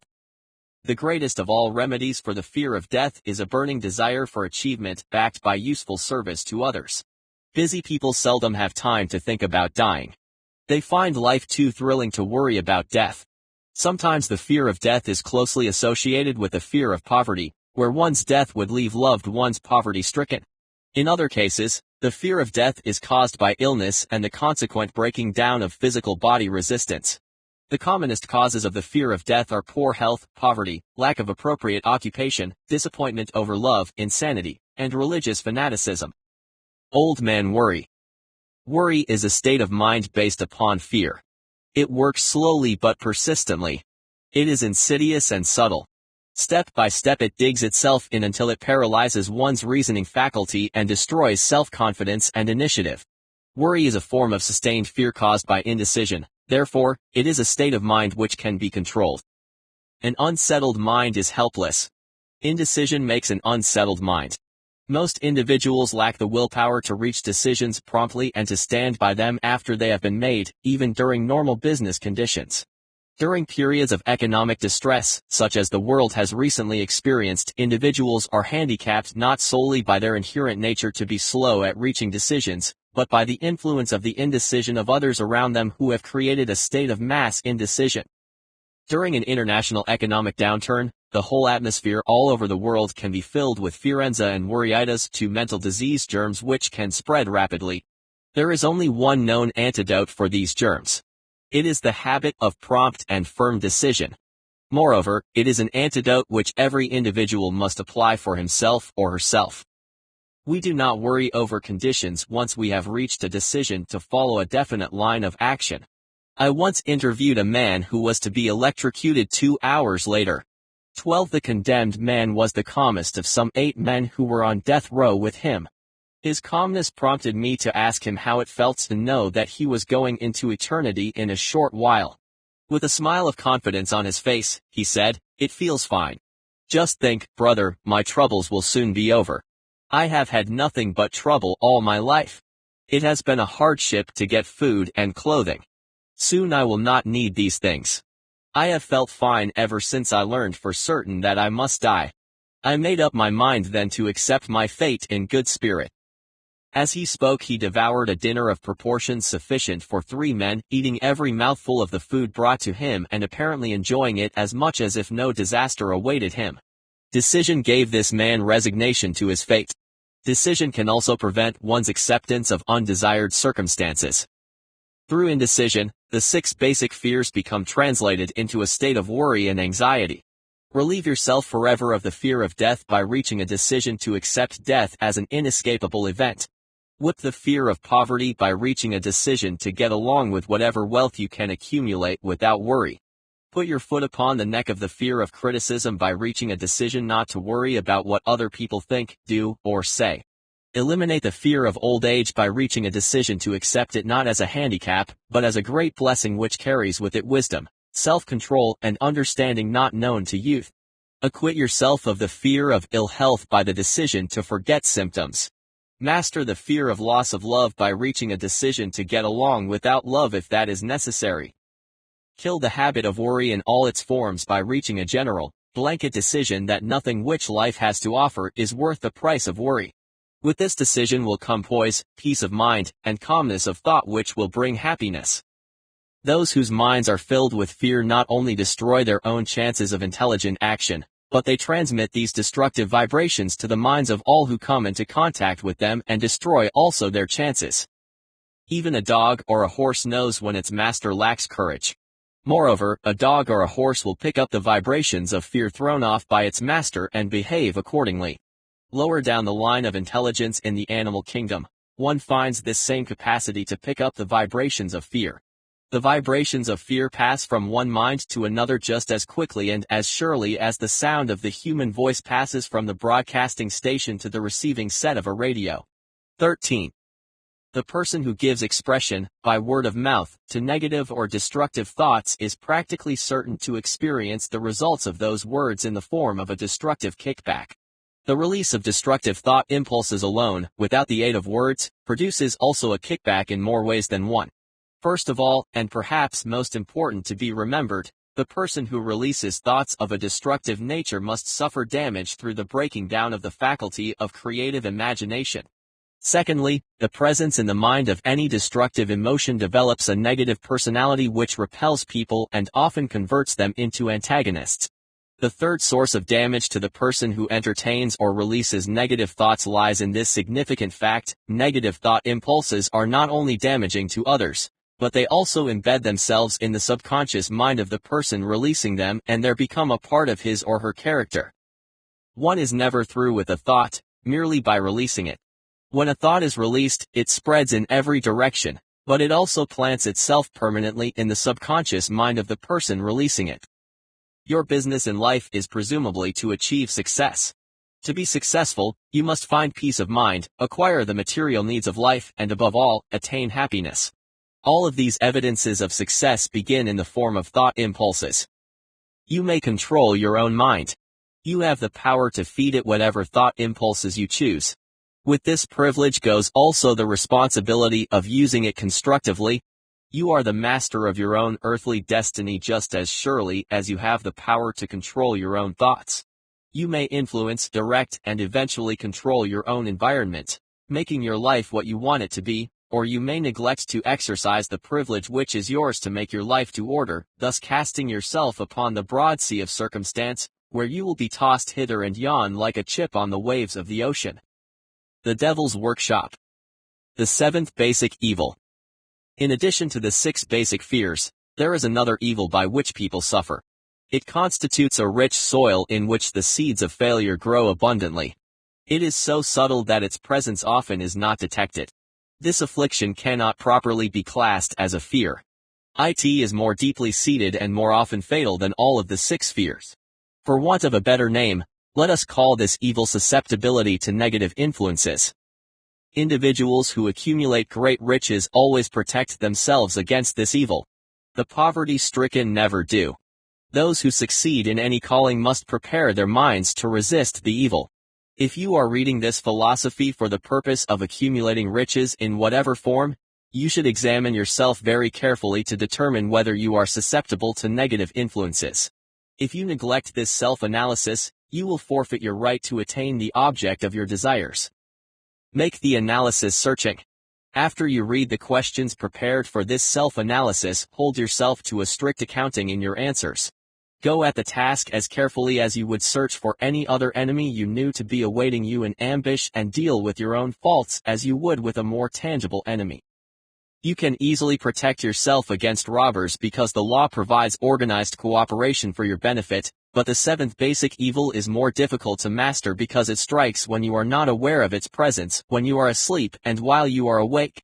Moreover, its weapon is intangible because it consists of merely a state of mind.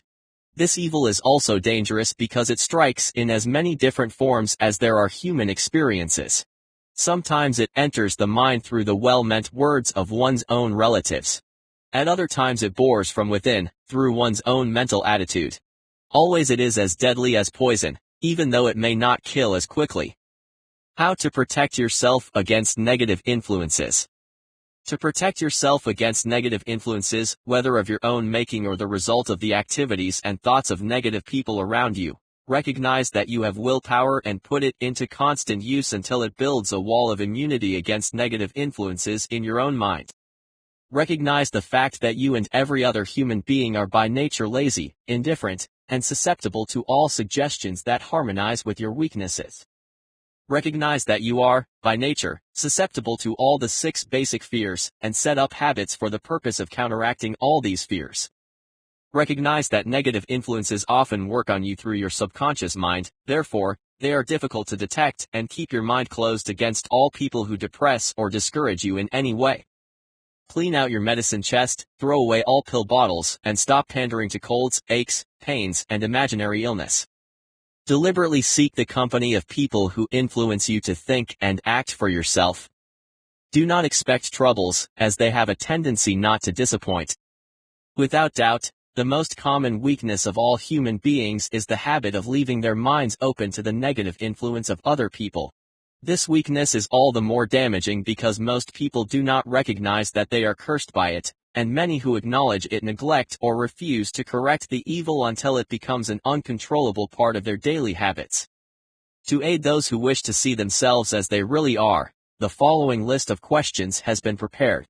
Read the questions and state your answers aloud so that you can hear your own voice. This will make it easier for you to be truthful with yourself. Self-analysis test questions. Do you complain often of feeling bad, and if so, what is the cause? Do you find fault with other people at the slightest provocation? Do you frequently make mistakes in your work, and if so, why? Are you sarcastic and offensive in your conversation? Do you deliberately avoid the association of anyone, and if so, why? Do you suffer frequently with indigestion? If so, what is the cause? Does life seem futile and the future hopeless to you? If so, why? Do you like your occupation? If not, why? Do you often feel self-pity, and if so, why? Are you envious of those who excel you? To which do you devote most time, thinking of success or of failure? Are you gaining or losing self-confidence as you grow older? Do you learn something of value from all mistakes? Are you permitting some relative or acquaintance to worry you? If so, why? Are you sometimes in the clouds and at other times in the depths of despondency? Who has the most inspiring influence upon you? What is the cause? Do you tolerate negative or discouraging influences which you can avoid? Are you careless of your personal appearance? If so, when and why? Have you learned how to drown your troubles by being too busy to be annoyed by them? Would you call yourself a spineless weakling if you permitted others to do your thinking for you? Do you neglect internal bathing until intoxication makes you ill-tempered and irritable? 14. How many preventable disturbances annoy you, and why do you tolerate them? Do you resort to liquor, pills, narcotics, or cigarettes to quiet your nerves? If so, why do you not try willpower instead? Does anyone nag you, and if so, for what reason? Do you have a definite chief aim in life, and if so, what is it and what plan have you for achieving it? Do you suffer from any of the 6 basic fears? If so, which ones? Have you a method by which you can shield yourself against the negative influence of others? Do you make deliberate use of autosuggestion to make your mind positive? Which do you value most, your material possessions or your privilege of controlling your own thoughts? Are you easily influenced by others against your own judgment? Has today added anything of value to your stock of knowledge or state of mind? Do you face squarely the circumstances which make you unhappy, or do you sidestep the responsibility? Do you analyze all mistakes and failures and try to profit by them, or do you take the attitude that this is not your duty? Can you name 3 of your most damaging weaknesses? What are you doing to correct them? Do you encourage other people to bring their worries to you for sympathy? Do you choose, from your daily experiences, lessons or influences which aid in your personal advancement? Does your presence have a negative influence on other people as a rule? What habits of other people annoy you most? Do you form your own opinions, or permit yourself to be influenced by other people? Have you learned how to create a mental state of mind with which you can shield yourself against all discouraging influences? Does your occupation inspire you with faith and hope? Are you conscious of possessing spiritual forces of sufficient power to enable you to keep your mind free from all forms of fear? Does your religion help you to keep your own mind positive? Do you feel it your duty to share other people's worries? If so, why? If you believe that birds of a feather flock together, what have you learned about yourself by studying the friends whom you attract? What connection, if any, do you see between the people with whom you associate most closely and any unhappiness you may experience? Could it be possible that some person whom you consider to be a friend is, in reality, your worst enemy because of his or her negative influence on your mind? By what rules do you judge who is helpful and who is damaging to you? Are your intimate associates mentally superior or inferior to you? How much time out of every 24 hours do you devote to A. Your occupation, B. Sleep, C. Play and relaxation, D. Acquiring useful knowledge, E. Plain waste? Who among your acquaintances A. Encourages you most, B. Cautions you most, C. Discourages you most, D. Helps you most in other ways? What is your greatest worry? Why do you tolerate it? When others offer you free, unsolicited advice, do you accept it without question or analyze their motive? What, above all else, do you most desire? Do you intend to acquire it? Are you willing to subordinate all other desires for this one? How much time daily do you devote to acquiring it? Do you change your mind often? If so, why? Do you usually finish everything you begin? Are you easily impressed by other people's business or professional titles, college degrees, or wealth? Are you easily influenced by what other people think or say of you? Do you cater to people because of their social or financial status? Whom do you believe to be the greatest person living? In what respect is this person superior to yourself? How much time have you devoted to studying and answering these questions? At least one day is necessary for the thoughtful analysis and the full answering of the entire list. If you have answered all these questions truthfully, you know more about yourself than the majority of people. Study the questions carefully, come back to them once each week for several months, and be astounded at the amount of additional knowledge of great value to yourself you will have gained by the simple method of answering the questions truthfully. If you are not certain concerning the answers to some of the questions, seek the counsel of those who know you well, especially those who have no motive in flattering you, and see yourself through their eyes. The experience will be astonishing. You have absolute control over but one thing, and that is your thoughts. This is the most significant and inspiring of all known facts. It reflects the divine nature of humanity. This divine prerogative is the sole means by which you may control your own destiny. If you fail to control your own mind, you may be sure you will control nothing else. If you must be careless with your possessions, let it be in connection with material things. Your mind is your spiritual estate. Protect and use it with the care to which divine royalty is entitled. You were given willpower for this purpose. Unfortunately, There is no legal protection against those who, either by design or ignorance, poison the minds of others by negative suggestion. This form of destruction should be punishable by heavy legal penalties because it may and often does destroy one's chances of acquiring material things which are protected by law. People with negative minds tried to convince Thomas Edison that he could not build a machine that would record and reproduce the human voice because, they said, no one else had ever produced such a machine. Edison did not believe them. He knew that the mind can produce anything the mind can conceive and believe. 15 And that knowledge was what lifted the great Edison above the common herd. People with negative minds told F.W. Woolworth he would go broke trying to run a store on 5 and 10 cent sales. He did not believe them. He knew that he could do anything within reason if he backed his plans with faith. Exercising his right to keep other people's negative suggestions out of his mind, he piled up a fortune of more than $100 million. People with negative minds told George Washington he could not hope to win against the vastly superior forces of the British, but he exercised his divine right to believe. Therefore, this book was published under the protection of the Stars and Stripes, while the name of Lord Cornwallis has been all but forgotten. Doubting Thomases scoffed when Henry Ford tried out his first crudely built automobile on the streets of Detroit. Some said the thing never would become practical. Others said no one would pay money for such a contraption. Ford said, "I'll belt the earth with dependable motor cars," and he did. His decision to trust his own judgment piled up a fortune far greater than generations of his descendants could squander. For the benefit of those seeking vast riches, let it be remembered that practically the sole difference between Henry Ford and a majority of the more than 100,000 people who worked for him is this: Ford had a mind and controlled it, while most of the others had minds which they did not try to control. Henry Ford has been repeatedly mentioned because he is an astounding example of what individuals with a mind of their own, and a will to control it, can accomplish. His record knocks the foundation from under that time-worn alibi, "I never had a chance." Ford never had a chance either, but he created an opportunity and backed it with persistence until it made him richer than Croesus. 16.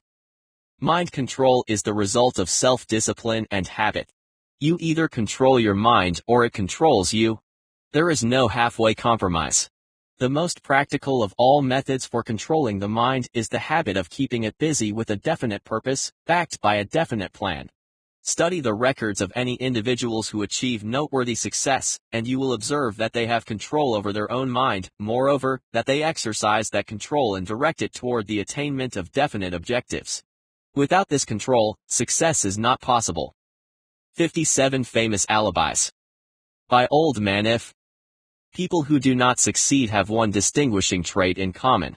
They know all the reasons for failure and have what they believe to be airtight alibis to explain away their own lack of achievement. Some of these alibis are clever, and a few are justifiable by the facts. But alibis cannot be used for money. The world wants to know only one thing: have you achieved success?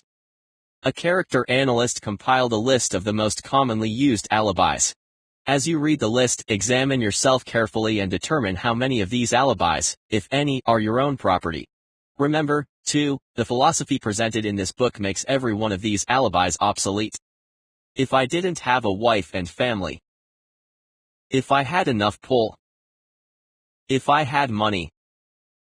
If I had a good education. If I could get a job. If I had good health. If I only had time. If times were better. If other people understood me. If conditions around me were only different. If I could live my life over again. If I did not fear what they would say. If I had been given a chance. If I now had a chance. If other people didn't have it in for me. If nothing happens to stop me. If I were only younger. If I could only do what I want. If I had been born rich. If I could meet the right people. If I had the talent that some people have. If I dared assert myself. If only I had embraced past opportunities.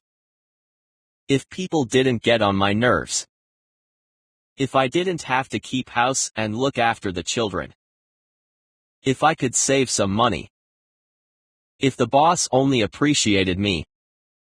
If I only had somebody to help me. If my family understood me. If I lived in a big city. If I could just get started. If I were only free. If I had the personality of some people. If I were not so fat. If my talents were known. If I could just get a break. If I could only get out of debt. If I hadn't failed. If I only knew how. If everybody didn't oppose me. If I didn't have so many worries. If I could marry the right person. If people weren't so dumb. If my family were not so extravagant. If I were sure of myself. If luck were not against me. If I had not been born under the wrong star. If it were not true that what is to be will be. If I did not have to work so hard. If I hadn't lost my money. If I lived in a different neighborhood. If I didn't have a past. If I only had a business of my own. If other people would only listen to me. If, and this is the greatest of them all, I had the courage to see myself as I really am, I would find out what is wrong with me and correct it, then I might have a chance to profit by my mistakes and learn something from the experience of others, for I know that there is something wrong with me, or I would now be where I would have been if I had spent more time analyzing my weaknesses and less time building alibis to cover them. Building alibis with which to explain away failure is a national pastime. The habit is as old as the human race and is fatal to success. Why do people cling to their pet alibis? The answer is obvious. They defend their alibis because they create them. An alibi is the child of one's own imagination. It is human nature to defend one's own brainchild. Building alibis is a deeply rooted habit. Habits are difficult to break, especially when they provide justification for something we do. Plato had this truth in mind when he said, "The first and best victory is to conquer self." To be conquered by self is, of all things, the most shameful and vile. Another philosopher had the same thought in mind when he said, "It was a great surprise to me when I discovered that most of the ugliness I saw in others was but a reflection of my own nature." It has always been a mystery to me, said Elbert Hubbard, why people spend so much time deliberately fooling themselves by creating alibis to cover their weaknesses. If used differently, this same time would be sufficient to cure the weakness, then no alibis would be needed. In parting, I would remind you that life is a game, and the player opposite you is time. If you hesitate before moving, or neglect to move thoughtfully and decisively, your pieces will be wiped off the board by time. You are playing against a partner who will not tolerate indecision. Previously you may have had a logical excuse for not having forced life to come through with whatever you asked, but that alibi is now obsolete because you are in possession of the master key that unlocks the door to life's bountiful riches. The master key is intangible, but it is powerful. It is the privilege of creating in your own mind a burning desire for a definite form of riches. There is no penalty for the use of the key, but there is a price you must pay if you do not use it. The price is failure. There is a reward of stupendous proportions if you put the key to use. It is the satisfaction that comes to all who conquer self and force life to pay whatever is asked. The reward is worthy of your effort. Will you make the start and be convinced? If we are related, said the immortal Emerson, we shall meet. In closing, may I borrow his thought and say, if we are related, we have, through these pages, met. The end.